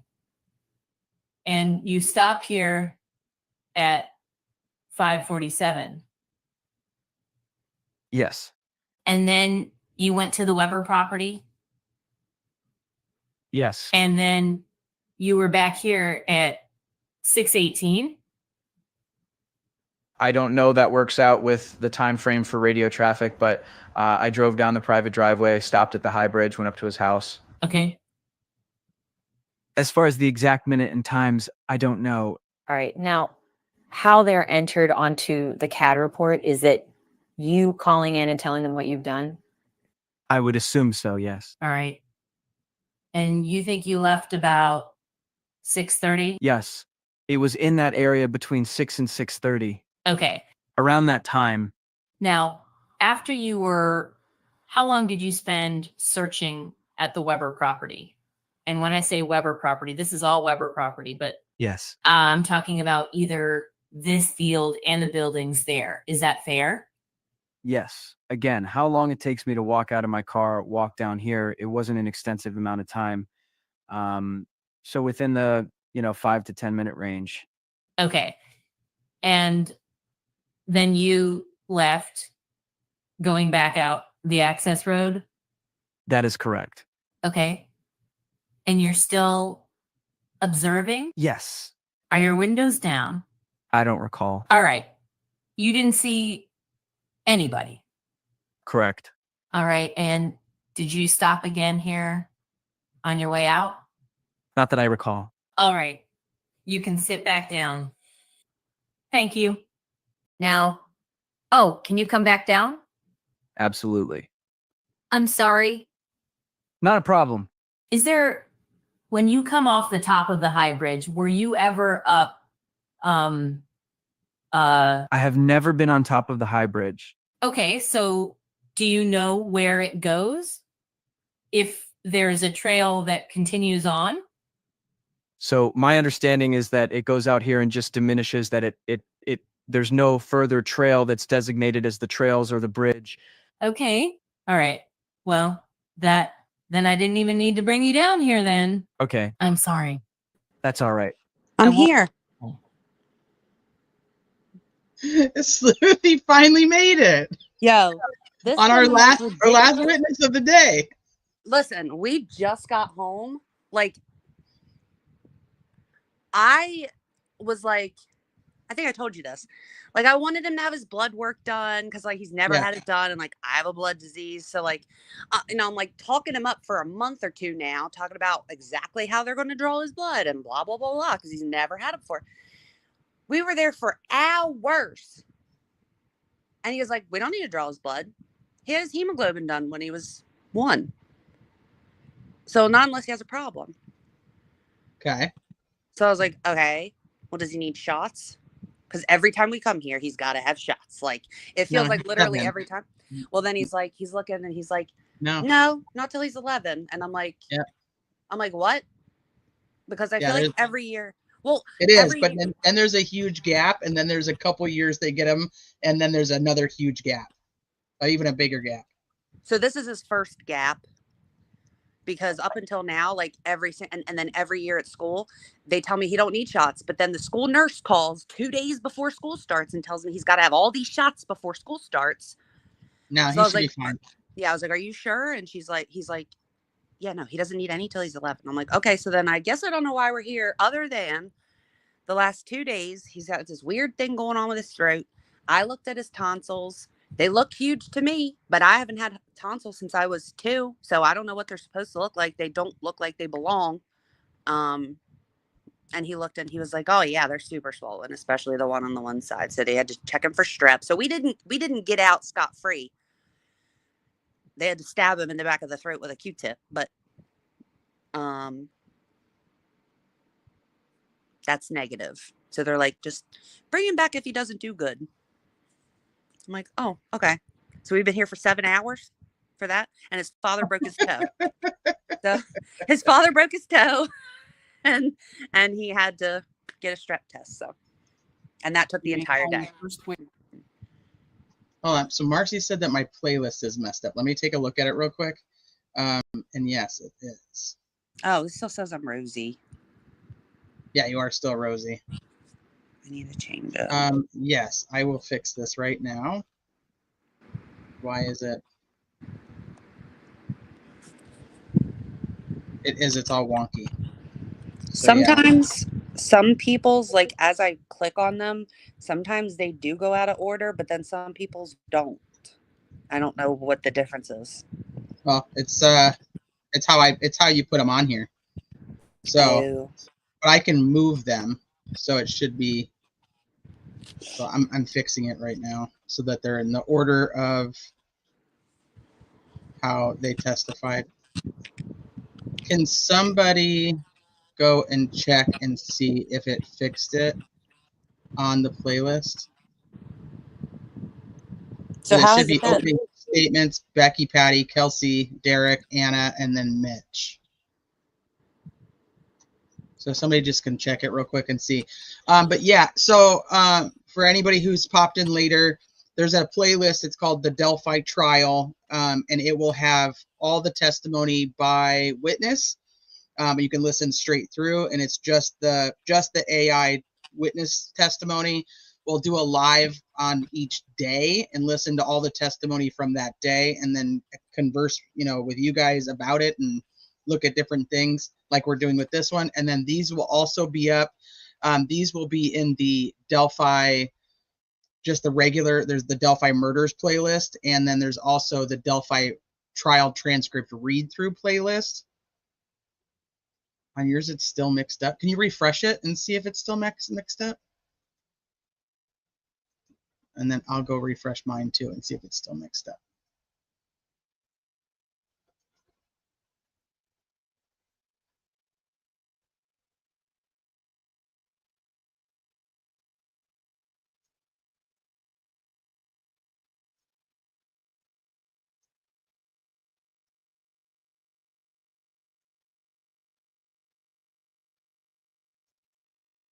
So you'll have, it'll be in multiple places just depending on how you want to listen to it. I'm just we're doing the lives because we're not doing the actual read-throughs. Would it be possible to have the transcripts scrolling along with the AI audio, kind of like an audiobook? So we did talk about that, and That's a lot of work. We're already putting in a lot of work. Y'all have no idea. I'll tell you guys honestly, like, there are probably people out there on the YouTube streets that could do this much faster, probably much better than us. I mean, we literally learned this like a week ago and are just trying to do it so that I don't know how much it's very time consuming, and I don't know. You can just put the transcript into a reader. No, so I can't. The app that I have doesn't. You cannot just upload the transcript and have it just do it. You have to do it in sections. And there's, like I said, I think there's probably many people who are much better at this kind of thing than I am, and Sleuthy is. I mean, so Sleuthy was working on like the trial transcripts and just getting them cleaned up so that it was easier to do. But then it was like, okay, this is overwhelming. So now she's in and creating like audios of testimony. Then I put it in the video and audio editor to splice it all and put it together. So I mean, I get it. Like, I know this is like not top level best, best of the best by any means. I honestly, I think we're just kind of doing what we can at this point. Like I said, I wanted to make like an actual like AI video to go along with it. And maybe at one point when I'm way better at AI, I guess. I don't know how anybody can afford to get good at AI. It's too damn expensive, number one. It is super expensive. Number two, it takes a lot of time. I mean, like, both of us are working on this. Like, I know Teresa has day 1 and day 2 done. I think you started on day 3. And that's like with both of us doing it. Like, like me ahead of her. Like, I'm working a little bit ahead of her so that I can be done a day by the time she finishes a day, if that makes sense. Yeah. And it's like, it's a lot, dude. It takes the entire fucking day. I mean, my whole day is wasted, but like, I probably could have did it. You know what I mean? But it takes a whole day. Is this gonna? What are we doing? How much are you gonna do this? So we know that it's not like top level shit. Like this is not gonna be like sold as like a Pulitzer Prize, Nobel We're Prize. tickled it sounds the way it does. I mean, I'm pretty impressed with what we've done, to be honest. I really am. Like I try. Yeah. And I don't mean that you guys want any. I'm not saying that. I just want you guys to know, like I know our limitations at this point.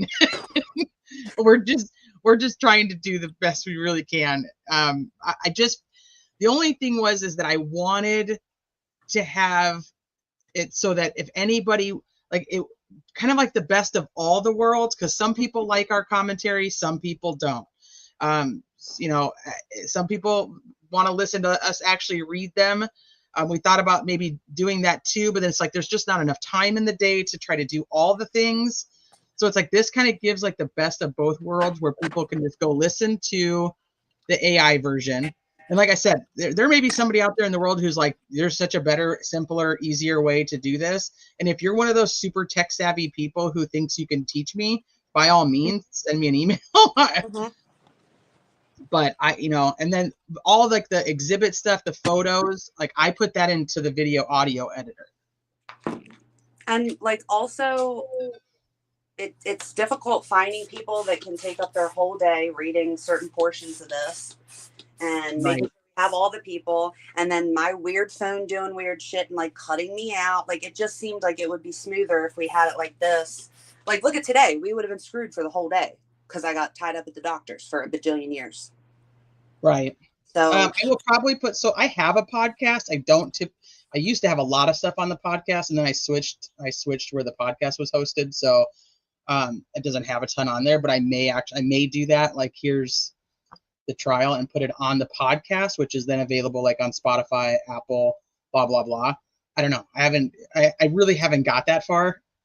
I mean, like I said, the way we're doing it right now, it is extremely tedious. That's why I'm like, if there's I just don't have time to learn a better way, if that makes sense. Like, I don't know how, we know how to use this app. We're becoming more proficient at using this app. And my husband's like, you should just be able to do X, Y, Z, blah, blah, blah, and make it easier for you. I'm like, I don't have time to learn all of that. Like, you learn it and tell me how to do it, and I will do it that way. But right now, I'm just trying to crank these suckers and get them out to you guys as quick as we possibly can, so you guys can hear them. I want you guys to know that this is seriously cut into me and Teresa's tea time, because we spend most of our time not even able to answer messages because we're just tied to the computer. Oh, Teresa. I haven't. I'm behind on my email again. I finally got on YouTube again last night to listen to somebody else talk for a hot minute because I was so tired of listening to this trial. See, I don't have to listen to it. You do. I just listen to the first one to make sure like it's like a test one. Well, I have to like go through and like edit the volume on them. I know you do. I know. So I told them earlier, I said I'm going to do like a members only live and just show them like in the background like what we're doing. Yeah. You'd get it then for sure. But I figured this out, and I meant to tell you, but then I was held hostage all day at the doctor's. But you remember I was like, this is taking so long because you spend 90% of your time waiting for it to download. Yes. Right? Guess what, Teresa? What? You can exit out of that, and it'll keep downloading, and you can keep working.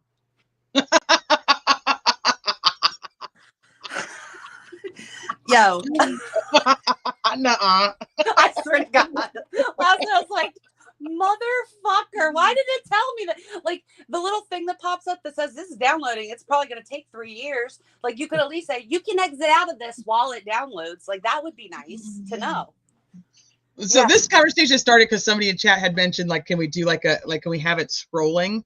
And Sleuthy had actually suggested that too, like instead of like, because I was like, well, I don't know how to make an AI video, so she's like, just have the transcript like scrolling. I'm like, then I'd have to have like a whole transcript scroller thing. You'd have to be sitting there screen recording your thing, and I'm like, I don't know, man. I don't know. This is like, it's too much. It's too much. I'm really impressed that you've like found the pictures of these people. Like. The problem is that I have a much better picture of Mitch, and I, for whatever reason, use this, and it looks like his ear is like up here. Dude, like I said, Teresa does a lot of the having to listen to all of it. I listen to the first, and then I'm like, just to make sure the voice is okay, because I did waste a lot of time. I found a voice for Steve Mullen, but I forgot that I had sent Teresa the clip of Steve Mullen to use Steve Mullen's actual voice. And the first one that I tried, as soon as I played it, it was like all these normal people, and then he's like, I don't know what Nick said. If he's like, "Is your name Steve Mullen or something?" And Mullen goes, "Yes." I was like, "Oh." That's what the majority of our day is. Us so many laughs, sending each other laughing on how inappropriate AI is at points in time. And where it just starts, and Latrell sounds like Obama for whatever he did, reason. but I forgot I had his voice too. But now his voice is his voice. See, I got so so there's like a whole testimony where it sounds like Obama is like direct examining. I think the AI voice is like political, like high class political man or something. It makes sense that it's Obama, I guess. So so if somebody else was like, can you just put the picture up like back and forth of like who's talking at the time? And I'm like, I can't. You're free to do that, whoever you want. I physically can, but like I can't. Like I can't. I'm too tired. I'm too done. We started this project. I'm almost at my 1,000,000 characters already, and I'm about to finish day 4. I pretty much will have it all done. That's why I said we'll have to just do like a members only. Just like make a bloopers reel at some point. You should hear like our voice messages to each other, because it's that's a good idea. That laugh sounded like the last of your sanity leaving you. Do you have one? Maybe you can play. Are you on your phone or no? I am on my phone. I was like, oh, maybe you can play one, but hold on. Let me see. I don't. Let me see one of the last ones I sent you. Oh shit! I mean, I remember when you sent the one about Derek, and you were like, I don't know why, like he randomly does like. Like they do. They like her. They're like. Hold like on. Hold on. Can you hear this? Yes. Put him in the drive. So first of all, he's got like an English accent or some type of accent, so it's already funny. But then he huffs a lot, so he'll say like, "Yes." Then I went back and listened. It's all I heard. I don't know them. What is wrong? What's wrong with this guy? Okay, so I have an idea. Oh, that's not the right one. But these are like me just like randomly, because she's busy and she doesn't respond to me right away, and then vice versa. And so it's just me sending like random messages like, what is wrong with this testimony? Why is he go back to the other one the other night where I messaged you at like 2:30 in the morning. I'm still awake, and you're like, I'm so glad you're still awake because I'm listening to this and this is what it's doing or whatever. What was that? Oh, where was that one at? Hold on, let me see if I can find it. Is it this one? No, that's just a regular old clip. Hold on. I know we have so many in here.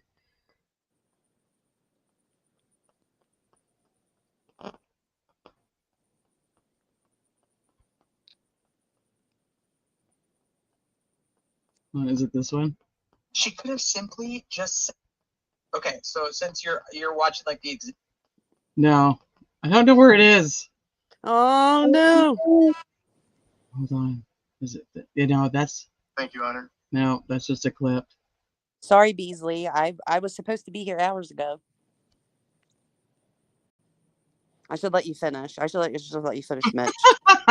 Just finish, Mitch. You've done it all your own. Dude, this is us focused. For real. This is why all of them are going to be up where you don't have to listen to us at all. The day is almost over anyway. I think there's like 10 minutes left, but we can finish it, and then it can just be the two old ladies doing whatever the fuck we want to do. Okay. Even though I don't think Sleuthy's very old. I'm 73.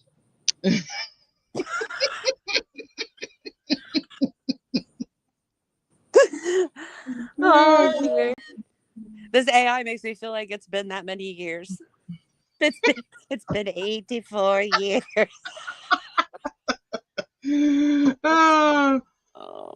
Oh shit. Okay.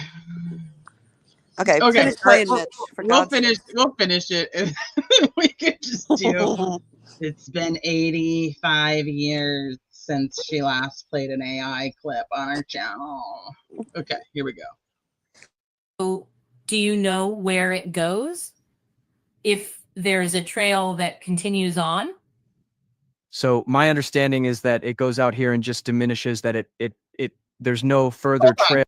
This is about Abby and Libby and just laughing, and they're just laughing and giggling. We are laughing and giggling about our own experience of having to create this. If that's something that you don't appreciate, I apologize. Once again, there's a playlist that's called the Delphi trial, and you can literally just listen to this. Other than that, I am going to say whatever the fuck I want, whenever the fuck I want, regardless of who I'm talking about. So this might not be the place for you to hang out. If you want to just listen to the AI, please feel free. They're in the playlist called the Delphi trial. Other than that, I've put probably 50 hours, 60 hours of my life into doing this for the last week. If I want to stop and talk shit and laugh with one of my friends, I'm going to fucking do it. Yeah. So, enjoy your day. And I also want you all to know that Oj, her voice was killing. Was it day 2, Teresa, or day 3 where I finally changed her voice? I changed it, and it is a little better. Might be I know day it's 3. okay. Yeah, so she will eventually get better, but because she was killing me, I think we changed Baldwin too. So, all right, I'm gonna cook pork loin. Genius and hilarious. God. Go away. Yeah, fucking buzzkills, man. I don't even remember anybody saying like thank you. Yeah, really. Really. No, I it's guess I just like oh getting my yelled god, at I can't believe that you guys are gonna not be serious for a minute in your own live, even though you've given us like your entire week to do this, and you don't Gray Hughes appreciate it. Gray Hughes Yes, would not Sammy, be doing this live for less than blocked him. $1,000. He would not be doing these AI videos. He would not be doing these lives for less than $1,000. Just to let you listen. Like, how much money can we raise? That's designated as the trails or the bridge. Okay. All right. Well, not you guys. I didn't mean then you I didn't even need to bring you down here then. Okay. I'm sorry. That's all right. I won't do it again. Now, you're aware that during that evening, after you left and went home, there was a very I didn't mean thank you from you guys. That's not who I was talking in particular about. very extensive search. Is that right? So when I went home, I knew that other units were looking. I was not made aware of the magnitude of people that were coming out. And was it when you left at about 6:30, was it dark? Yes. Did you see any flashlights? I did not. You also, after February 13, you were pulled off of road duty Yes, that's correct. and you worked the tip line? Yes. Okay. And that consisted of receiving tips and going out and investigating them? I apologize. So I did not do any phone calls on the tip line. It was simply tips that we had received previously, and I went and followed up on those. Okay. Do you recall how many tips you followed up on? I do not. It was several. How long was that your job to follow up on those tips? It wasn't a full year. I would say several months out of the year. I don't recall how many months it was. And did you ever investigate any tips related to Richard Allen? I did not. Did you ever hear of any? No. I have some questions that are probably outside the scope of direct. Do you want me to do it now or call him back? Judge, may we approach? Sure. Go over here. Sidebar conference conducted. Judge, I don't have any problem with her doing those as long as they're relevant to what we're discussing at this point. Relevant to what? What we're discussing at this point, the part of his job, Oh, no. the tips, leads. Just courthouse security stuff. How is that relevant to the guilt or innocence of Richard Allen? I think it's very relevant in that we're going to be talking a lot about the circumstances of his detention and whether he can have private conversations with his attorneys. That's about 3 questions. In the deposition, there was a lot of focus on that, especially about why can't he have, and I don't see how that's relevant to this deputy. And I would object to any questions involving that, Judge. Yeah, I don't know how that's relevant. Oh, well, I mean, that's our presentation will be the circumstances of his detention and how that has led to the deterioration of his physical and mental state and the circumstances surrounding these incriminating statements. What does that have to do with him? Well, because Is he a jailer? he's in charge of courthouse security. And so it's his job. Well, courthouse security is different from jail security. We can make an offer of proof. Okay. Are you done with him then? No. I got a couple follow-up questions. Two really. Okay. And then we'll be done for the day? Yeah. Sure. Okay. Sidebar conference concluded. All right. Mr. McLeland, you've got any redirect? Judge, yes. Thank you. Just 2 questions. Officer Catron, I'm going to have you stay on the witness stand, but at any time while you were driving out of Weber's driveway, that private drive, did you ever stop and go down to the creek and look in this area? No. Anytime you looked in this area, was it from your vehicle? Yes. And is your testimony here today that you didn't see anything in this area? That is correct.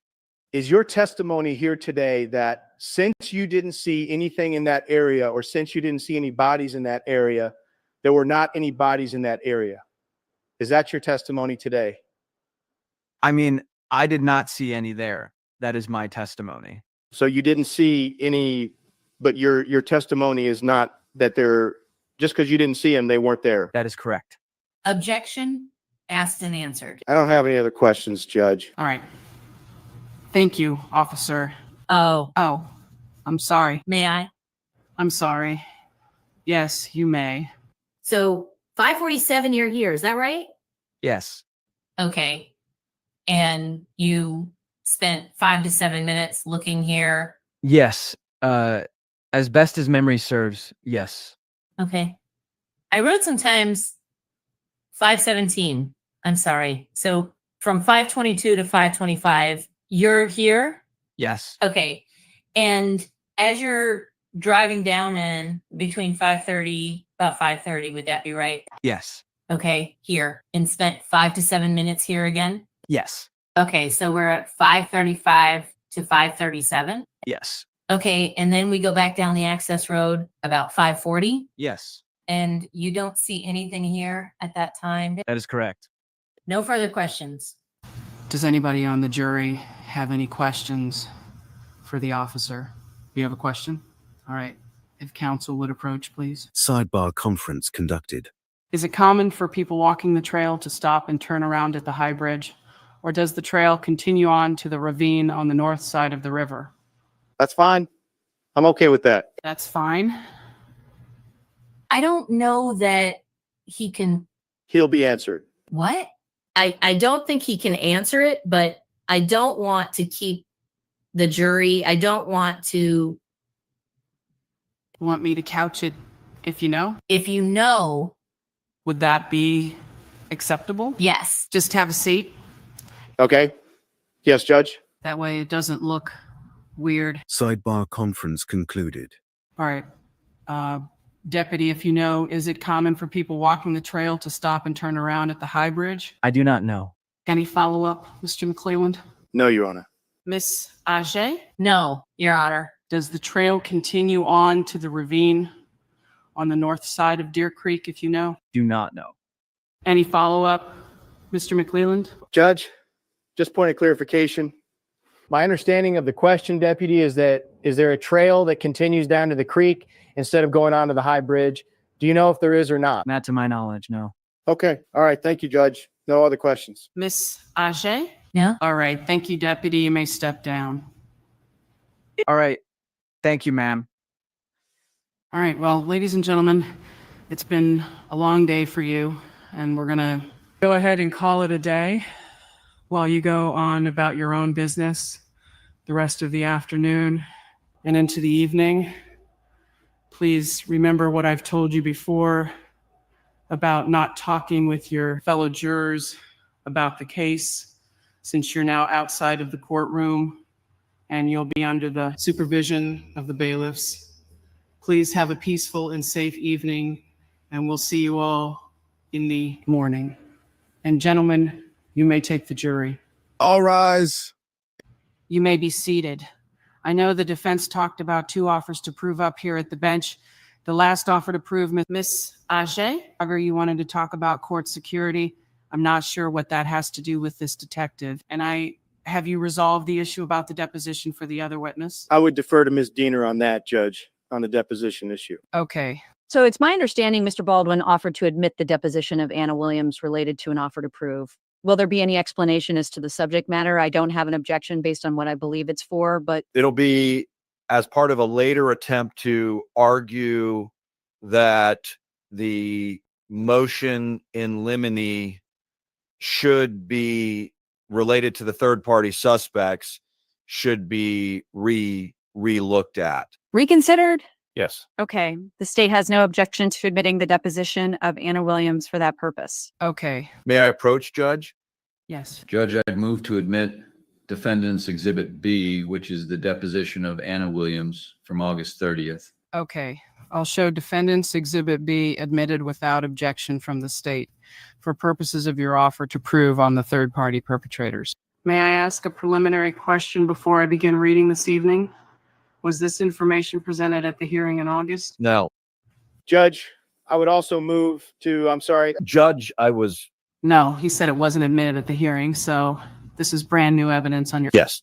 offer to on your motion. Limine? Yes, that's her deposition. That was from August 30th. So it was just after the motion. No, the motion hearing was July 31st to August 1st. Right. So this was done, this could not have been presented prior. This is August 30th, Judge. I understand that this is August 30th, but you had this information previously? No, I did not. I did not. Okay. So that is your offer to prove then Yes. on Miss Williams? So she does not have to be recalled as a witness? No. Okay. Judge, just one housekeeping matter. The picture that we stipulated to, I think it was State's Exhibit 5. I'd like to formally admit that at this point and have your court reporter mark this exhibit. Oh, thank you. Yes. That was the digital. It was in the back of the TV, Judge, and I just want to make sure it's housekeeping. I marked it so I don't forget it. So. Okay. Thank you. Nothing further than from the state? No, Judge. At this moment? At this point, no, Judge. Okay. All right. Thank you. And you then wanted to have an offer to prove on the deputy that just testified. Your Honor, we're going to defer that until probably our case in chief. Okay.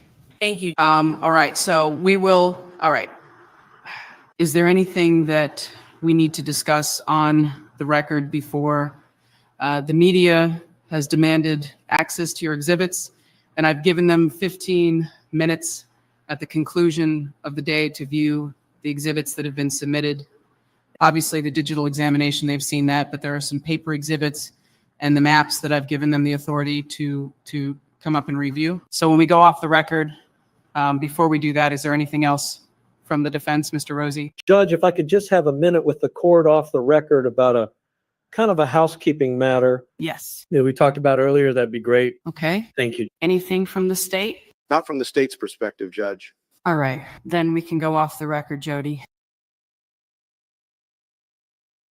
Okay, so that is the last testimony of day one with Mitch Catron, however they actually say his name.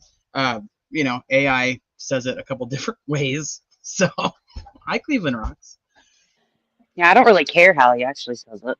I couldn't hear it because I wasn't allowed to watch or listen. So, Right. We wouldn't even be having this conversation about all of this if we could have just watched the damn trial back in October. So, okay. Now the two old ladies can cackle. All right. So thoughts, feelings, questions, any commentary that you want to add? Sleuthy, anybody in chat? Oh, thanks, Luke. I appreciate it. We appreciate it. It's definitely not as easy as I thought it was going to be.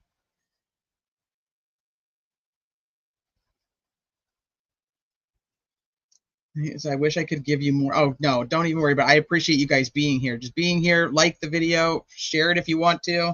I mean, that's just a huge help. And anything on top of that is, you know, is very much appreciated. I'm tired. I feel like I've been up for 7 days. Yeah, it's definitely, there's a lot behind. That's why I said at one point I'll have to do a behind the scenes of it. I think that the question is, was it worth it? That's the question for you guys, because I mean, if it's worth it for you guys, it's worth it for us. If it's not worth it for you guys, then it's not worth it for us. You know, that's really what it comes down to. You know, like I said, I mean, the whole point was so that it could be in the playlist on its own, and not everybody has to listen to us old hens cackle if they choose not to, or do whatever, you know, we do on a live. You can just go straight to the playlist and listen to it from there. Oh, sorry, woman. I didn't see that. So yeah, if it's worth it to you guys, we're all in.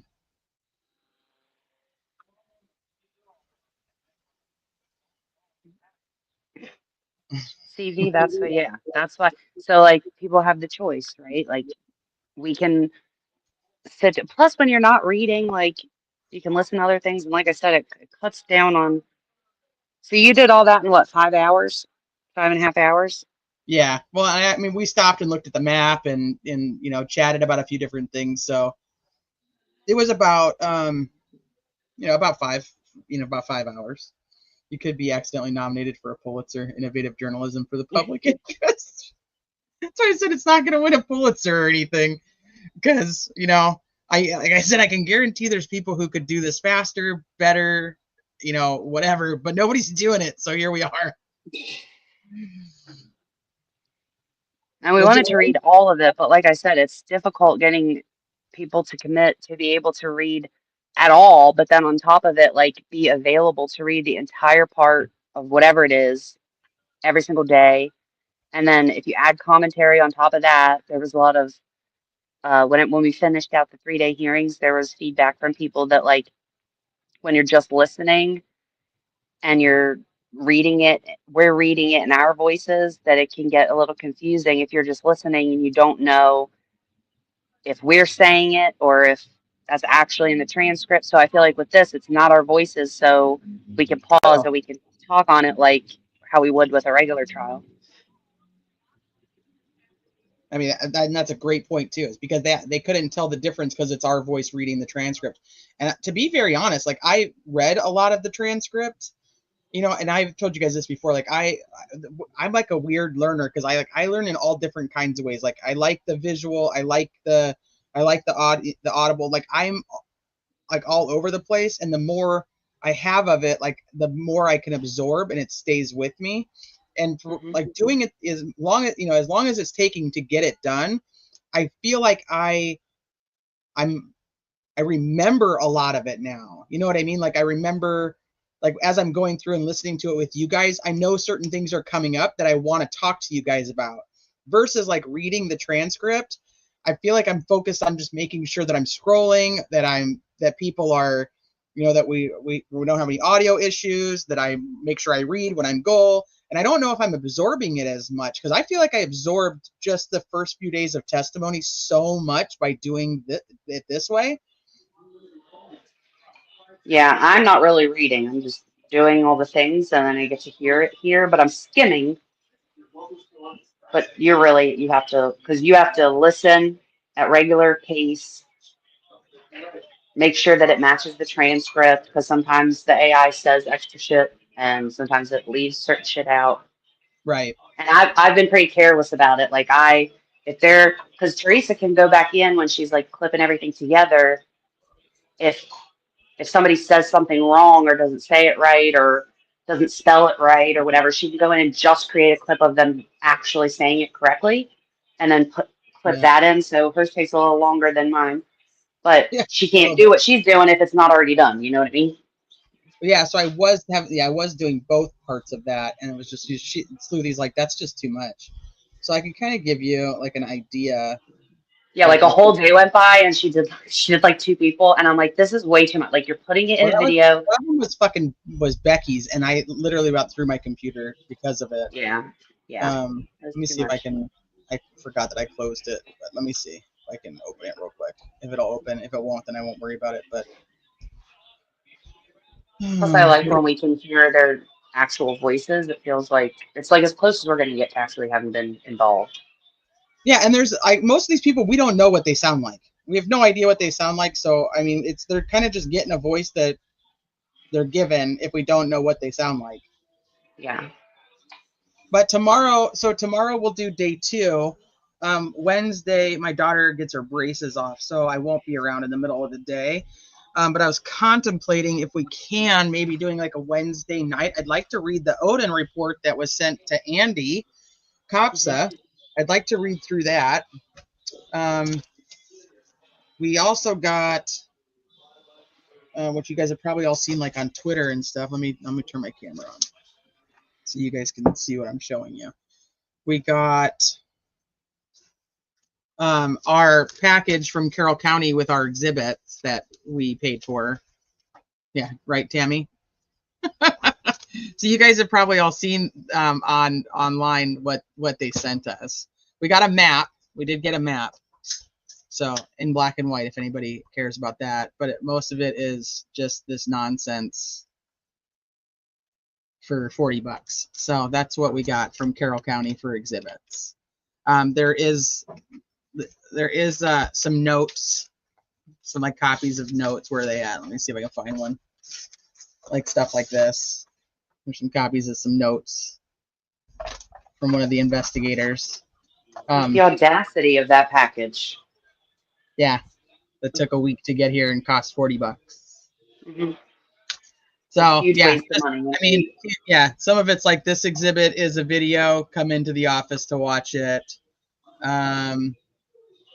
I agree, Chelsea. Like, if it's redacted, you shouldn't be. How dare you charge people $1 a page if it's redacted and there's nothing on it? I mean, there's nothing there. Most like I'd say at least 90% are shit.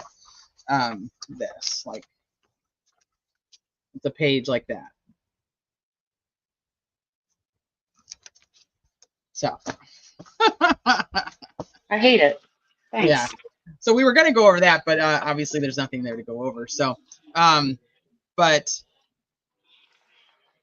ultimately, like I was saying, so Wednesday, I was thinking Wednesday, maybe Wednesday night, we could just do like a regular old school Delphi live like we used to. Go over like the Odin report, talk about whatever the hell we want to. So tomorrow we'll do day 2 of testimony, and then Wednesday, Thursday, somewhere right there we'll do just a regular old school Delphi live. Go over the Odin report and whatever else new that's been up. And what else? So that packet of stuff is actually from Carroll County. So that's from Faith and Renee, not from Jody's office. Jody sent me an email and said that she returned my check via USPS, the cashier's check.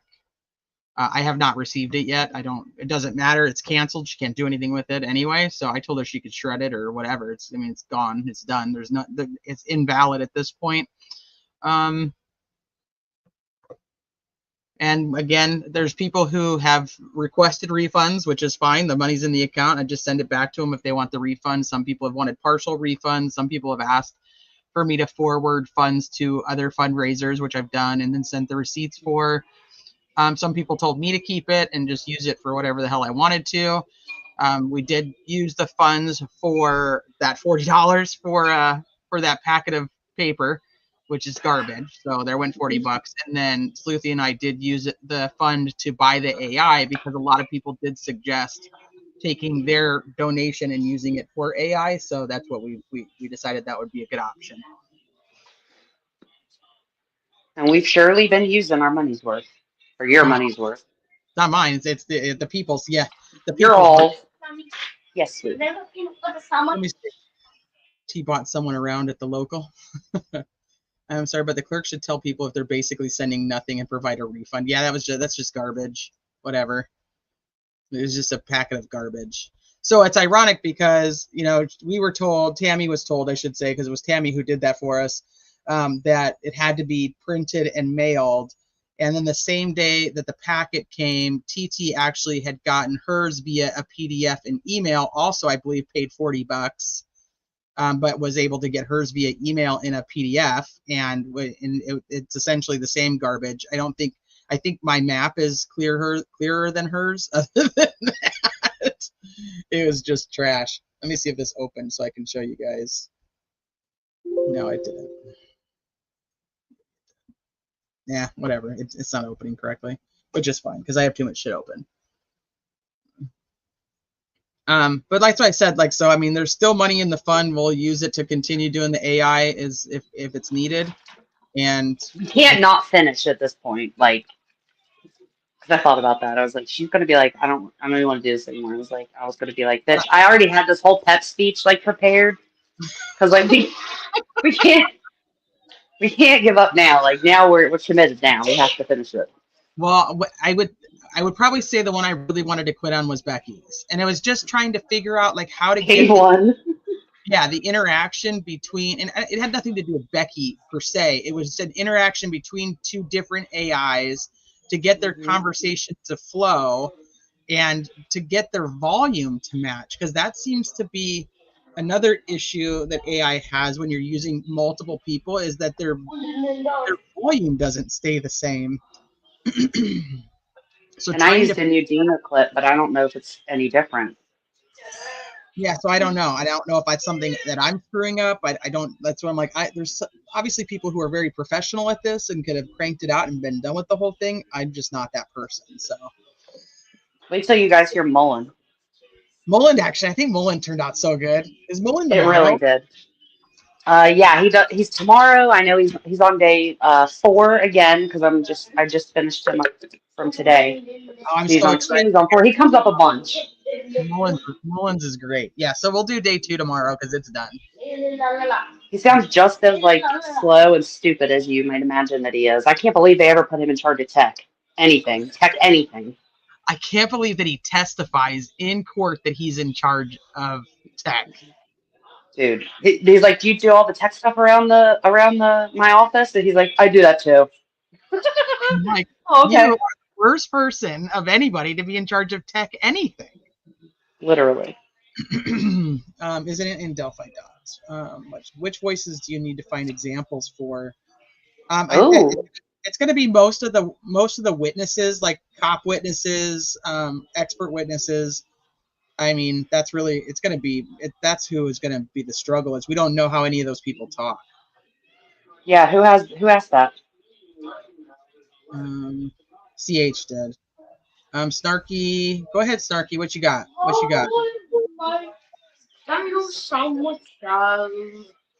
So Trial Junkie, will this video go up as day 1? So this video will stay in the Delphi Murders playlist. The Delphi Trial playlist will only be for the AI testimony on its own. So there'll be no live conversation in there. So it's just going to be straight through Delphi. The Delphi trial will be only AI testimony. So if somebody wants to actually like go like listen to the trial from start to finish, it'll just be there to do it. Dude, don't do a Mullen on dust. We have to. He's testifies like 4 or 5 times. The fact that DP, etc., were at the trails taking pictures is highly important. Yeah, because we don't get most of their pictures. I would like to know why we don't have Dave McCain's pictures, since he's the one who was actually there at the time that this crime was potentially occurring. Happening? State. Yeah. And he supposedly turned over his camera, didn't he? Yeah, they have him. We just didn't see him.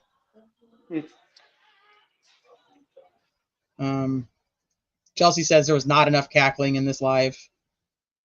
It's fair. That's entirely my fault. I'll blame the kid. I blame the kid. Let's see if there's anything else in here that I might have missed. Yeah, me too, Trial Junkie. The AI software was a great investment. I concur. I do agree too. I mean, I don't want to sound like I'm bitching a lot, even though I am. But once it's done, I think I'll be very happy with that. Like I'll be very happy that we did it once we've done it. Yeah. I just, it's the getting there that's not always the funnest, but let me see. I think I just have to publish Mitch and it all should be, so all day one should be out. So right now, opening statements and all of day one testimony is in the playlist. And then tomorrow we'll put day 2 in there. Yeah, so tomorrow we get Mullen, we get Jake Johns, and we get Pat Brown. And I think tomorrow, tomorrow's a half day. Yeah. No court updates. Dave or Dan McCain took a picture of DP and his little friend on a disposable camera. So here's an interesting little thing about that too, woman, is according to Shelby, Dave McCain didn't even acknowledge her, and that he had a camera around his neck, like hanging from his neck. And he also has a little camera pouch, fanny pack thing that he wears pretty consistently.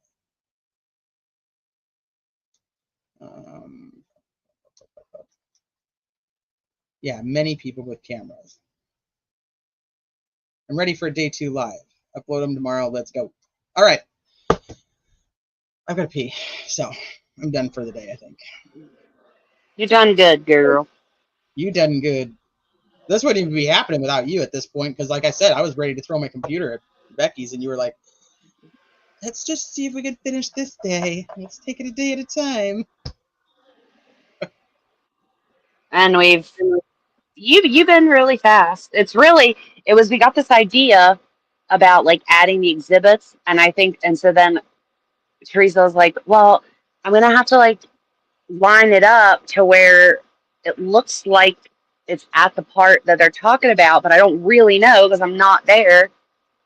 Oh, and I was video. like, yeah, fuck it, just throw it in there. I'm like, yeah, just throw the drone video in there. Who gives a damn? Just put it up there.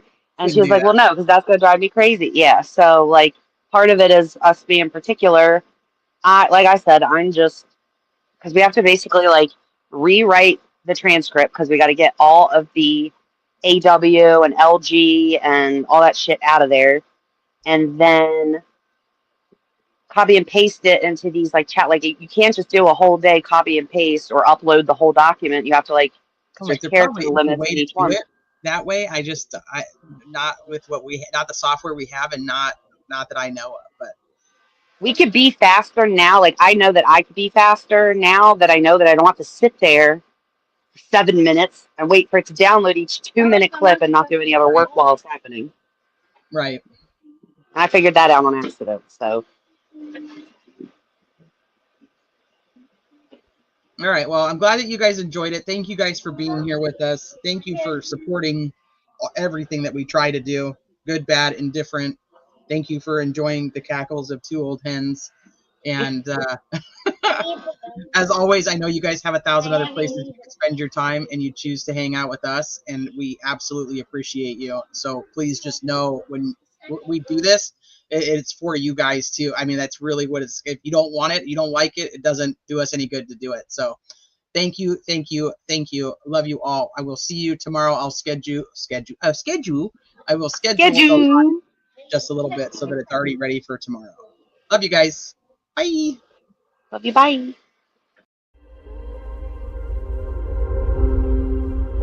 Do you dare to follow me down? Head into the unknown.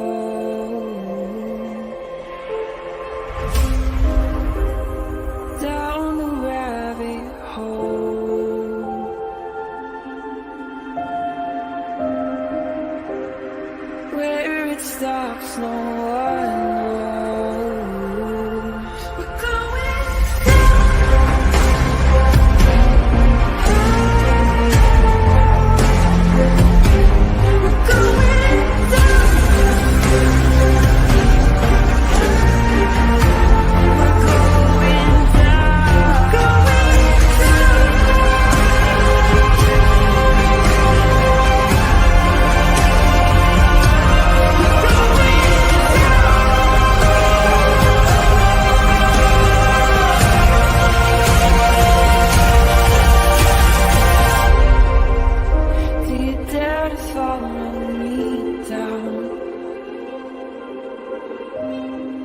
headed into the unknown.